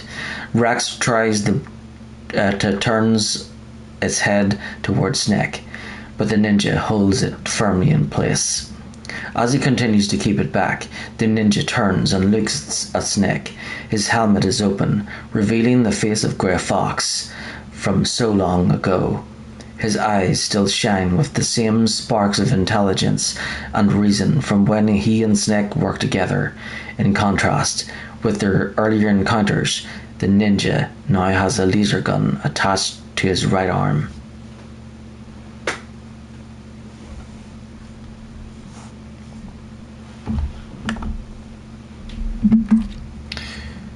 Get away, Grey Fox.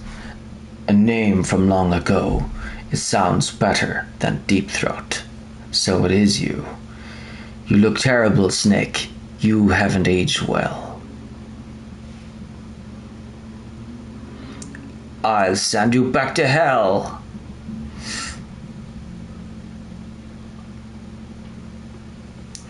Rex shakes its body, throwing the ninja backward. It immediately then tries to crush it with its foot, but the ninja jumps sideways, turns in the air, and lands, aiming his laser gun at Metal Gear as he does so. The ninja scores a direct hit on the radome, temporarily sending it haywire. Dodging Rex's Vulcan fire, the ninja then tackles Snake, sending them both flying behind cover, a gutter. Fox, why? What do you want from me? I'm a prisoner of death. Only you can free me. Fox, stay out of this. What about Naomi? She's hell-bent on taking revenge for you. Naomi, you're the only one who can stop her. The ninja shakes his head, looking defeated. No, I can't. Why? Because I'm the one who killed her parents.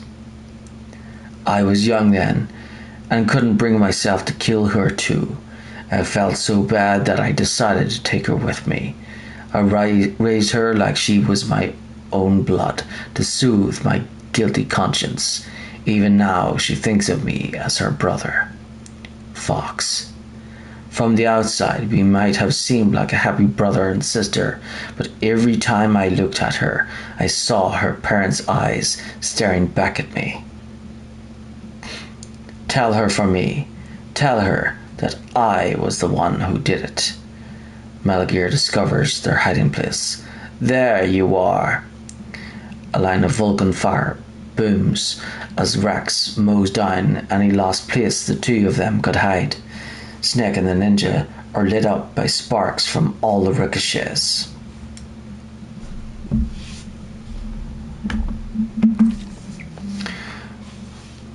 We're just about out of time. Here's a final present from Deep Throat. The ninja has brought some more Stinger missiles for Snake.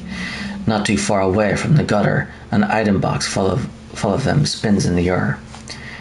I'll stop it from moving. Fox.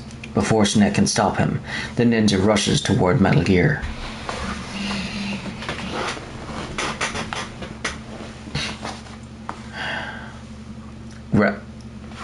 Rex, lying in wait, fires up its Vulcan cannons. The Snake dodges the bullets using his doppelganger and other ninpo techniques, closing in on it in the blink of an eye.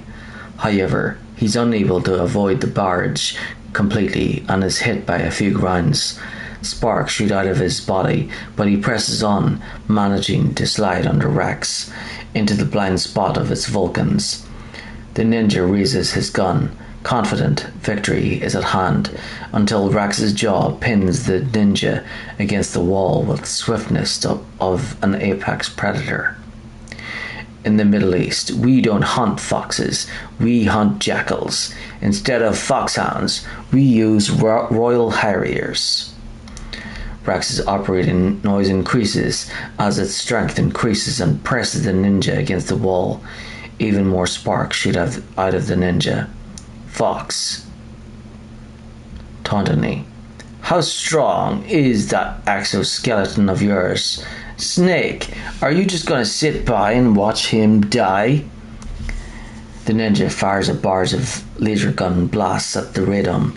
They all find their target, obliterating the cluster of sensors beneath it. A cornered fox is more dangerous than a jackal.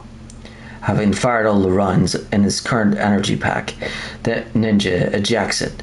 Metal Gear's radome is now completely out of commission. Rax has severed the ninja's left arm, meaning he can't reload his laser gun. Snake looks at the remains of the radome. He destroyed the radome.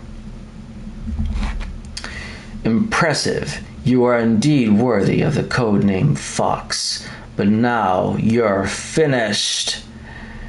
Metal Gear's mouth cockpit pops open, revealing Liquid at the controls. He and the ninjas trade glances at as Rax's lower jaw presses him deeper into the wall. Fox coughs up blood. Ugh. Now, fire the stinger. Fox, can you really shoot? You'll kill him too. Liquid can taste victory. Snake readies the stinger. Fox turns as best he can to get a look at Snake and speaks. Now, in front of you, I can finally die. After Zanzibar, I was taken from the battle, neither truly alive nor truly dead. An undying shadow in the world of lights, but soon, it will finally end. Rax releases the ninja from his jaw and takes a step back. Snake has the stinger right, but he can't hit the cockpit from where he is. Freed from the wall, the ninja flops to the ground with a thud. Lying face down, the ninja lifts his head to look at Snake. Die! Wasting no time, Rax crushes the ninja with his foot. For now, his exoskeleton protects him from the weight of the Metal Gear.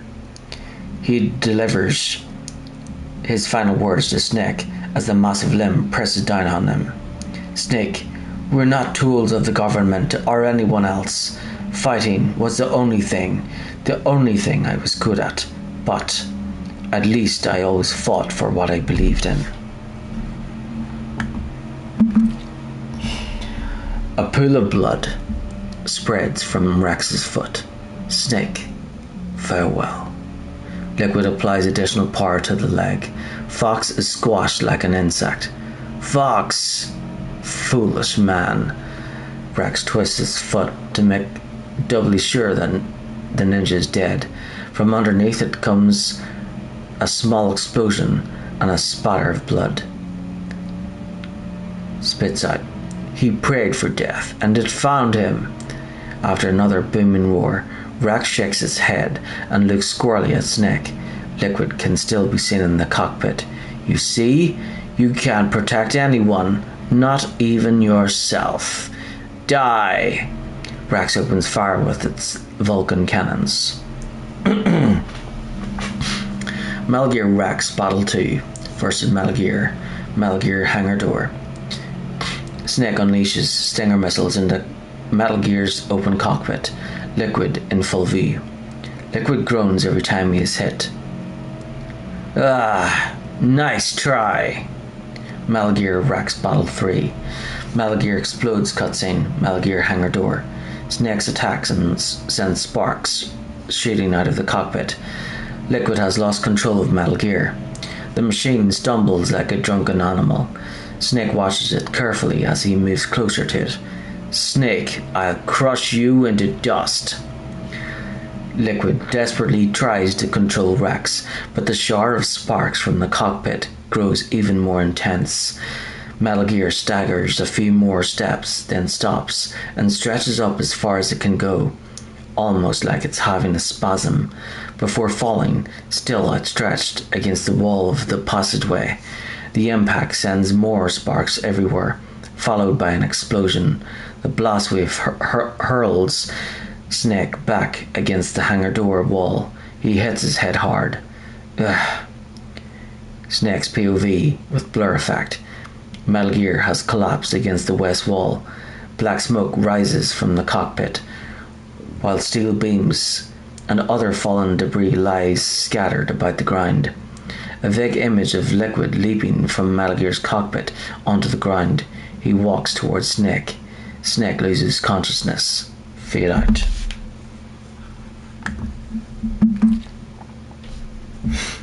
All questions answered. 1. Snake wakes up. Cutscene. Atop Metal Gear. Snake's POV.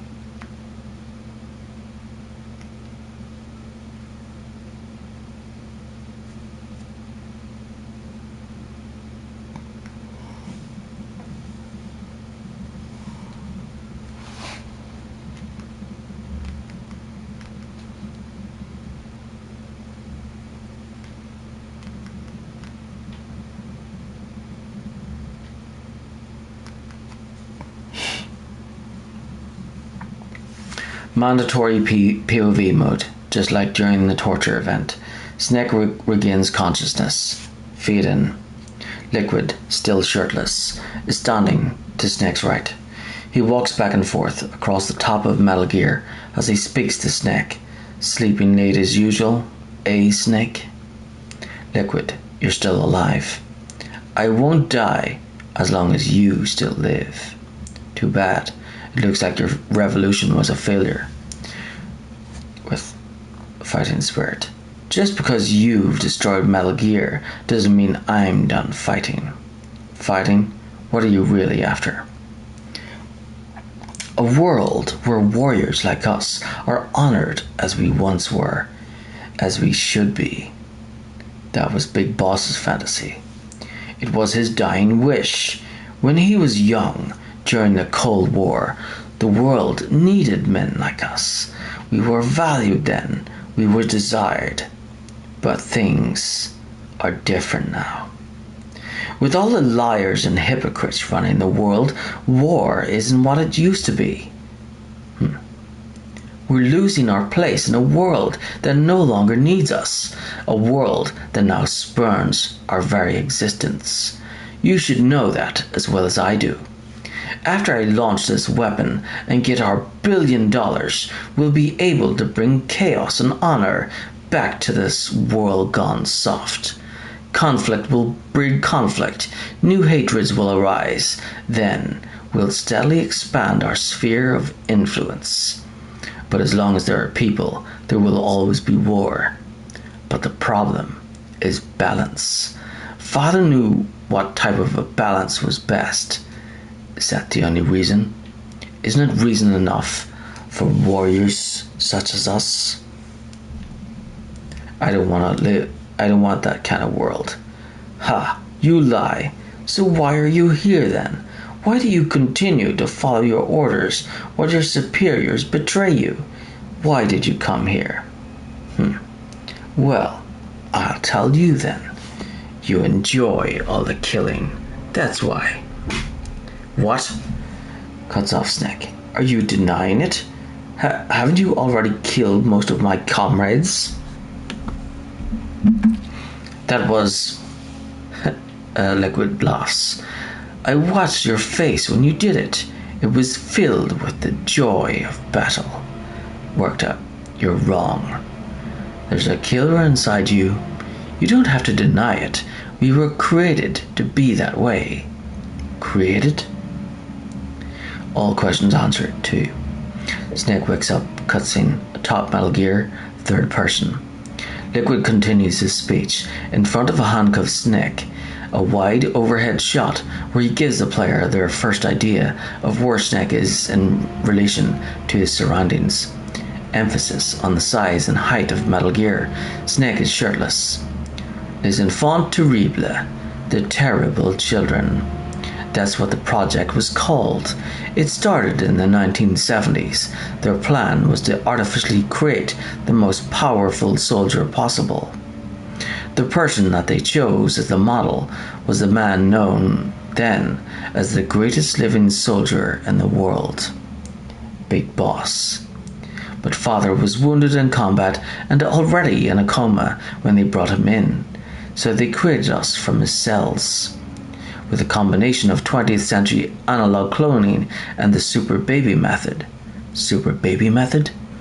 They fertilized an egg with one of father's cells and then let it divide into 8 clone babies.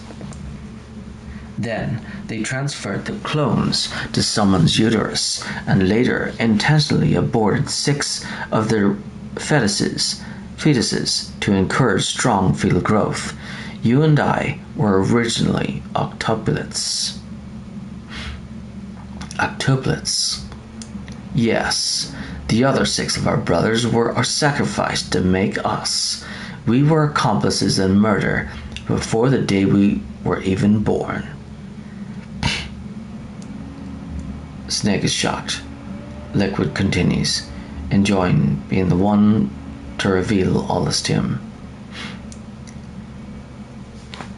So it was you and I, 2 fertilized eggs with exactly the same DNA, but they weren't finished yet. They used me as a guinea pig to create a phenotype in which all the dominant genes were expressed to create you. I got all of the recessive genes.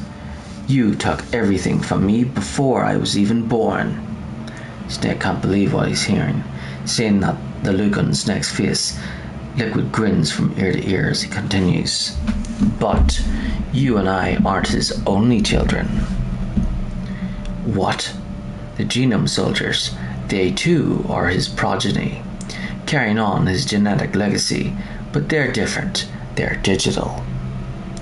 Shadow testing environment for DNA analysis and targeting. With the completion of the Human Genome Project, the mysteries of humanity were laid bare. Thanks to father's DNA, they were able to identify more than 60 soldier genes responsible for everything from strategic thinking to the proverbial killer instinct. Those soldier genes were transplanted into the members of the next generation special forces. That's how they became the genome soldiers. Third person via top Metal Gear. That's right. The genome soldiers that you've been killing are our brothers, with the same genes as ours. This comes as yet another shock to Snake. The genome soldiers? That's right. They are our brothers, created artificially through the alignment of nucleotides to mimic our father's genes. They too are the product of numerous sacrifices. Sacrifices? Human experiments. News footage of the Gulf War. Insert visuals related to Gulf War syndrome, etc. 1991, the Gulf War. The military secretly injected soldiers with the soldier genes. The Gulf War syndrome that hundreds of thousands of returning soldiers complained about was a side effect of it. Everyone knows the Gulf War syndrome was caused by exposure to depleted uranium used in anti-tank rounds. Stormfully laughs. That was just a cover story issued by the Pentagon. First they tried to say it was post-traumatic stress disorder, then chemical or biological weapons, the poison gas detection units, and the anti-sarin injections. They were all just a cover-up of this secret genetic experiment. So then, the so-called Gulf War babies that have been reported by Gulf War veterans are, yes, they too are our brothers and sisters. So the genome soldiers mean that the experiments were a success? Scornfully laughs. Success? Don't be a fool. They're a complete failure. Snake question mark. We're on the verge of extinction. What? Have you ever heard of the asymmetry theory? Question mark. Liquid continues to walk around Snake. Snake follows him with his eyes. Nature tends to favor symmetry. Those species which have gone extinct all show signs of symmetry. The genome soldiers suffer from the same problems, signs of symmetry. So do I, as do you. That's right. We are all on the verge of death at the genetic level. We don't know when or what type of disease will occur. That's why we need the old man's genetic information. You want Big Boss's DNA so you can save your family? It's very touching. Scornfully laughs. In nature, family members don't meet with each other, and yet they help each other to survive. Do you know why? It increases the chance that their genes will be passed on to a new generation. Altruism among blood relatives is a response to natural selection. It's called the selfish gene theory.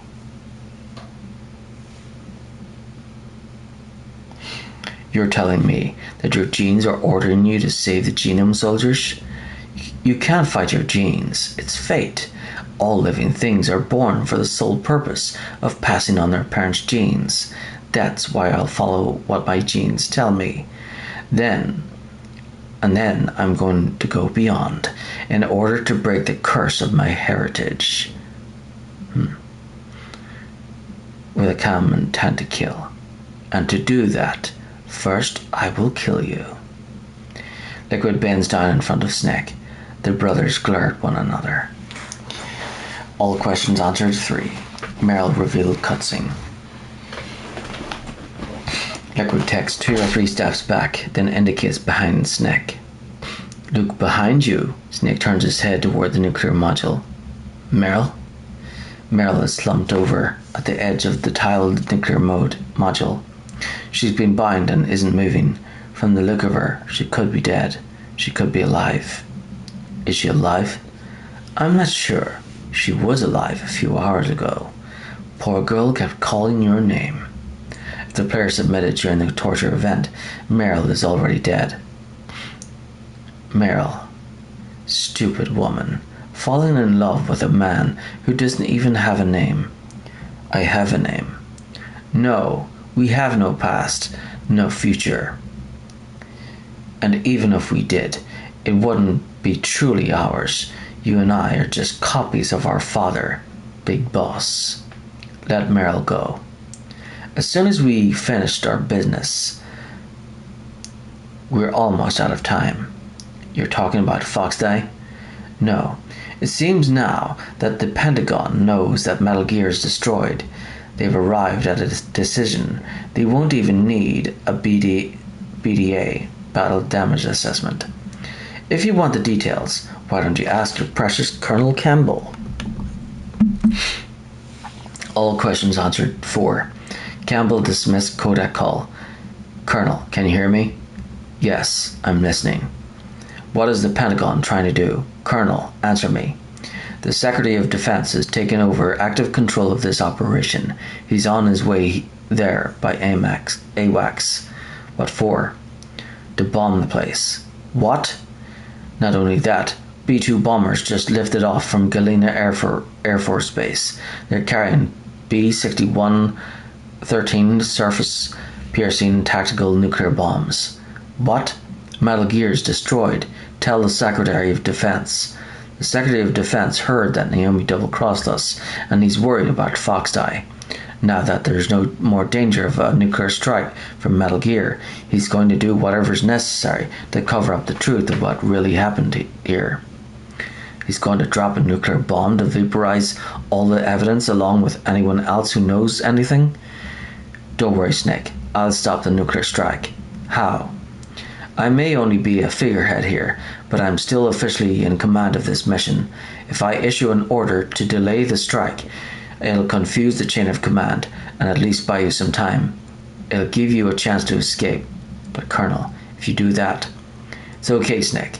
The truth is, Foxhound was already the subject of an undercover investigation. Meryl was transferred to this base just before the terrorist attack as a way of manipulating me. Those bastards. I'm sorry. They forced me to cooperate in exchange for her life. You'd better get out of there, Snake. Are you sure? It'll be bad for you. Don't worry. It's the least I can do for you after all the lies. Colonel. I'm ordering them to cancel the bombing run. After that, there's no turning back. Ah, what are you doing? Sounds of gunfire and a commotion on the other end. Mei Ling says, Snake. Mei Ling, what happened to the Colonel? I don't believe it. What happened? Snake, the Colonel. There's a burst of static. The Secretary of Defense then comes on the line. Roy Campbell has been relieved of duty. This is the Secretary of Defense, Jim Houseman. Put the Colonel back on. He's been placed under arrest for leaking top-secret information and for the crime of high treason. Ridiculous. Yes, he's a ridiculous man. He truly believed that he was in command of this operation. You bastard. There won't be a speck of evidence left, and I'm sure the President would want the same thing. The President ordered this? The President is a busy man. I have complete authority here. How do you plan on explaining a nuclear attack on Alaska to the media? Don't worry. We've prepared a convincing cover story. We'll simply say that the terrorists exploded a nuclear device. Smart. You'll be murdering everyone here. The scientists, the genome army, everyone. Donald, the DARPA chief, is already dead. So, you didn't mean to kill the DARPA chief after all. He was my friend. And you could care less about what happens to everybody else, huh? Well, if you give me the optic disc, I might consider saving them.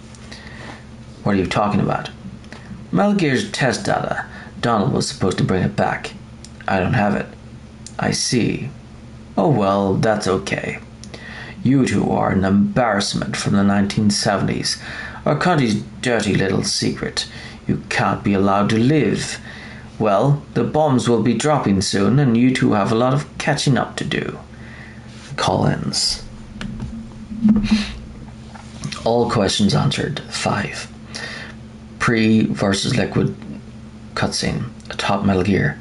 Liquid laughs as he approaches Snake. There's no way out for us. He unlocks Snake's handcuffs. Snake moves his wrists, warming up his muscles and joints. Liquid walks toward the nuclear module, his back to Snake. Let's finish this before the airstrike. Snake rises slowly. He's clearing away the cobwebs. You stole everything from me.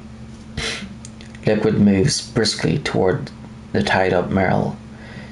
Only your death can satisfy me. Only your death can return to me what is rightfully mine. With his right hand, he lifts Meryl's chin ever so slightly. Snake doesn't know where Liquid is going with this. She'll make a beautiful sacrifice for our final battle. Liquid lowers Meryl's chin and looks back at Snake. Do you see this? It will be the time limit for our final battle. This nuclear module is set to detonate at the precise moment of her death. If you win, you might still be able to save her. Meryl is out cold, though from the way she looks, she could easily be dead. You could enjoy one brief moment of love before the end. If you cross this line, you'll fall. At this height, it will kill even you. Snake looks over the edge. It's at least 12 meters, 39 feet, to the metal floor below. Have at you, Snake. With almost superhuman agility, Liquid leaps from the nuclear module to the head of Metal Gear. Liquid gets into a fighting stance. Snake follows suit.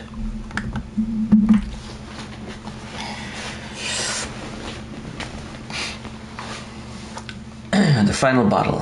1. Meryl, dead. Reunion cutscene atop Metal Gear. If the player submitted during the torture event, Meryl was already dead. Snake runs over to Meryl and undoes her restraints.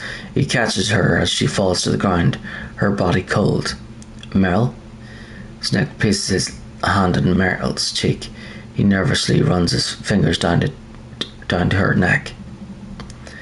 Meryl? She has no pulse. Meryl is dead. Meryl! Snake tilts his head back and shouts, his voice reaching every corner of the empty area. He holds Meryl tight atop the nuclear warhead, his body shaking. Snake lays Meryl down on the ground. Forgive me. Her body crumbles like a broken doll. There will be no delayed awakening, no familiar voice that washes away the pain in an instant. Meryl is gone. Damn. Snake points his fist to the ground. I gave in to my fear. I gave in to my pain. I sold your life to save my own. Snake keeps on hitting the ground as he continues to shout. I'm a loser. I'm not the hero you thought I was. I'm nothing. Snake is already tearing up. Meryl, I'm sorry. Forgive me. Snake holds Meryl tight once more, burying his face in her cold, silent chest. Suddenly, Otocon's voice echoes throughout the void. Meryl can't forgive anyone anymore. Otacon. Otacon deactivates his stealth camouflage, quietly popping into view. She's gone, Snake. Because of me. Neither angry nor consoling, Otacon merely speaks in a peaceful tone. No expression on his face. I guess blaming yourself makes it easier, huh? If you do that, you can keep the pain at a nice, safe distance. What the hell do you know? Meryl's dead. I lost. So, are you going to stay here and die along with her? Snake says nothing. Snake, people die, but death is not defeat. That's what Hemingway said. Snake says nothing. I lost Wolf too, but that wasn't defeat. She and I will be together forever. We didn't lose anything. Together forever? Snake lays Meryl back down. It's true that Wolf is dead, but our love didn't die with her. Life's more than just a game of win or lose, don't you think? Snake says nothing. Snake continues to look at Meryl in silence. Let's live, Snake. Otacon gently places a hand on Snake's shoulder. There's a parking garage right next door. We can get to the surface from there. Come on. I released all the security locks. It'll be okay. We can escape. You have my word on it. Snake is taken aback by Otacon's change in demeanor. Otacon, you've changed. Otacon raises his hands and speaks with optimism. I'm through regretting the past. Life isn't all about loss, you know. Suddenly there's a resounding boom. The airstrike has begun. Otacon looks up at the ceiling as it's violently jolted and mutters. It started. Those guys seemed like they only hurry when they're destroying things. Good. Let them destroy it. But they can't destroy the human spirit. A second set of vibrations, this time even stronger, then a third. The gap between explosions becomes smaller. Snake looks at this new Otacon and agrees it's time to leave the past behind. Okay, let's go. Snake stands up and takes one last look at Meryl. Meryl, I hope you're still watching me. Maybe I can prove myself to you after all. In front of Rex's legs, Snake and Otacon are back on the ground. They head for the door by Rex's feet. Come on, hustle. Snake, it's cold outside. You'll freeze like that. Snake spots his sneaking suit lying on the ground in the shadow of one of Rex's humongous legs. My sneaking suit. Snake steps behind cover to put it on. You better hurry. The base is hit by another massive blast. Otacon looks up at the ceiling nervously. Metal Gear has really started to tilt now from all the shaking. Bit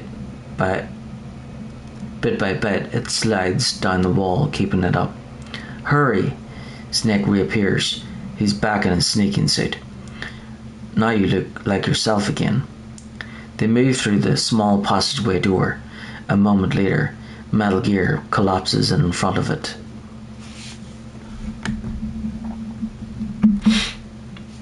The final battle 2, Meryl Alive reunion cutscene atop Metal Gear. If the player did not submit during the torture event, Meryl is alive. Snake runs over to Meryl and undoes her restraints. He catches her as she falls to the ground. Meryl? Snake places his hand on Meryl's cheek. Meryl? A moment or two later, Meryl wakes up. Snake? Her vision is still blurry. Is that you?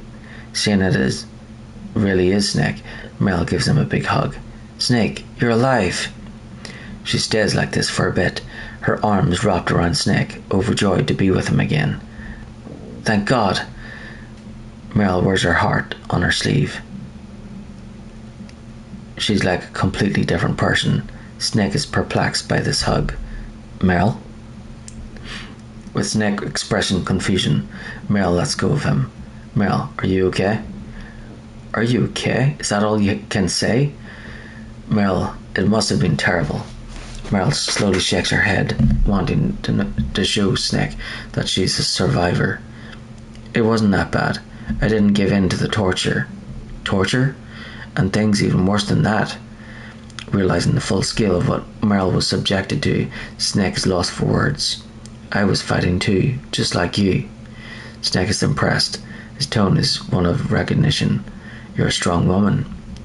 Fighting them made me feel closer to you. It felt like you were there with me. It gave me the edge to go on. Gave me the strength to go on. Meryl's head droops. Her sizable frame looks strangely small. But I was scared.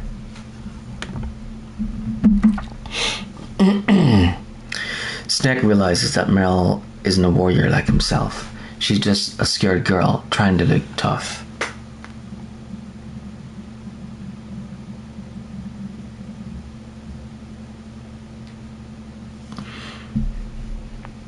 I'm sorry. Don't say that. Snake says nothing. But it made me realize something. During all the time and shame, there was one thing I was sure of. A single hope that I held on to. And that hope kept me alive. Meryl lifts her head and stares at Snake. In her teary eyes, all the emotion she's been holding in until now come bursting through. Crying a little. Snake, I wanted to see you again. Meryl. Snake and Meryl look into each other's eyes. They were interrupted by the sound of Snake's Kodak ringing. That's my Kodak. Snake answers it. The final bottle 3. Post Meryl a live reunion Kodak call. Snake, it's me. Otacon, good news. Meryl's okay. Alright, you saved her, man. Good job. I got some bad news too. We're about to be bombed. Oh boy, I guess we're considered expendable. Is there a way out of here? A way out? Yeah, you can take the loading tunnel to the surface. There's a parking garage right next to you. The tunnel leads from there to the surface. The door in front? No, it's a small entrance to the west of that door. How about the security? I just unlocked it. Who do you think you're talking to? I'll take care of security along your escape route too. What are you gonna do? Me? I'll stay here. Are you crazy?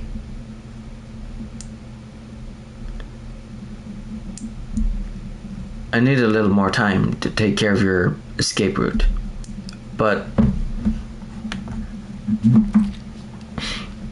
unlocking the security doors is difficult work.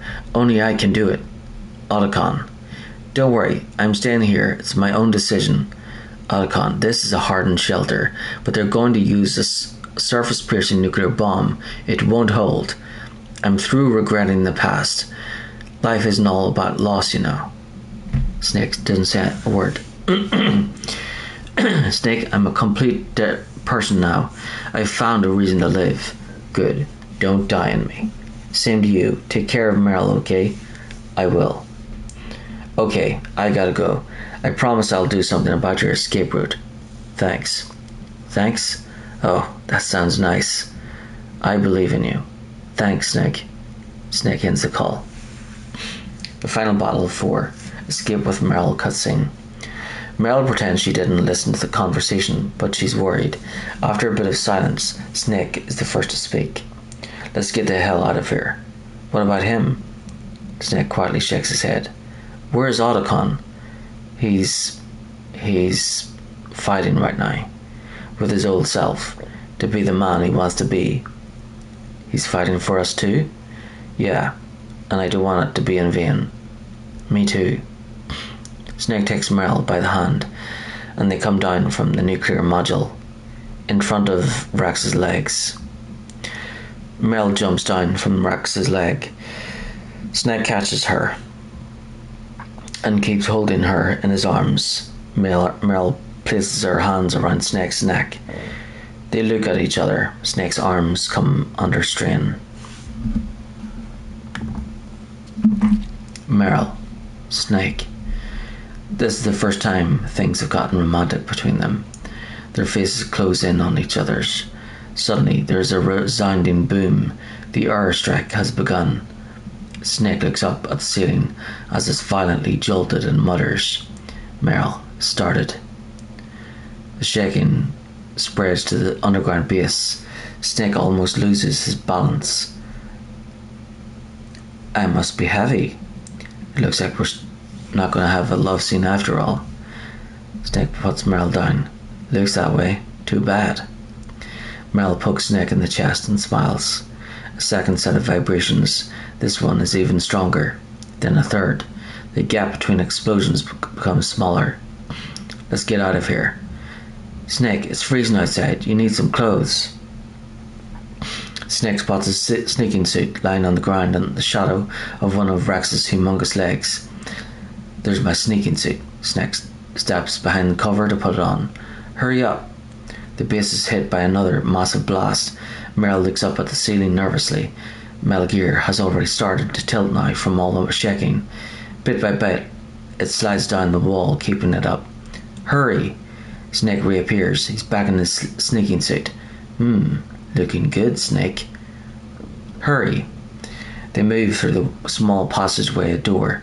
A moment later, Metal Gear collapses in front of it.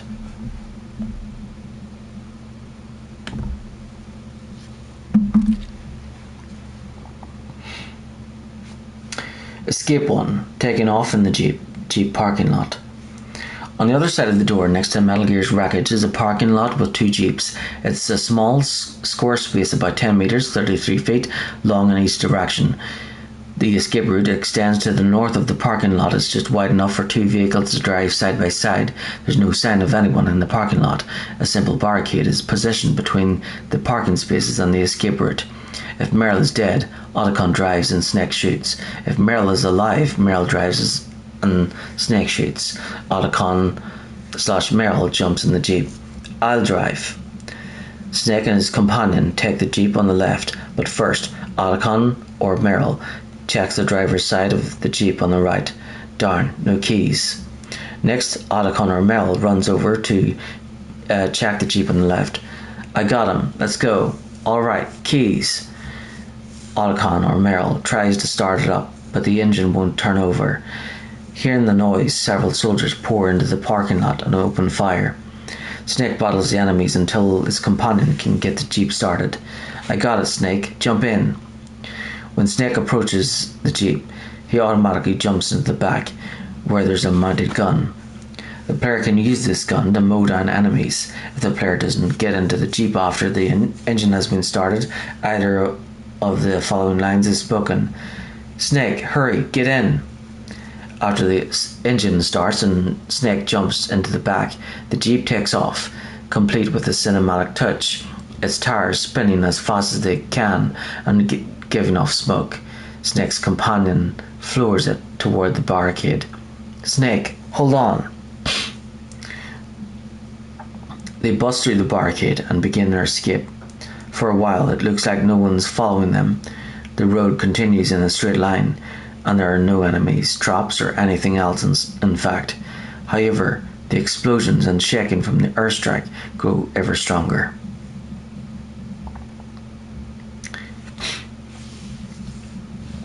Escape 2, Liquid in Pursuit. Suddenly, Liquid comes racing up behind them in the other Jeep. He holds a FAMAS in one hand and the steering wheel with the other. "Not yet, Snake. It's not over yet." Snake swings the machine gun around at Liquid. "Liquid." Escape 3. Crash cutscene. Escape route, home stretch. It's the home stretch. Liquid is persistent, continuing to fire at the other jeep. Incredibly, the airstrike, which was becoming more and more intense, appears to have stopped. Up ahead, the exit can be seen. Snake, Luke, daylight. Luke, Snake, daylight. Liquid floors it, overtaking Snake's jeep. Liquid is now in front of Snake's jeep. They're right at the exit. Liquid turns the wheel hard, trying to flip the jeep. But Liquid's jeep slows down, and Snake and his companion's jeep slams into the side of it. Hold on, we're gonna crash. Jeep POV of Snake's jeep crashing into Liquid's. Screams. Fade to white. Footnotes. 1. See the related Nastasia codec calls for details, page 520. 2. A type of cell that surrounds and removes viruses and other foreign material that has invaded the body. 3. A category of proteins that act as intercellular transmitters responsible for controlling cell multiplication, division, death, and other functions. 4. When a cell's DNA becomes damaged or the cell is no longer needed by the body, it disintegrates in a process that resembles suicide. This is referred to as apoptosis. 5. A group of symptoms reported by some soldiers who served in the 1990 to 1991 Gulf War. They can include headache, fatigue, and insomnia, though their cause has yet to be determined.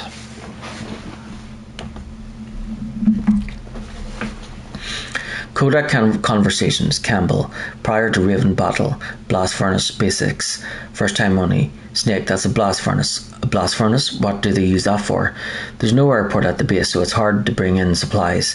They must have built a blast furnace so they could make building materials and such. That makes sense. Whew, I'm starting to sweat. It's getting kind of warm. Be careful. You're just recovering from a cold. Before finding elevator. The entrance to the underground base is further below. There should be a cargo elevator that you can take down somewhere around there. Try to find it.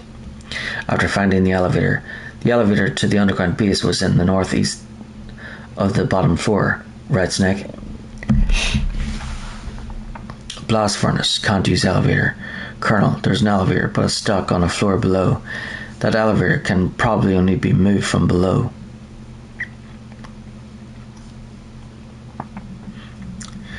There must be some other way down. Look around. Dr. Emmer knows the base well. Why don't you ask him? Blast furnace, boiler room. Watch out for the steam. It's dangerous. Use your first-person view mode to see where the steam is coming out and then avoid it. First time only. Yeah, I like a sauna now and then, but this is too much. In front of cargo elevator top. Snake, isn't that the elevator that goes down to Metal Gear's underground base? Yeah, but there's no button for calling the elevator. Maybe it'll come if you wait. Why don't you ask Dr. Emmerich? Cargo elevator top, in front of control panel. Metal Gear is straight down. Better move it. First time only. There's no time. The terrorists are ready to launch. Negotiations are all finished. The government can't cave in to terrorist demands, but they're threatening to launch a nuclear weapon. They've made their final decision. Why is the White House being so inflexible? Campbell doesn't say anything. Colonel, is there still something you're hiding from me? Snake, please, just concentrate on stopping them, okay? Cargo elevator top, enemy ambush. Snake, blow away all the bad guys, or you're not going to be able to get out of there and get to the underground base. Cargo elevator transfer point. It looks like the elevator you were riding on won't go down any further. Switch to the other elevator. Cargo elevator bottom, movable. Snake, take that elevator all the way down to the underground base. Cargo elevator bottom, after Kodak call. First time only. Colonel, where's Naomi? I'm right here, Snake. What is it? Oh, nothing. Forget it. Strange. Second and subsequent times. Snake, by now those terrorists have finished their launch preparations. Stop wasting time. Cargo elevator, bottom, Raven's Nest. Snake, by now those terrorists have finished their launch preparations. Stop wasting time. Metal Gear's base is up ahead. Snake, it's over 30 below outside. A player recovered from the cold. Be careful, you're just recovering from a cold. He doesn't say anything. What's wrong? Forget it. Thanks. Question mark. Snake, stop lollygagging around and get to Malgear's base. There's no time. If Prayer has killed a certain number of ravens or more, incoming call. Snake, we're not paying you to be a scarecrow, you know. Poor things. Ravens are God's creatures too, Snake.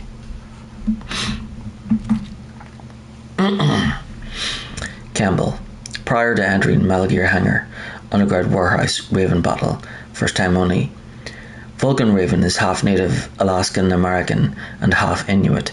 He was raised as a shaman and they say he has supernatural powers. During the Cold War, he trained in Russia with the BIMPEL, the Soviet Special Forces. In 1993, he was demoted by President Yeltsin following his coup d'etat, so he fled the country and became a mercenary. After that, he joined those rent-a-war bastards at Outer Heaven Inc. He stayed there until he joined us in Foxhound, thanks to a strong recommendation from Revolver Ocelot. That cannon he's holding is a 20mm Vulcan gun. You usually see them mounted on fighter planes. You can't take him on in a firefight. He'll make mincemeat out of you. He's not just strong, Snake. He's a graduate emeritus from Alaska University, so he's a quick thinker too. In any case, you better not try to attack him from the front. Normal weapons are no match for his 20mm Vulcan. Try to attack him from the sides or behind. Second and subsequent times, A, B, or C are at random. A. You're at a disadvantage in a frontal assault. Try attacking him with a remote control missile. Maneuver between the containers to get it to come up behind him. But if you fly the missile too slow, they'll get shot down even if they approach him from behind. Try to get them close by flying them at top speed or by maneuvering them around corners. When the containers get destroyed, they'll block your way. Try to take him out before that happens. You could also try to predict where he's gonna move and set up some C4. If your timing is good, it might work.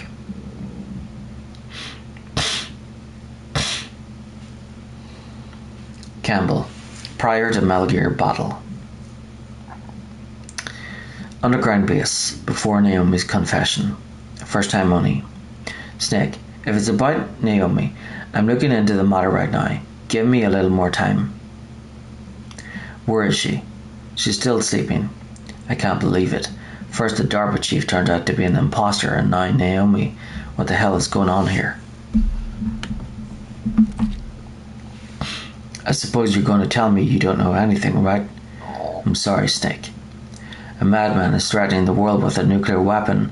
I guess that's what I should worry about now. Underground base basics. Snake, stop that launch. Head for the control room in the underground base. A player has heard location of control room from Otacon. The control room is on the 3rd floor of the underground base, isn't it? A player hasn't heard location of control room from Otacon. Give Dr. Emmerich a call. There's no time. Somewhere other than underground base. Snake, hurry up and get to Malgear's underground base. It's north of the warehouse where you fought Raven. Underground base. Drainage ditch. Snake, that water is contaminated with nuclear waste material. If you go in there, you'll take damage. Nuclear waste? They were extremely careless with their handling of nuclear materials. Nastasia knows all about that if you want more info. Underground base. If player has killed a certain number of rats or more. Snake, we don't need a rat trap. We need someone to stop that goddamn nuke from getting launched. If player goes on to kill more rats. Snake, is killing rats really that fun? Torturing small animals is a sign of a warped mind, you know. Underground base. Retrieve Pal key. Snake, they've input both detonation codes. The only way to stop the launch now is to use the card key to re-input the codes. Find that key. It fell somewhere in that drainage ditch. If player calls near drainage ditch, use your mine detector. Mine detector? Yes, the mine detector works just like a metal detector. The position of the card key should show up on your radar screen. If a rat has eaten the key, after the player hears about the rats from Miller. Snake, Get that card key back from the rat. Why don't you watch this route and set up a trap for it with the C4 or something? Underground base after retrieving Palki. You got the card key? Good.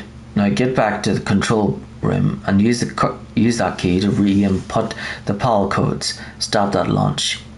If PAL key is something other than room temperature, Snake, the card key can change shape. That's no good. Change it back. Control room. Watch for the surveillance cameras. Snake, the surveillance camera. When you insert the card key, don't let it see you. If player has chaff grenades, try using your chaff. If player has a cardboard box, you could probably use a box too. After inputting room temperature key before freezing key, you've got to lower that card key's temperature. Find someplace cold. After freezing key before inputting it. Good. The card key changed shape. Hurry up to the control room, Snake.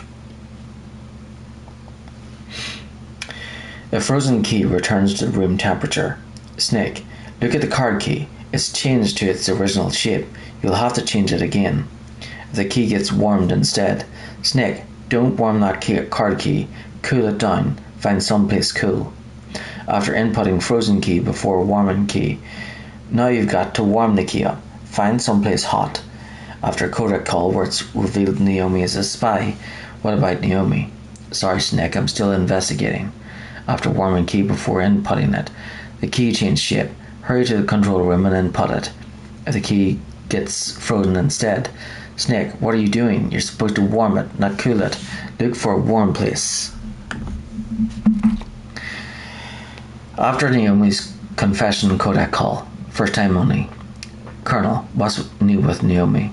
She's been interrogated, Snake. Leave her to me. You just worry about stopping Metal Gear. He doesn't say anything. Please, Snake.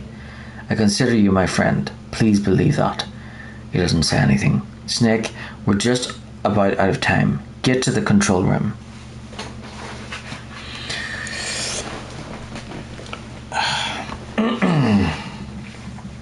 Control room flooded with gas. Before a certain amount of time has passed. Snake, gas, do something. Snake, call Emmerich. He should be able to break through security. After calling Otacon, Snake, Emmerich will be able to open the door. Just trust him and hang on. Control room, the player can now escape. Snake, what are you doing? Go after Liquid. Campbell, prior to Liquid, Snake bottle. Metal Gear bottle in front of escape door. What the hell are you doing, Snake? You've got to stop Metal Gear. Metal Gear bottle, before calling Otacon. God help us, Metal Gear's moving. Snake, it's all riding on you now. You've got to stop that thing. But how? You'll have to ask Dr. Emmerich, the guy who made it. Metal Gear bottle, after calling Otacon. Destroy Metal Gear. We're out of time. First time only. If you can't do it, I'll have to resort to my last option. Last option? We have a submarine prepared to deliver a full nuclear strike on the base. What the hell?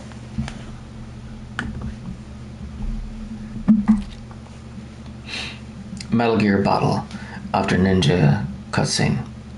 First time only. Colonel, Fox is dead. Sorrowfully, I know. God rest his soul. Even a soldier needs more to live for than just fighting. Maybe if he had found something else, he wouldn't have been so haunted. He was too simple, too pure. There was nothing in this world for him to believe in, so he chose to believe only in himself. I guess you're right. A man like Fox is really only looking for his death. Yeah, but if you ask me, there's no happiness to be gained in death. No peace either. Determined. I'm going to leave here alive. With hope. Good. I want that too. Second and subsequent times. If you can shoot a Stinger missile directly into the cockpit, maybe you can destroy it. Come on, Snake. Win. Mailing. Prior to Raven battle. Naomi, the spy, after codec call. Mailing. How's Naomi? Confused. Huh? She's fine, I guess. What's up? Oh. A bit jealous.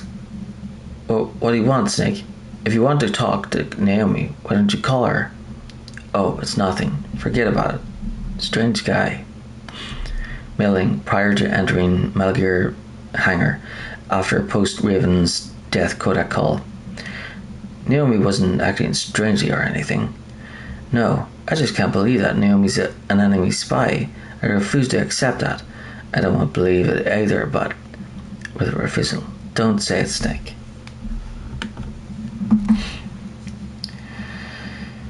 Mailing prior to Metal Gear battle after Naomi's confession codec call.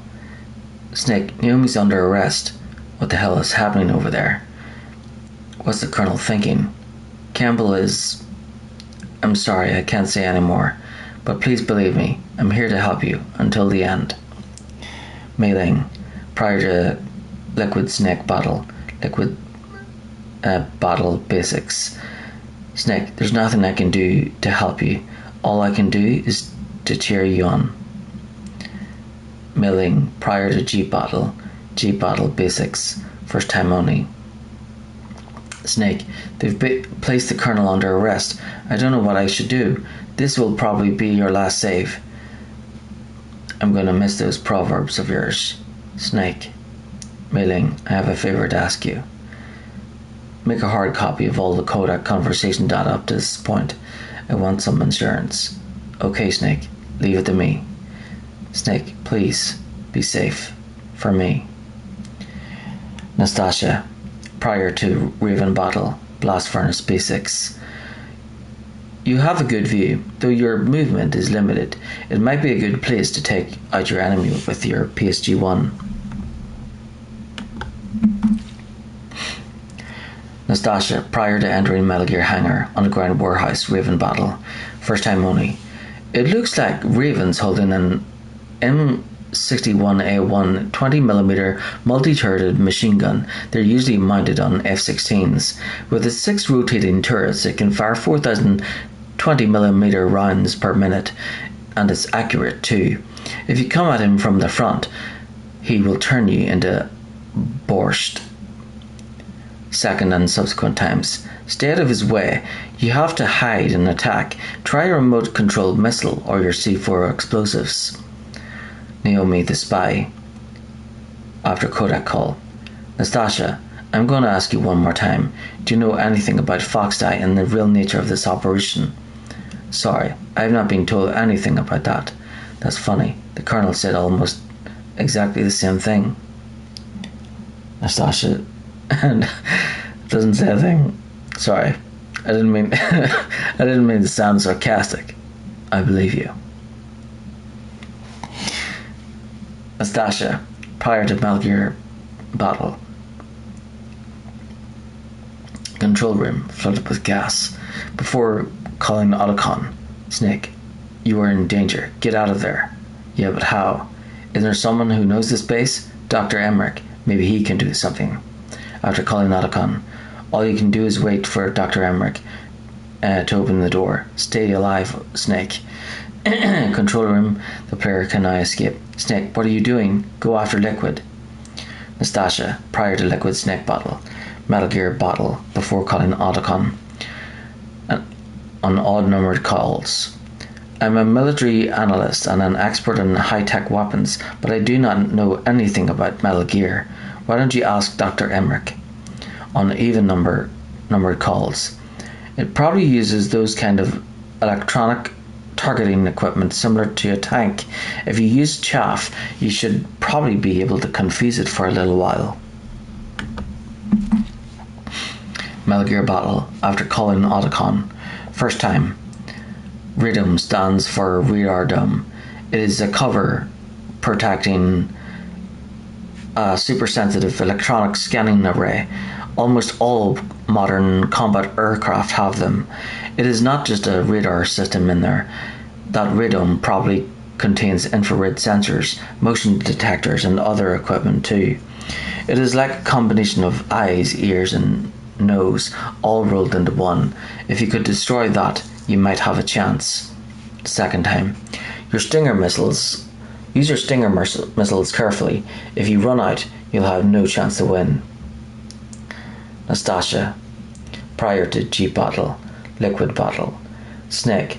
It is just you and Liquid now. There's no advice I can give you. Trust yourself. You have got to win. Master, prior to Raven battle, cargo elevator top, enemy ambush. Naturally, in an enclosed room, your motion is limited, but that doesn't mean that you should stand still and become a human target. You can win if you watch how your enemy moves and then cleverly counter it. Cargo elevator bottom while moving. First time only. There are a lot of crows around here. Those aren't crows, those are northern ravens. The Inuit and other Native Americans worship northern ravens as creator deities. Shard. Some say that ravens have the power to predict death. The great poet Marlowe wrote about them in the 16th century. Thus, like the sad presaging raven that tolls the sick man's passport in her hollow beak, and in the shadow of the silent night doth shake contagion from her sable wings. That's pretty gloomy, master. By the way, what?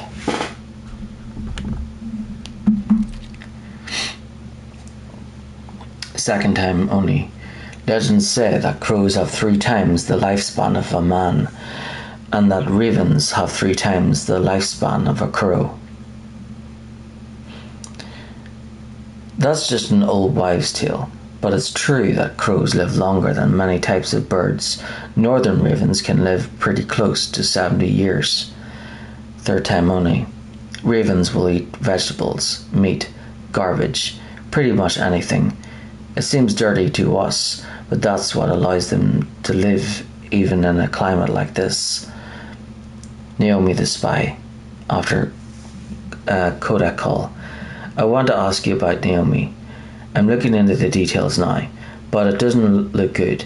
Weren't you ever suspicious about her, Snake? Snake says nothing. Snake, keep your guard up. Cargo elevator bottom, Raven's Nest. Shard.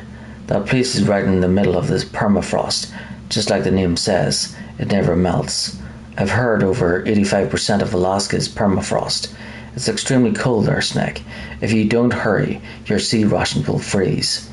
One way to prevent your sea rations from freezing is to hold them close to your body by equipping them. Master, prior to entering Metal Gear Hangar, Underground Warehouse, Raven Battle. First time only. It's extremely cold there, Snake. If you don't hurry, your sea rations will freeze. Second and subsequent times, A, B, or C at random. A. One way to prevent your sea rations from freezing is to hold them close to your body by equipping them. If they're already frozen. They're already frozen. You can warm them up by equipping them. After a while, they should be okay to eat. B. A native Alaskan American, huh? Probably Athapascan. They're originally from the same tribe as the Apaches and Navajos of New Mexico. Anthropologically, they are related to the Japanese. There are even linguistic similarities between Athapascan languages and ancient Japanese.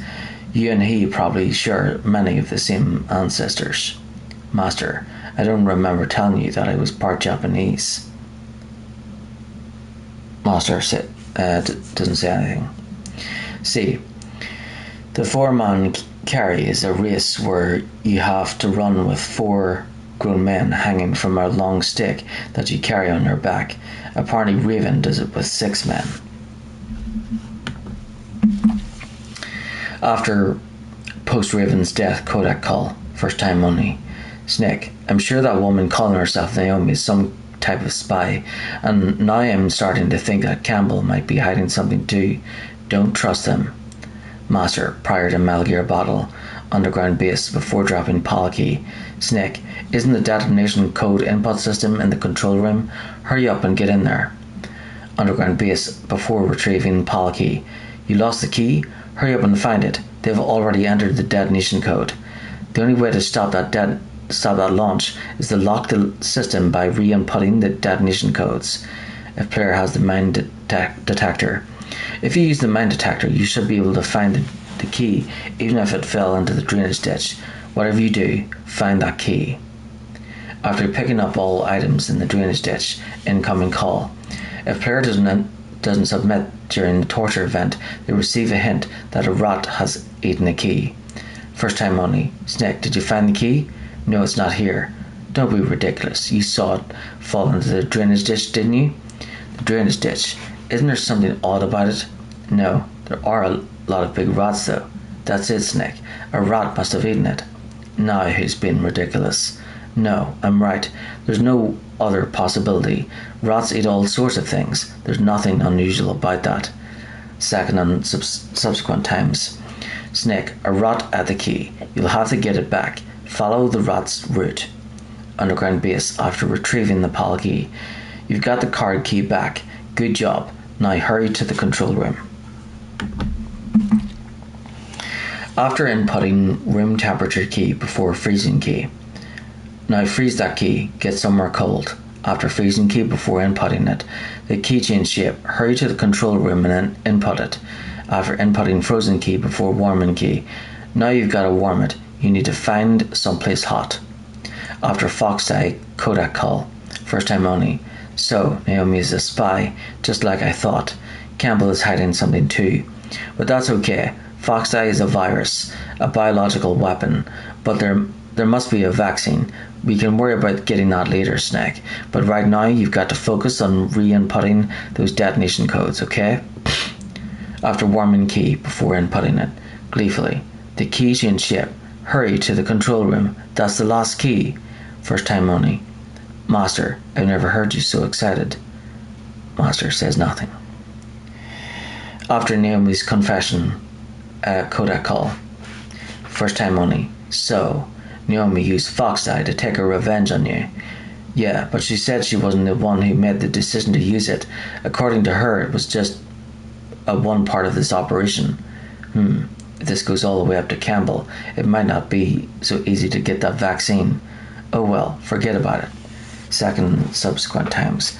If Pear has warmed the key. Hurry up and get to the control room. Input that last key. If Pear hasn't warmed the key, first you have to change the shape of the last key.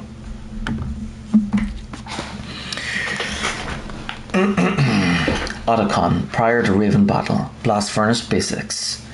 There's a cargo elevator in the northeast part of the bottom floor. You can take that to Metal Gear's underground base. You'll spot it right away. It's got a big patrol light attached to it. Blast Furnace can't use elevator. First time only.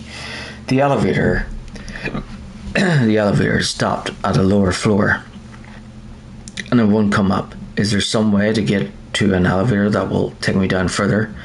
Well, there is one, but where?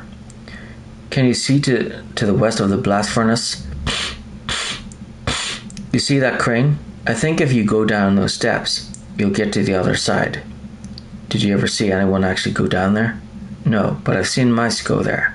Do I look like a mouse to you? Be careful of that crane too. Second and subsequent times. If you stick close to those steps, I think you can make it to the other side. Probably. Blast furnace, boiler room. Are you in the boiler room? Those pipes are really old. Once in a while they blow out steam, so be careful. You call this once in a while? In front of cargo elevator, top.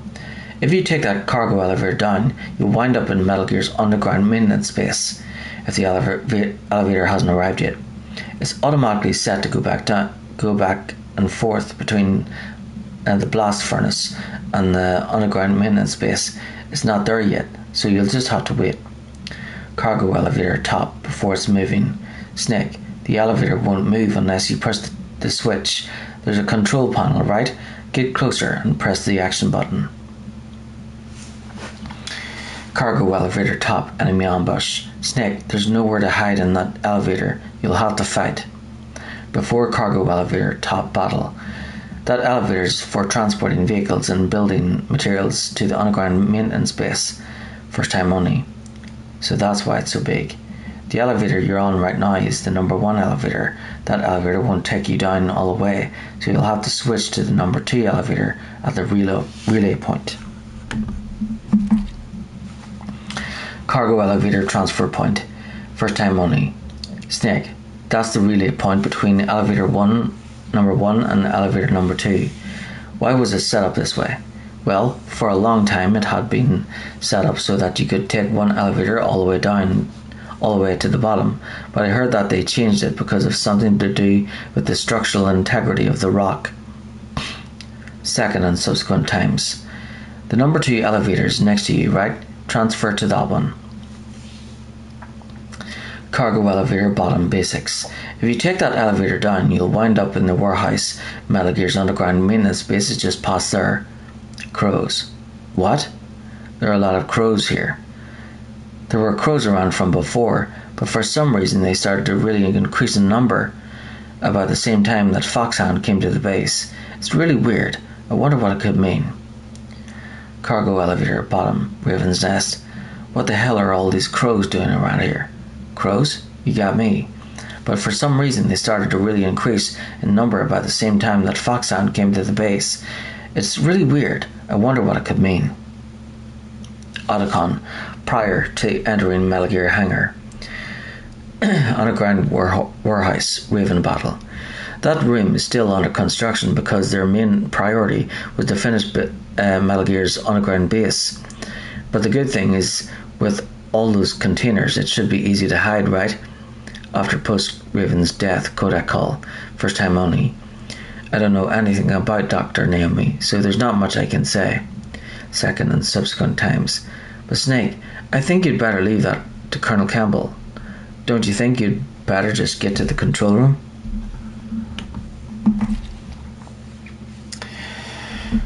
Whew, that's a lot to read.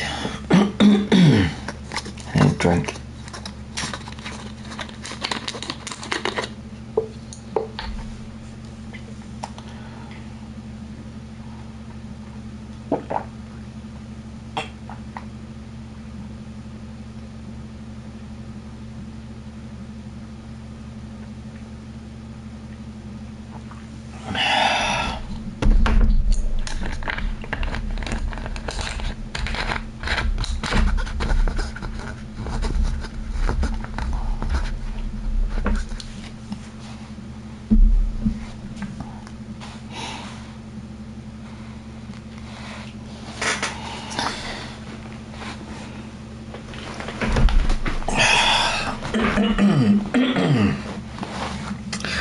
Otacon, prior to Metal Gear Battle, Underground Base 1F, after Otacon, Kodak Call 1.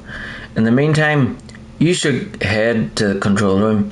That's where the emergency PAL override, code override system is. The control room is on the 3rd floor of the base you're in. Do you see that ladder next to Metal Gear? You can climb up there.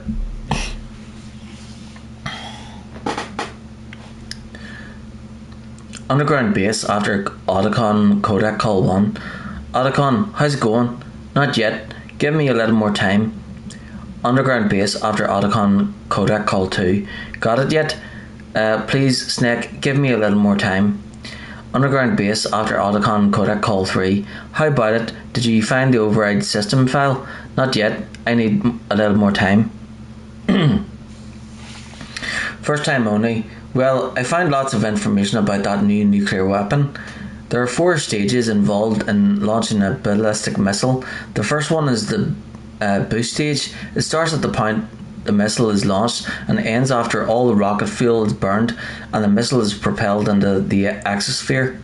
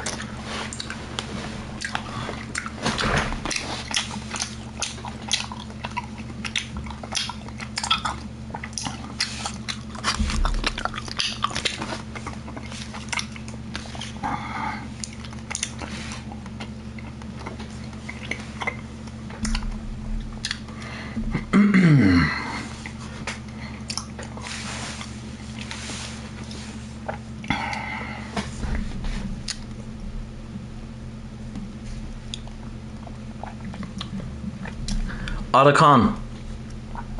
Prior to Metal Gear Battle, Underground Base 1F, after Otacon Codec Call 1. In the meantime, you should head to the control room. That's where the emergency PAL code override system is. The control room is on the 3rd floor of the base you're in. Do you see that ladder next to Metal Gear? You can climb up there. Underground Base after Otacon Codec Call 1. Otacon, how's it going? Not yet. Give me a little more time. Underground Base after Otacon Codec Call 2. Got it yet? Please, Nick, give me a little more time. Underground Base after Otacon Codec Call 3. How about it? Did you find the override system file? Not yet. Give me a little more time. First time only. Well, I found lots of information about that new nuclear weapon. There are 4 stages involved in launching a ballistic missile. The first one is the boost stage. It starts at the point the missile is launched and ends after all the rocket fuel is burned and the missile is propelled into the exosphere. The next stage is the post-boost stage. It starts after all the fuel is burned and ends after the re-entry vehicle is ejected. Next is the intermediate course stage. It takes place after the re-entry vehicle is ejected and lasts until the missile enters the exosphere. Then comes the final stage. It starts when the re-entry vehicle enters the exosphere and it lasts until it reaches its ultimate target on the ground. Missile defense systems use military satellites to detect rocket emissions during the initial boost stage of a missile. But this new nuclear weapon employs the railgun's ability to fire projectiles at ultra-high velocities instead of using a rocket. That's why it can't be detected by today's missile defense systems. And on top of that, the re-entry vehicle also uses stealth technology.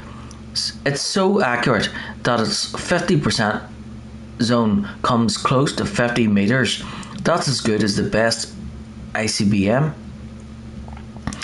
A highly accurate, undetectable, uninterceptable nuclear weapon. We wouldn't even be able to tell where it came from. And that's not all. A standard ballistic missile uses a 2-stage or a 3-stage solid fuel rocket for its propulsion system. Besides costing lots of money, safely maintaining the solid rocket fuel and readying the missile for launch requires a lot of work. But a railgun launched nuclear warhead avoids all of those problems, and it's cheap too. It's the perfect nuke, a general's dream, and the world's nightmare. In front of control room, did you find the file for the override system? Just wait a little longer. First time only. I found out a lot about the arms industry though. After the Cold War ended, the United States slashed its defence budget by more than 15%. Naturally, the arms industry was severely affected. It resulted in an orgy of mergers and acquisitions. Some of the big arms conglomerates today are made up of what 10 years ago would have been 20 or more smaller arms companies. Arms Tech is one of those. But we lost our bid to produce the US Air Force's next line of fighter jets. Then we took a stab at civilian applications, but that was a failure too. The company was about to go belly up. Ironically, the Defence Department was in pretty much the same situation. Thanks to big budget cuts, they were forced to turn down the private sector to help fund their weapons development. On top of that, the government began to actively export their advanced weapons technology to the private sector in order to maintain a high standard of quality in the country's defence armaments. Eventually, they decided on a joint development project for new weapon systems between the DoD and the private sector. And since both sides were in such bad financial shape, that's where all the back scratching came in.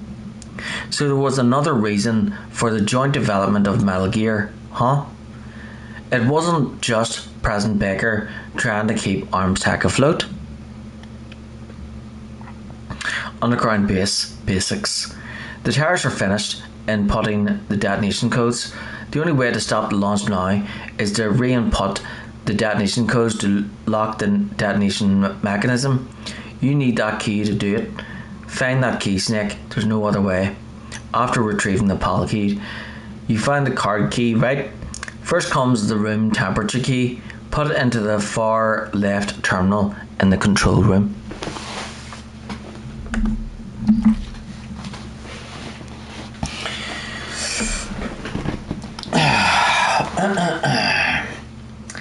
After locating the PAL key, first time only, that key is actually an IC card.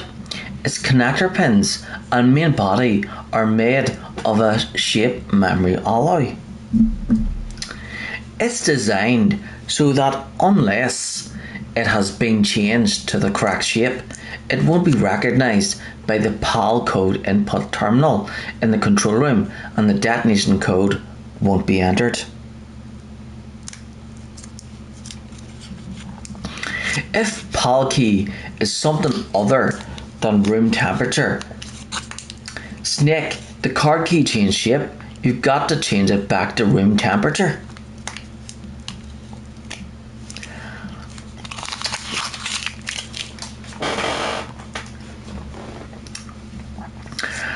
After inputting room temperature key before freezing key,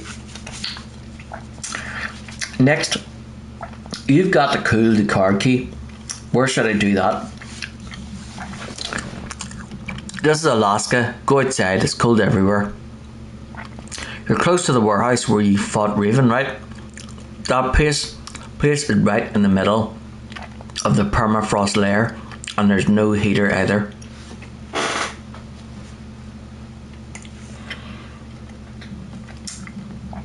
After freezing key before inputting it, Snake, it looks like you changed the card key shape correctly.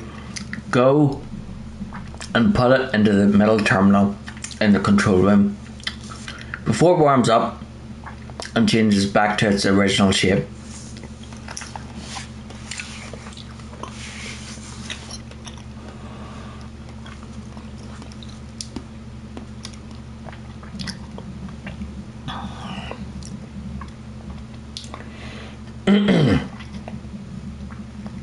If key returns to room temperature, Snake, look at the card key.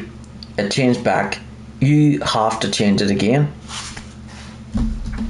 After Foxdie Kodak call, first time only.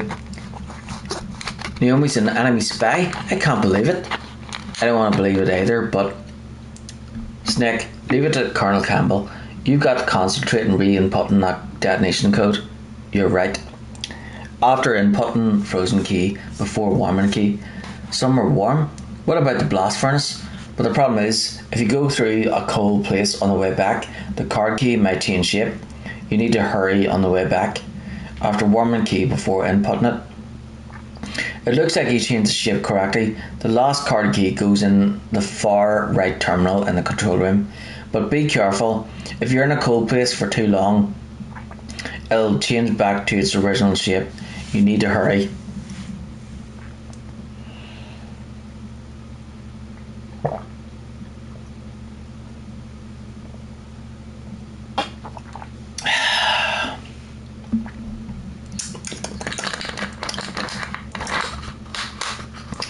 After Naomi's confession Kodak call, first time only, I can't really blame Dr. Naomi. I feel sorry for her.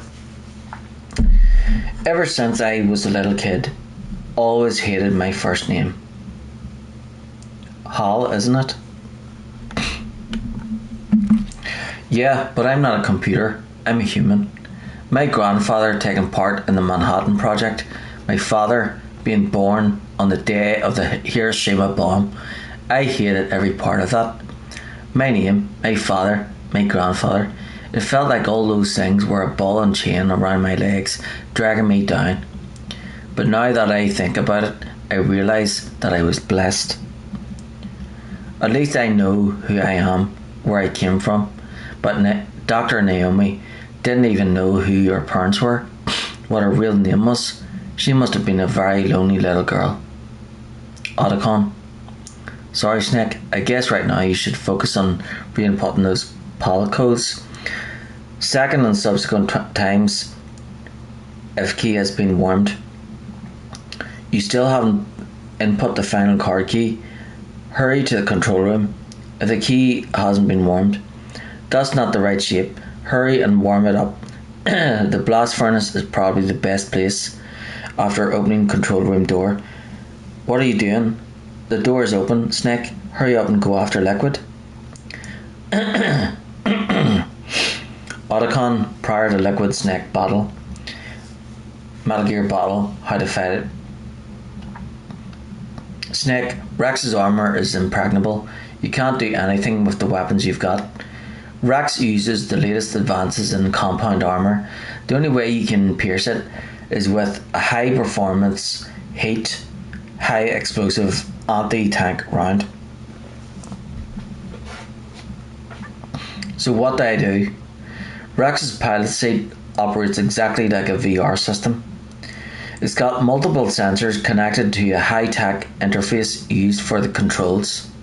It's completely self-enclosed and shut off from the outside environment. He's not using his naked eyes. That's right. So if you could somehow destroy the sensors, do you see that round plate on Rex's left arm? Yeah, that thing that looks like a shield. That's a radome. If you can destroy that thing, it won't be able to use its electronic equipment, so he'll be blinded. Yeah, try to hit that radome with a Stinger missile, so that will stop it.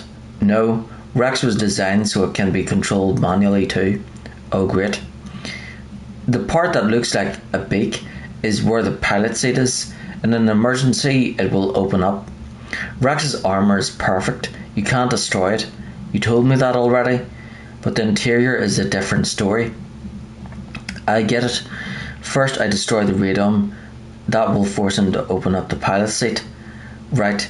If you can shoot a Stinger missile into the cockpit, you'll destroy the computer control system. You intentionally designed it with a weak point.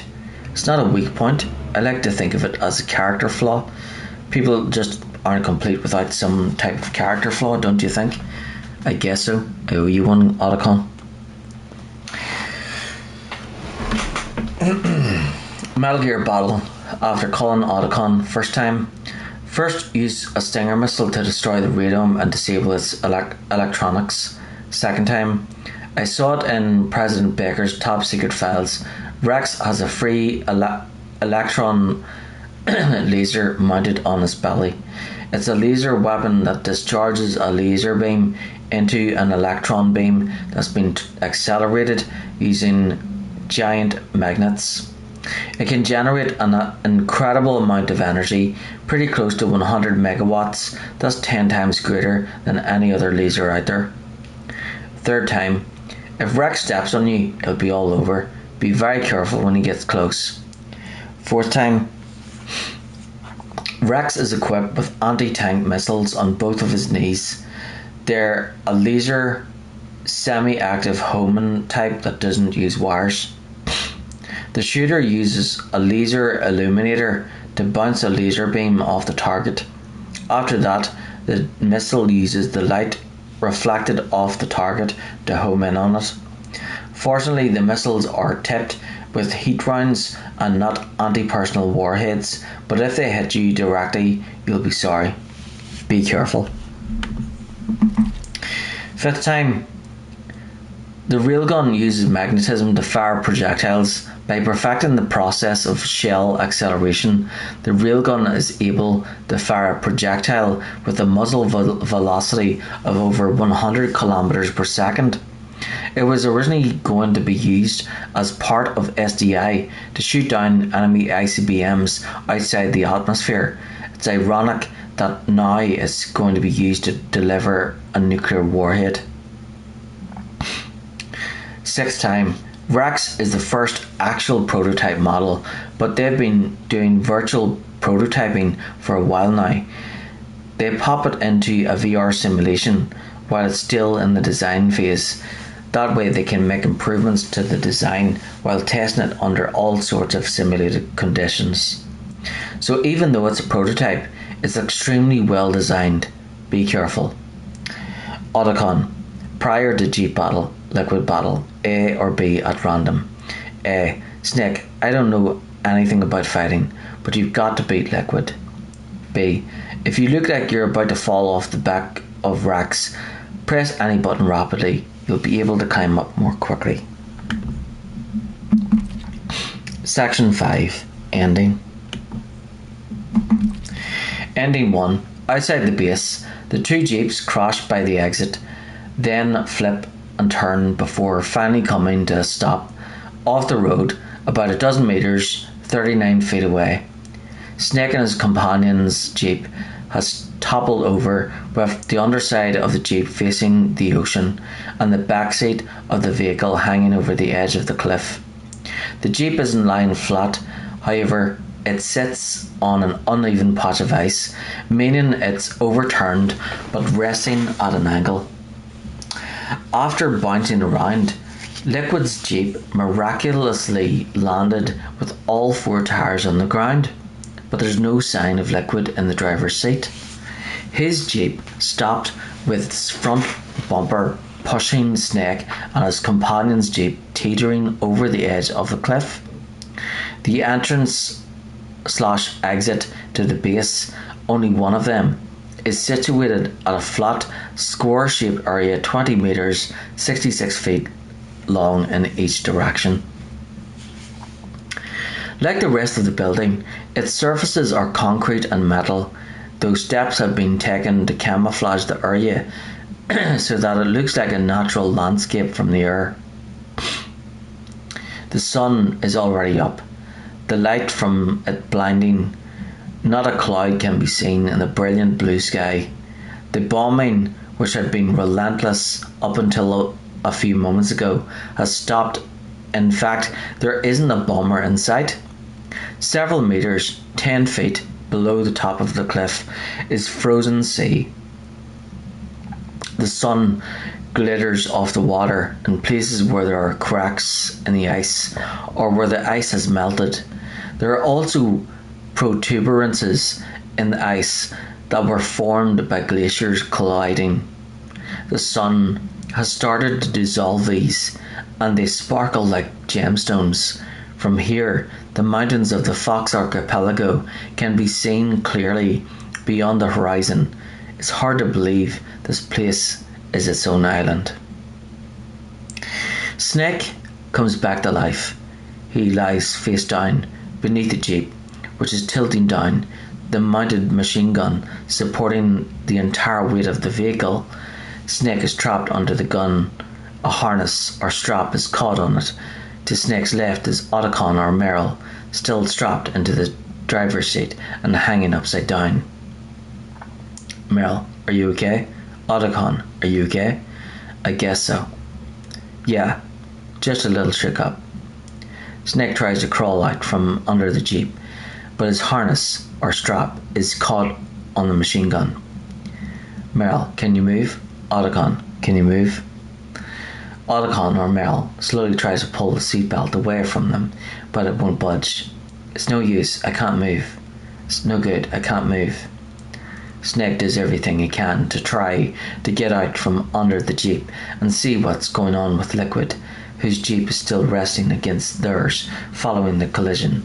Snake and his companion's jeep is like an umbrella hanging over them, obstructing their view.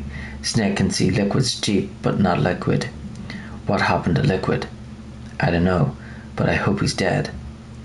I can't see him either. Liquid is dead. Snake lowers his body closer to the ground to try to get a better look out. Liquid comes tottering over from his jeep. Snake and his companion finally manage to crawl out from under theirs. Liquid staggers toward them. Uh-oh. Snake! Liquid falls to his knees, then collapses to the ground. Snake! Fox!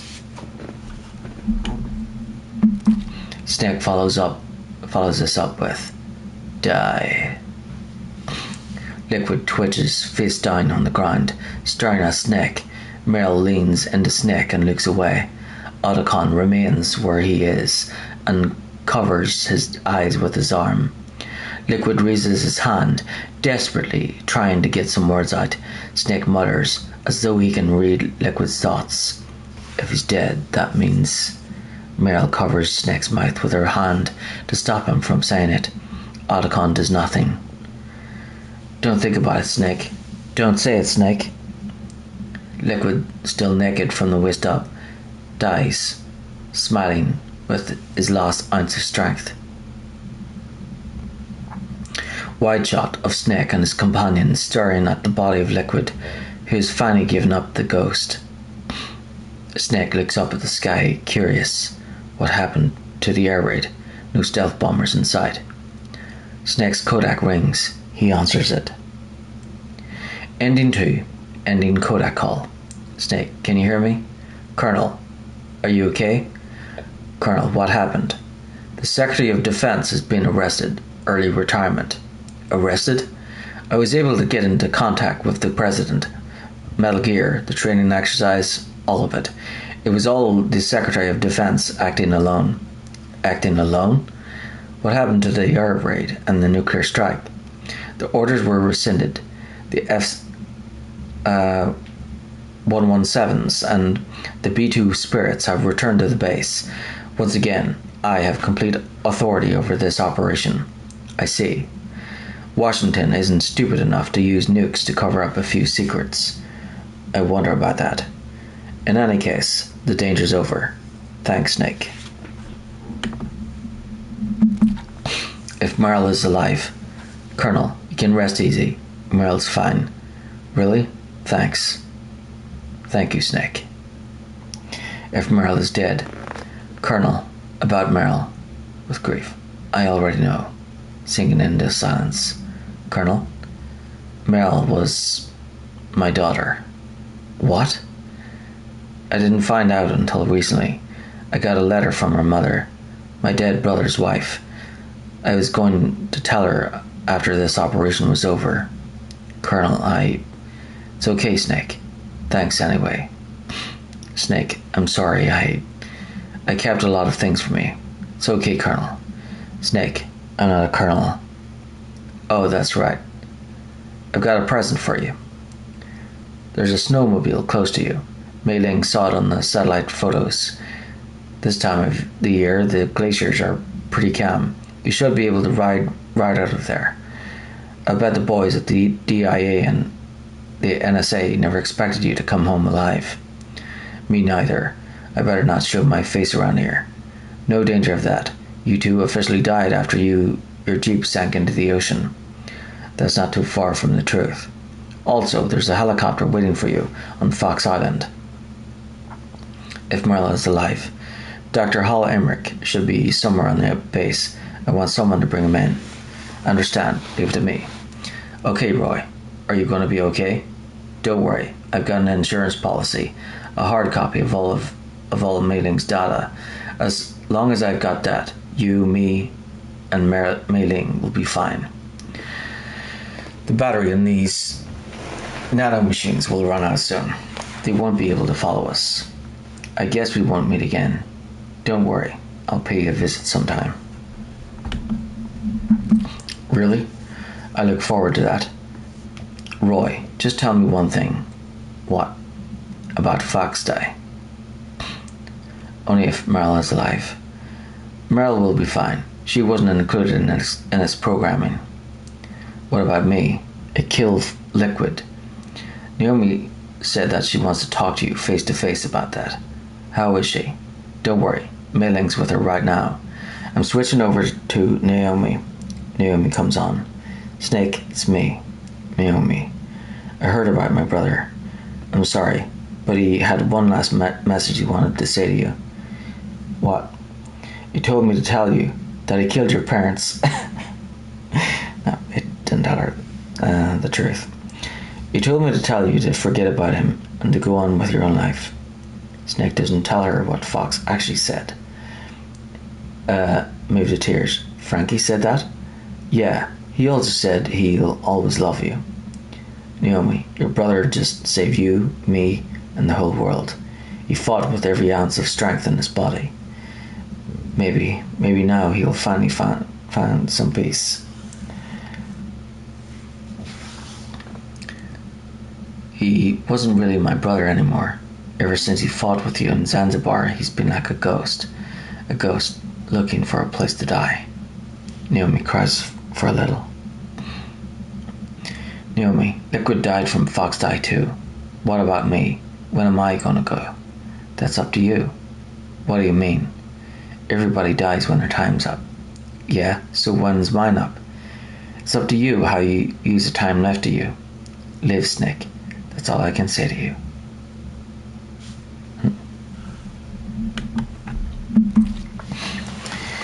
Ending 3. Ending cutscene outside the base. Snake and Otacon or Meryl start walking. They look at the Jeep wreckage and Liquid's body as they walk past them. Snake and his companion continue down a relatively gentle slope of the cliff, then look for the point Campbell was talking about. Snake peeks into a hollow in the cliff, where he finds the snowmobile. Otacon or Meryl rejoices. They push the snowmobile out onto the ice and look it over. Snake tries starting it up. It works. Naomi speaks over the Kodak. Each person is born with their fate written into their own genetic code. It's unchangeable, immutable. But that's not all there is to life. I finally realized that. I told you before, the reason that I was interested in genes and DNA, because I wanted to know who I was, where I came from. The thought that if I analysed my DNA, I could find out who I was, who my parents were. And I thought that if I knew that, then I'd know what path I should take in life. But I was wrong. I didn't find anything. I didn't learn anything. Just like with the genome soldiers, you can input all the genetic information, but that doesn't make them into the strongest soldiers. The most we can say about DNA is that it governs a person's potential strengths, potential destiny. You mustn't allow yourself to be chained to fate, to be ruled by your genes. Humans can choose the type of life they want to live. Snake, whether or not you're in the Fox Die program isn't important. The important thing is that you choose life and then live. Don't you think, Snake? Don't worry, I'm going to choose life too. Until today, I've always looked for a reason to live, but from here on, I'm going to just live. Genes exist to pass down our hopes and dreams for the future through our children. Living is a link to the future. That's how all life works. Loving each other, teaching each other, that's how we can change the world. I finally realized it, the true meaning of life. Thank you, Snake. Naomi's Kodak message ends. Ending 4. Meryl alive, ending cutscene, outside the base. Snake is sitting in the driver's seat. Meryl gets on the back seat. Meryl discovers a bonus item the player can use in second and subsequent playthroughs. It's the Infinity Bandana, which gives the player infinite ammo for all weapons. Look, I found this. Let's keep it as a reminder. Of what? A reminder of a successful mission or the first time we met? A reminder of how to live. Huh?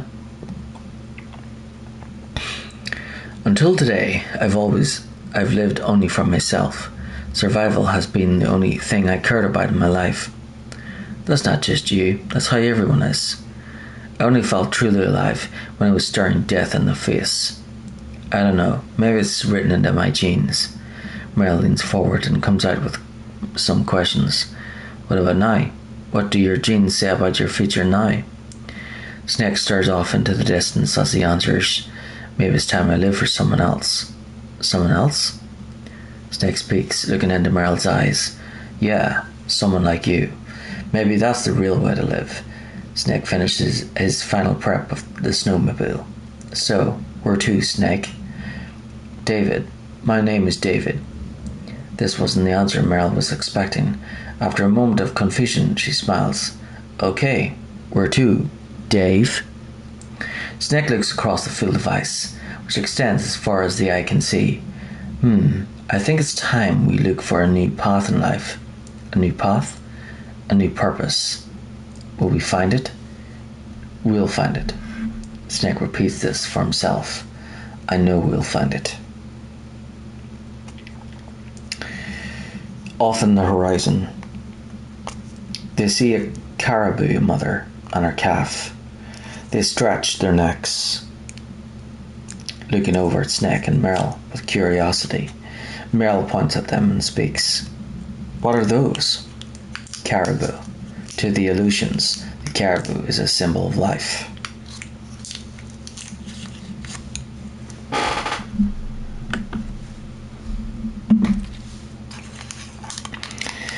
It'll be spring here soon. Mel wraps her arms around Snake's waist.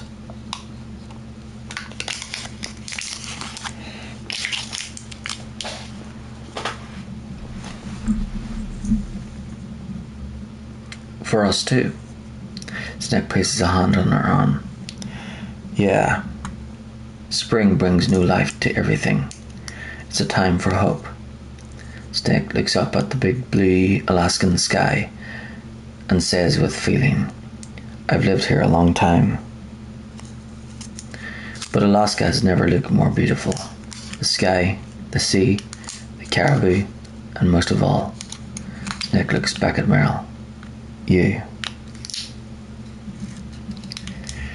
Merrill rests her face against Snake's back. She feels not just the heat from his body, but also a heart with a newfound passion for life.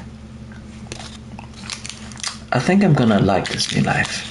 Snake looks ahead and says serenely, come on, let's enjoy life.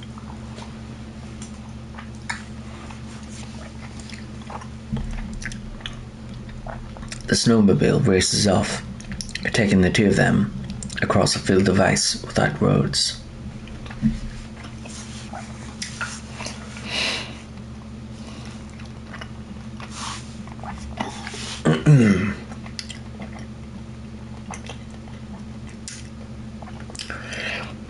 Ending 5. Merrill dead. Ending cutscene outside the base.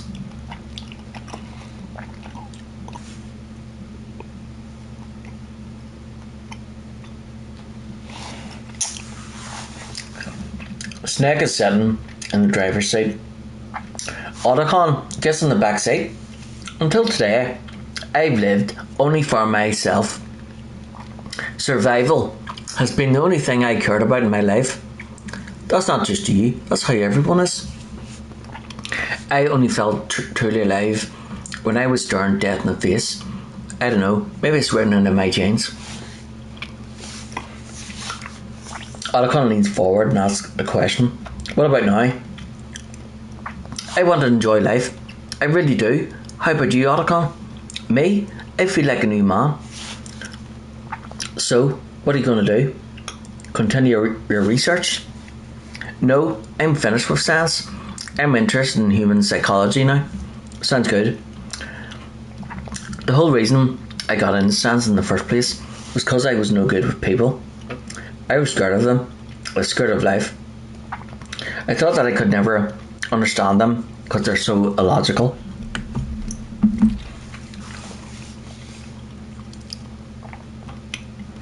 But I finally learned how to like people.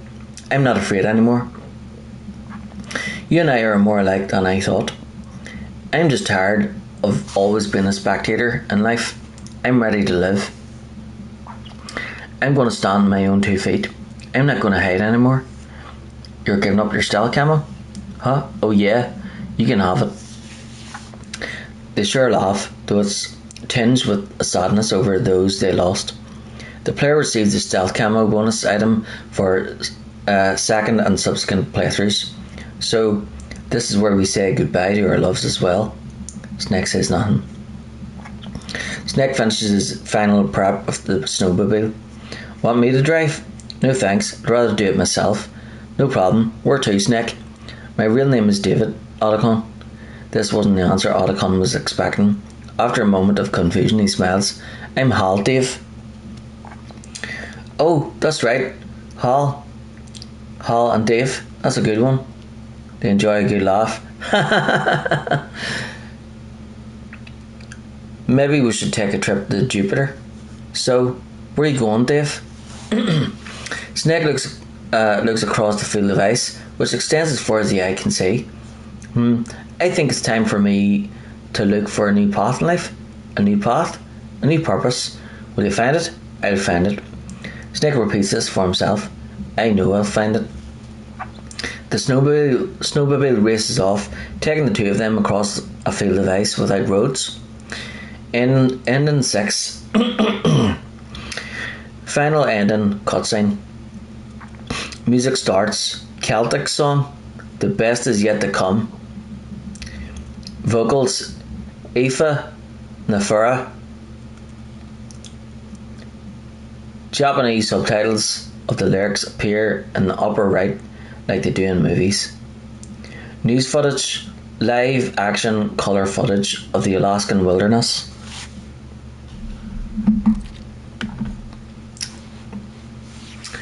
Mountains, magnificent glaciers, herds of caribou, blueberries, etc. The scene gradually moves inland. The thaw begins. Staff credits roll over the footage from bottom to top. The footage fades out part way through, and the credits continue on a black background. Directed by Hideo Kojima. End of staff credits. Fade out in middle of screen. Display captions conveying the current state of nuclear weapons storage and reduction, the progress of START, CTBT, etc., and the number of decommissioned nuclear weapons as of 1998, etc. Caption: in the 1980s, there were more than 60,000 nuclear warheads in the world at all times. Caption: the total destructive power amounted to 1 million times that of the Hiroshima A-bomb. Caption: in January 1993, START 2 was signed and the United States and Russia agreed to reduce the number of deployed strategic nuclear warheads to 3,000 to 3,500 in each nation by December 31st, 2000. Caption: however, as of 1998, there still exist 26,000 nuclear warheads in the world. The most we can say about DNA is that it governs a person's potential strengths, potential destiny. You mustn't allow yourself to be chained to fate, to be ruled by your genes. Humans can choose the type of life they want to live. Snake, whether or not you're in the Fox-Die program isn't important. The important thing is that you choose life and then live. Black screen. Kodak voices over a black background. Yes, sir. The entire unit was wiped out. Those two are still alive. The Vector? Yes, sir. The Fox-Die should become activated soon. Yes, sir. I recovered all of Rex's dummy warhead data. No, sir. My cover is intact. Nobody knows who I really am. Yes, the DARPA chief knew my identity, but he's been disposed of. Yes, the inferior one was the winner after all. That's right. Until the very end, Liquid thought he was the inferior one. Yes, sir. I agree completely. It takes a well-balanced individual such as yourself to rule the world. No, sir. No one knows that you were the third one. Solidus. What should I do about the woman? Yes, sir. I'll keep her under surveillance. Yes. Thank you. Goodbye, Mr. President. Kodak Conversations.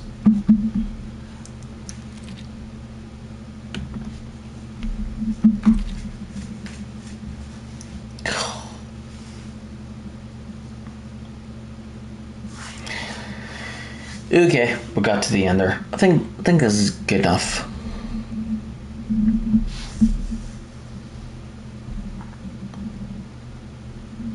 Yeah, so Kodak Conversation, this is going like all the way back to like the start of the game again. I'll just skip to the end until I get the trophy, and then stop the stream, and then start Metal Gear Solid 2 tomorrow.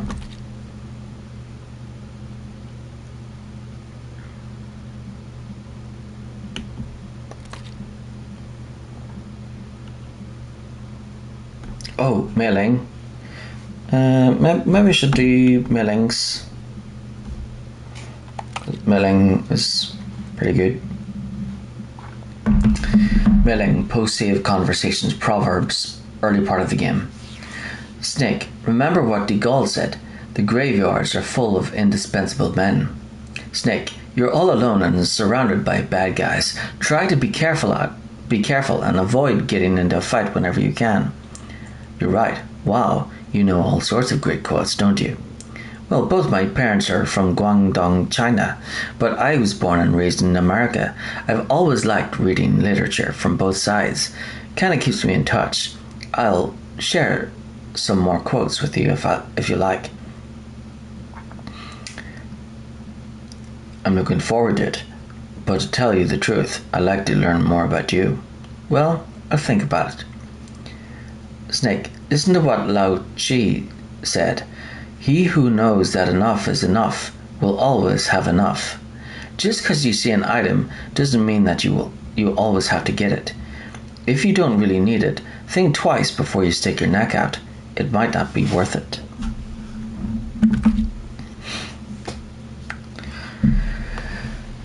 Snake, like Shakespeare said, naught's had, all spent, where our desire is got without content. Basically, it means that your desire can get you into trouble if you're not careful. That goes for items too. Don't be too greedy, or you might be sorry. Be careful, Snake. Snake, in China they say, you must cross the river before you tell a crocodile he has bad breath. Do you know what that means? It means that the wise man avoids danger first. Use your brain to avoid traps and stay away from the enemy. Snake, have you ever heard the saying, friendly counsel cuts off many foes? It means that a little bit of advice from friends can save you a lot of trouble. You should think about it. If you're in trouble, or if you need some information about something, please contact Colonel Campbell or someone else, okay? In my parents' homeland, they say, if there are more wolves, the people are eaten. If there are more people, the wolves are eaten. That means the side with the greater numbers is usually the winner. You're badly outnumbered, Snake. Try not to let them see you. Snake, like Confucius said, the cautious seldom err. If you proceed cautiously, you probably won't make a big mistake. Snake, even after you get used to the mission, don't lose your concentration. Proverbs, middle part of the game. In China they say, rashness brings success to few, misfortune to many. Snake, go forward when it's safe, but retreat when there's danger. You'll just have to play it by ear depending on the circumstances. The Chinese say, it is the strong swimmer who most often drowns. It is because the strong swimmer overestimates his abilities and underestimates the strength of the river. You are probably quite used to the mission now, but don't get careless. There's a Chinese proverb, the man cannot be in two places at once. Make sure that you're not thinking of something else during the mission, okay? Gather ye rosebuds while ye may, old time is still a-flying, and this same flower that smiles today, tomorrow will be dying. Snake, laughter is the best medicine. You should be happy you've got enough free time to play a game. Enjoy yourself, okay? In Paradise Lost, Milton wrote, solitude sometimes is best society, and short retirement urges sweet return. Is that why you came back, Snake? You got tired of your short retirement in Alaska, huh? The proud man does not eat rotting meat, even when hungry. nor steal water from another's well when he thirsts. But, on the other hand, you are forced to steal or find every item you've got, so I guess I shouldn't say that. In China, they say, once the fox gets his nose in, he'll soon find a way to make his body follow.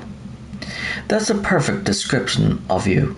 You can do it, Snake, but you've got to be flexible, adapt to each situation uniquely.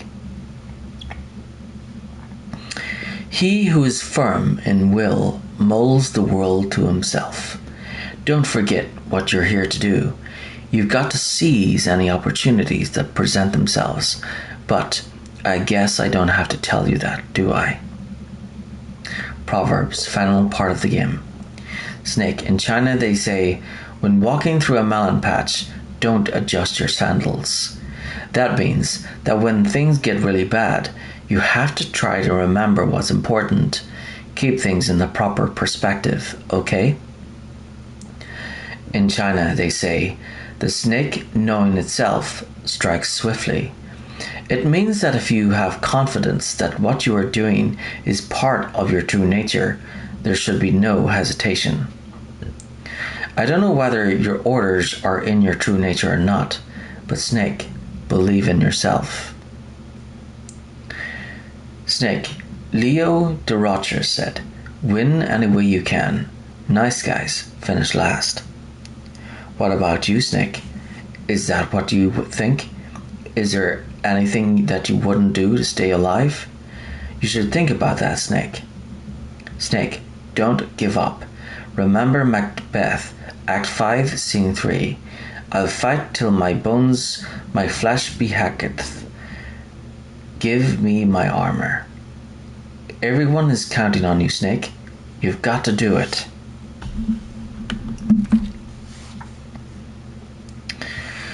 War, he sung, is toil and trouble, honor but an empty bubble. What about you, Snake? Is your honor just an empty bubble too? Snake, come what come may, time and the hour runs through the roughest day. We're almost out of time, Snake. Please hurry. You're the only one who can stop them from launching that nuke.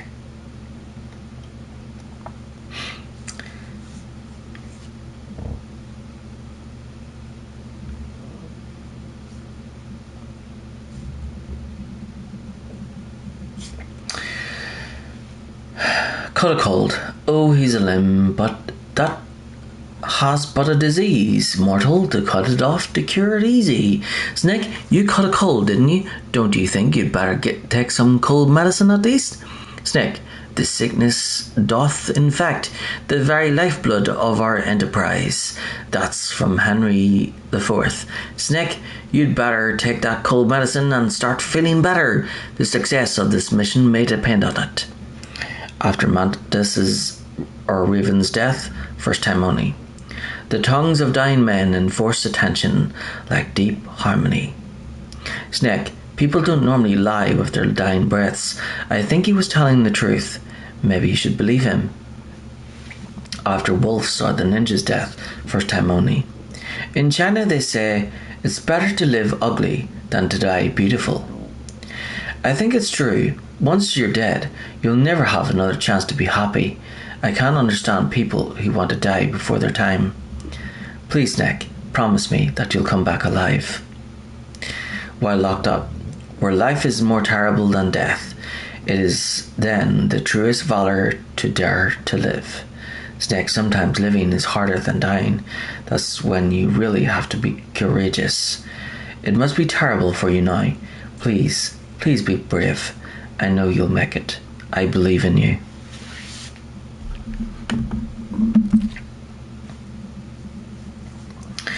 Mailing special situations, second conversation. How's it going, Snake? Have you gotten used to using the radar yet? Griffle. Yeah, it's a great system. Not only can I read the topography, but I can monitor the movement of the bad guys too. Pride. Pretty convenient, huh? It also makes it easy for us to see everything that you're doing. You're watching everything? Juggany. Of course. If you were my boyfriend, you'd never be able to cheat on me. Being monitored 24 hours a day, that would be like hell. Don't think of it like that. At least you'd never get lost. After player enters the tank hangar. I wish I could send you weapons through this codec instead of just data. That would be nice. I'm starting to feel like a thief already. Ransacking rooms, rifling through fallen enemies' pockets. But you have no choice, Snake.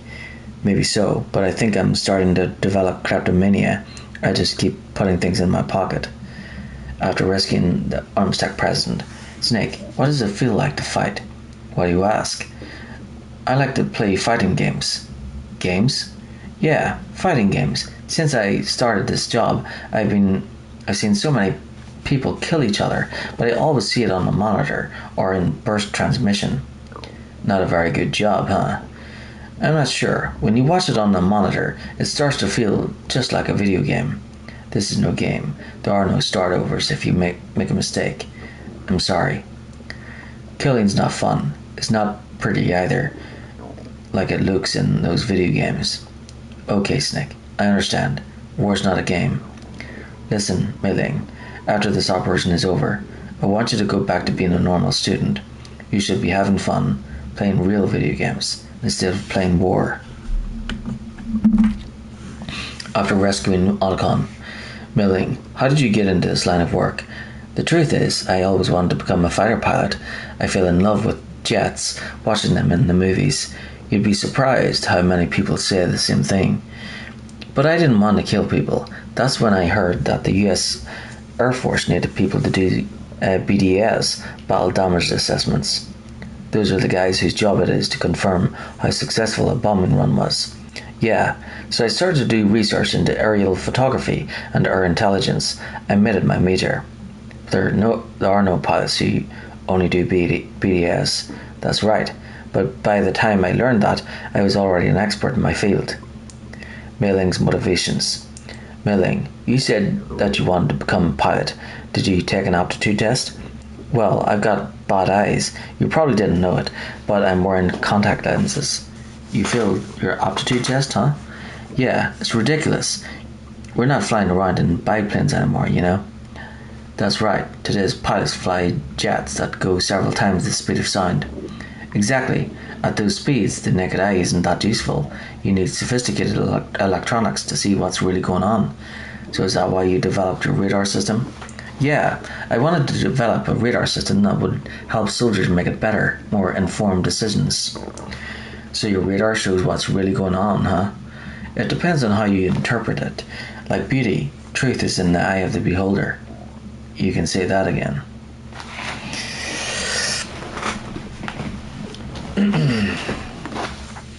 Middle part of the game. Don't forget to save your memories of me too. You can't save memories, even on that system of yours. Memories are fragile things. After you reduce them to binary numbers and send them through the air, they're not memories anymore. I wouldn't be so sure of that. There's nothing that my systems can't do. Memories aren't just sounds and pictures. They exist somewhere between the sounds, between the pictures. I don't get it. Anything can be done digitally. If that's true, why don't you go ahead and try to save what I'm thinking right now? I can't save that type of thing. You have to put in the words at least. That's right. And that's what memories are. Wordless. I don't know about that. No matter how far data technology advances, you'll never be able to penetrate the human heart. You're wrong. It's just a matter of time.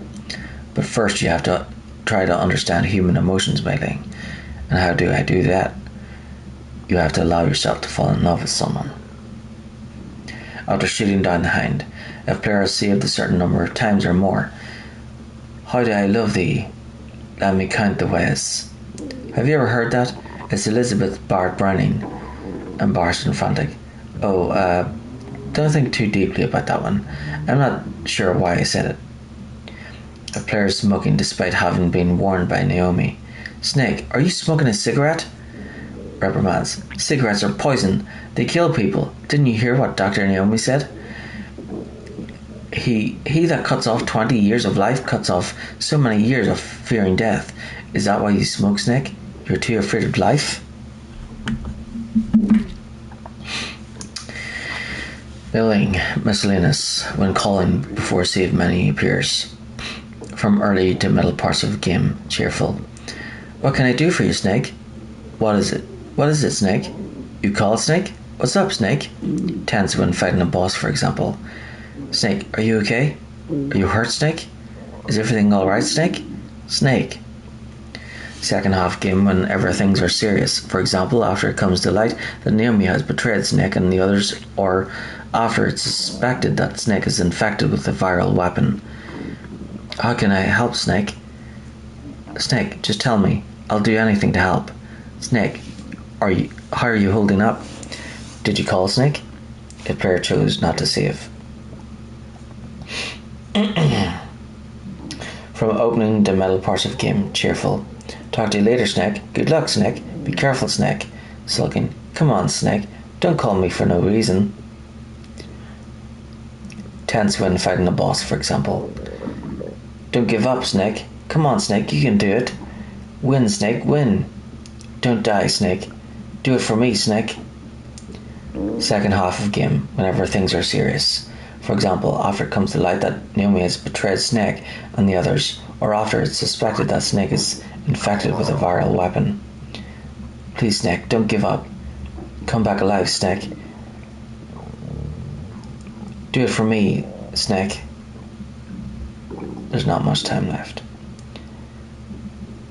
Snake, it's all up to you.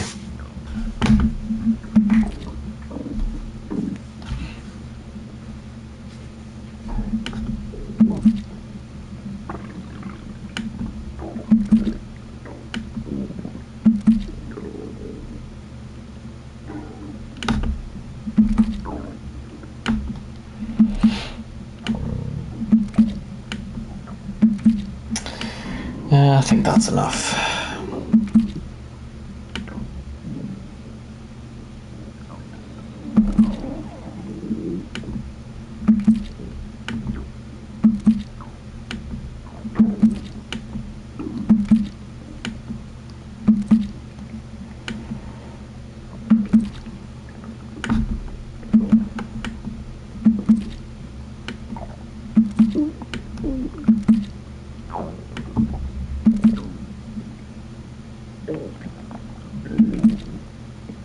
Whoop whoop, cover to cover. Okay, there we go. Okay, what? I was reading that for 7 hours. That's insane. Okay, so now that I've got that done, I'm ready to start Metal Gear Solid 2. But I'm really tired now, so I'm gonna go and I'm gonna start the stream, get some sleep, and then tomorrow I'll start Metal Gear Solid 2.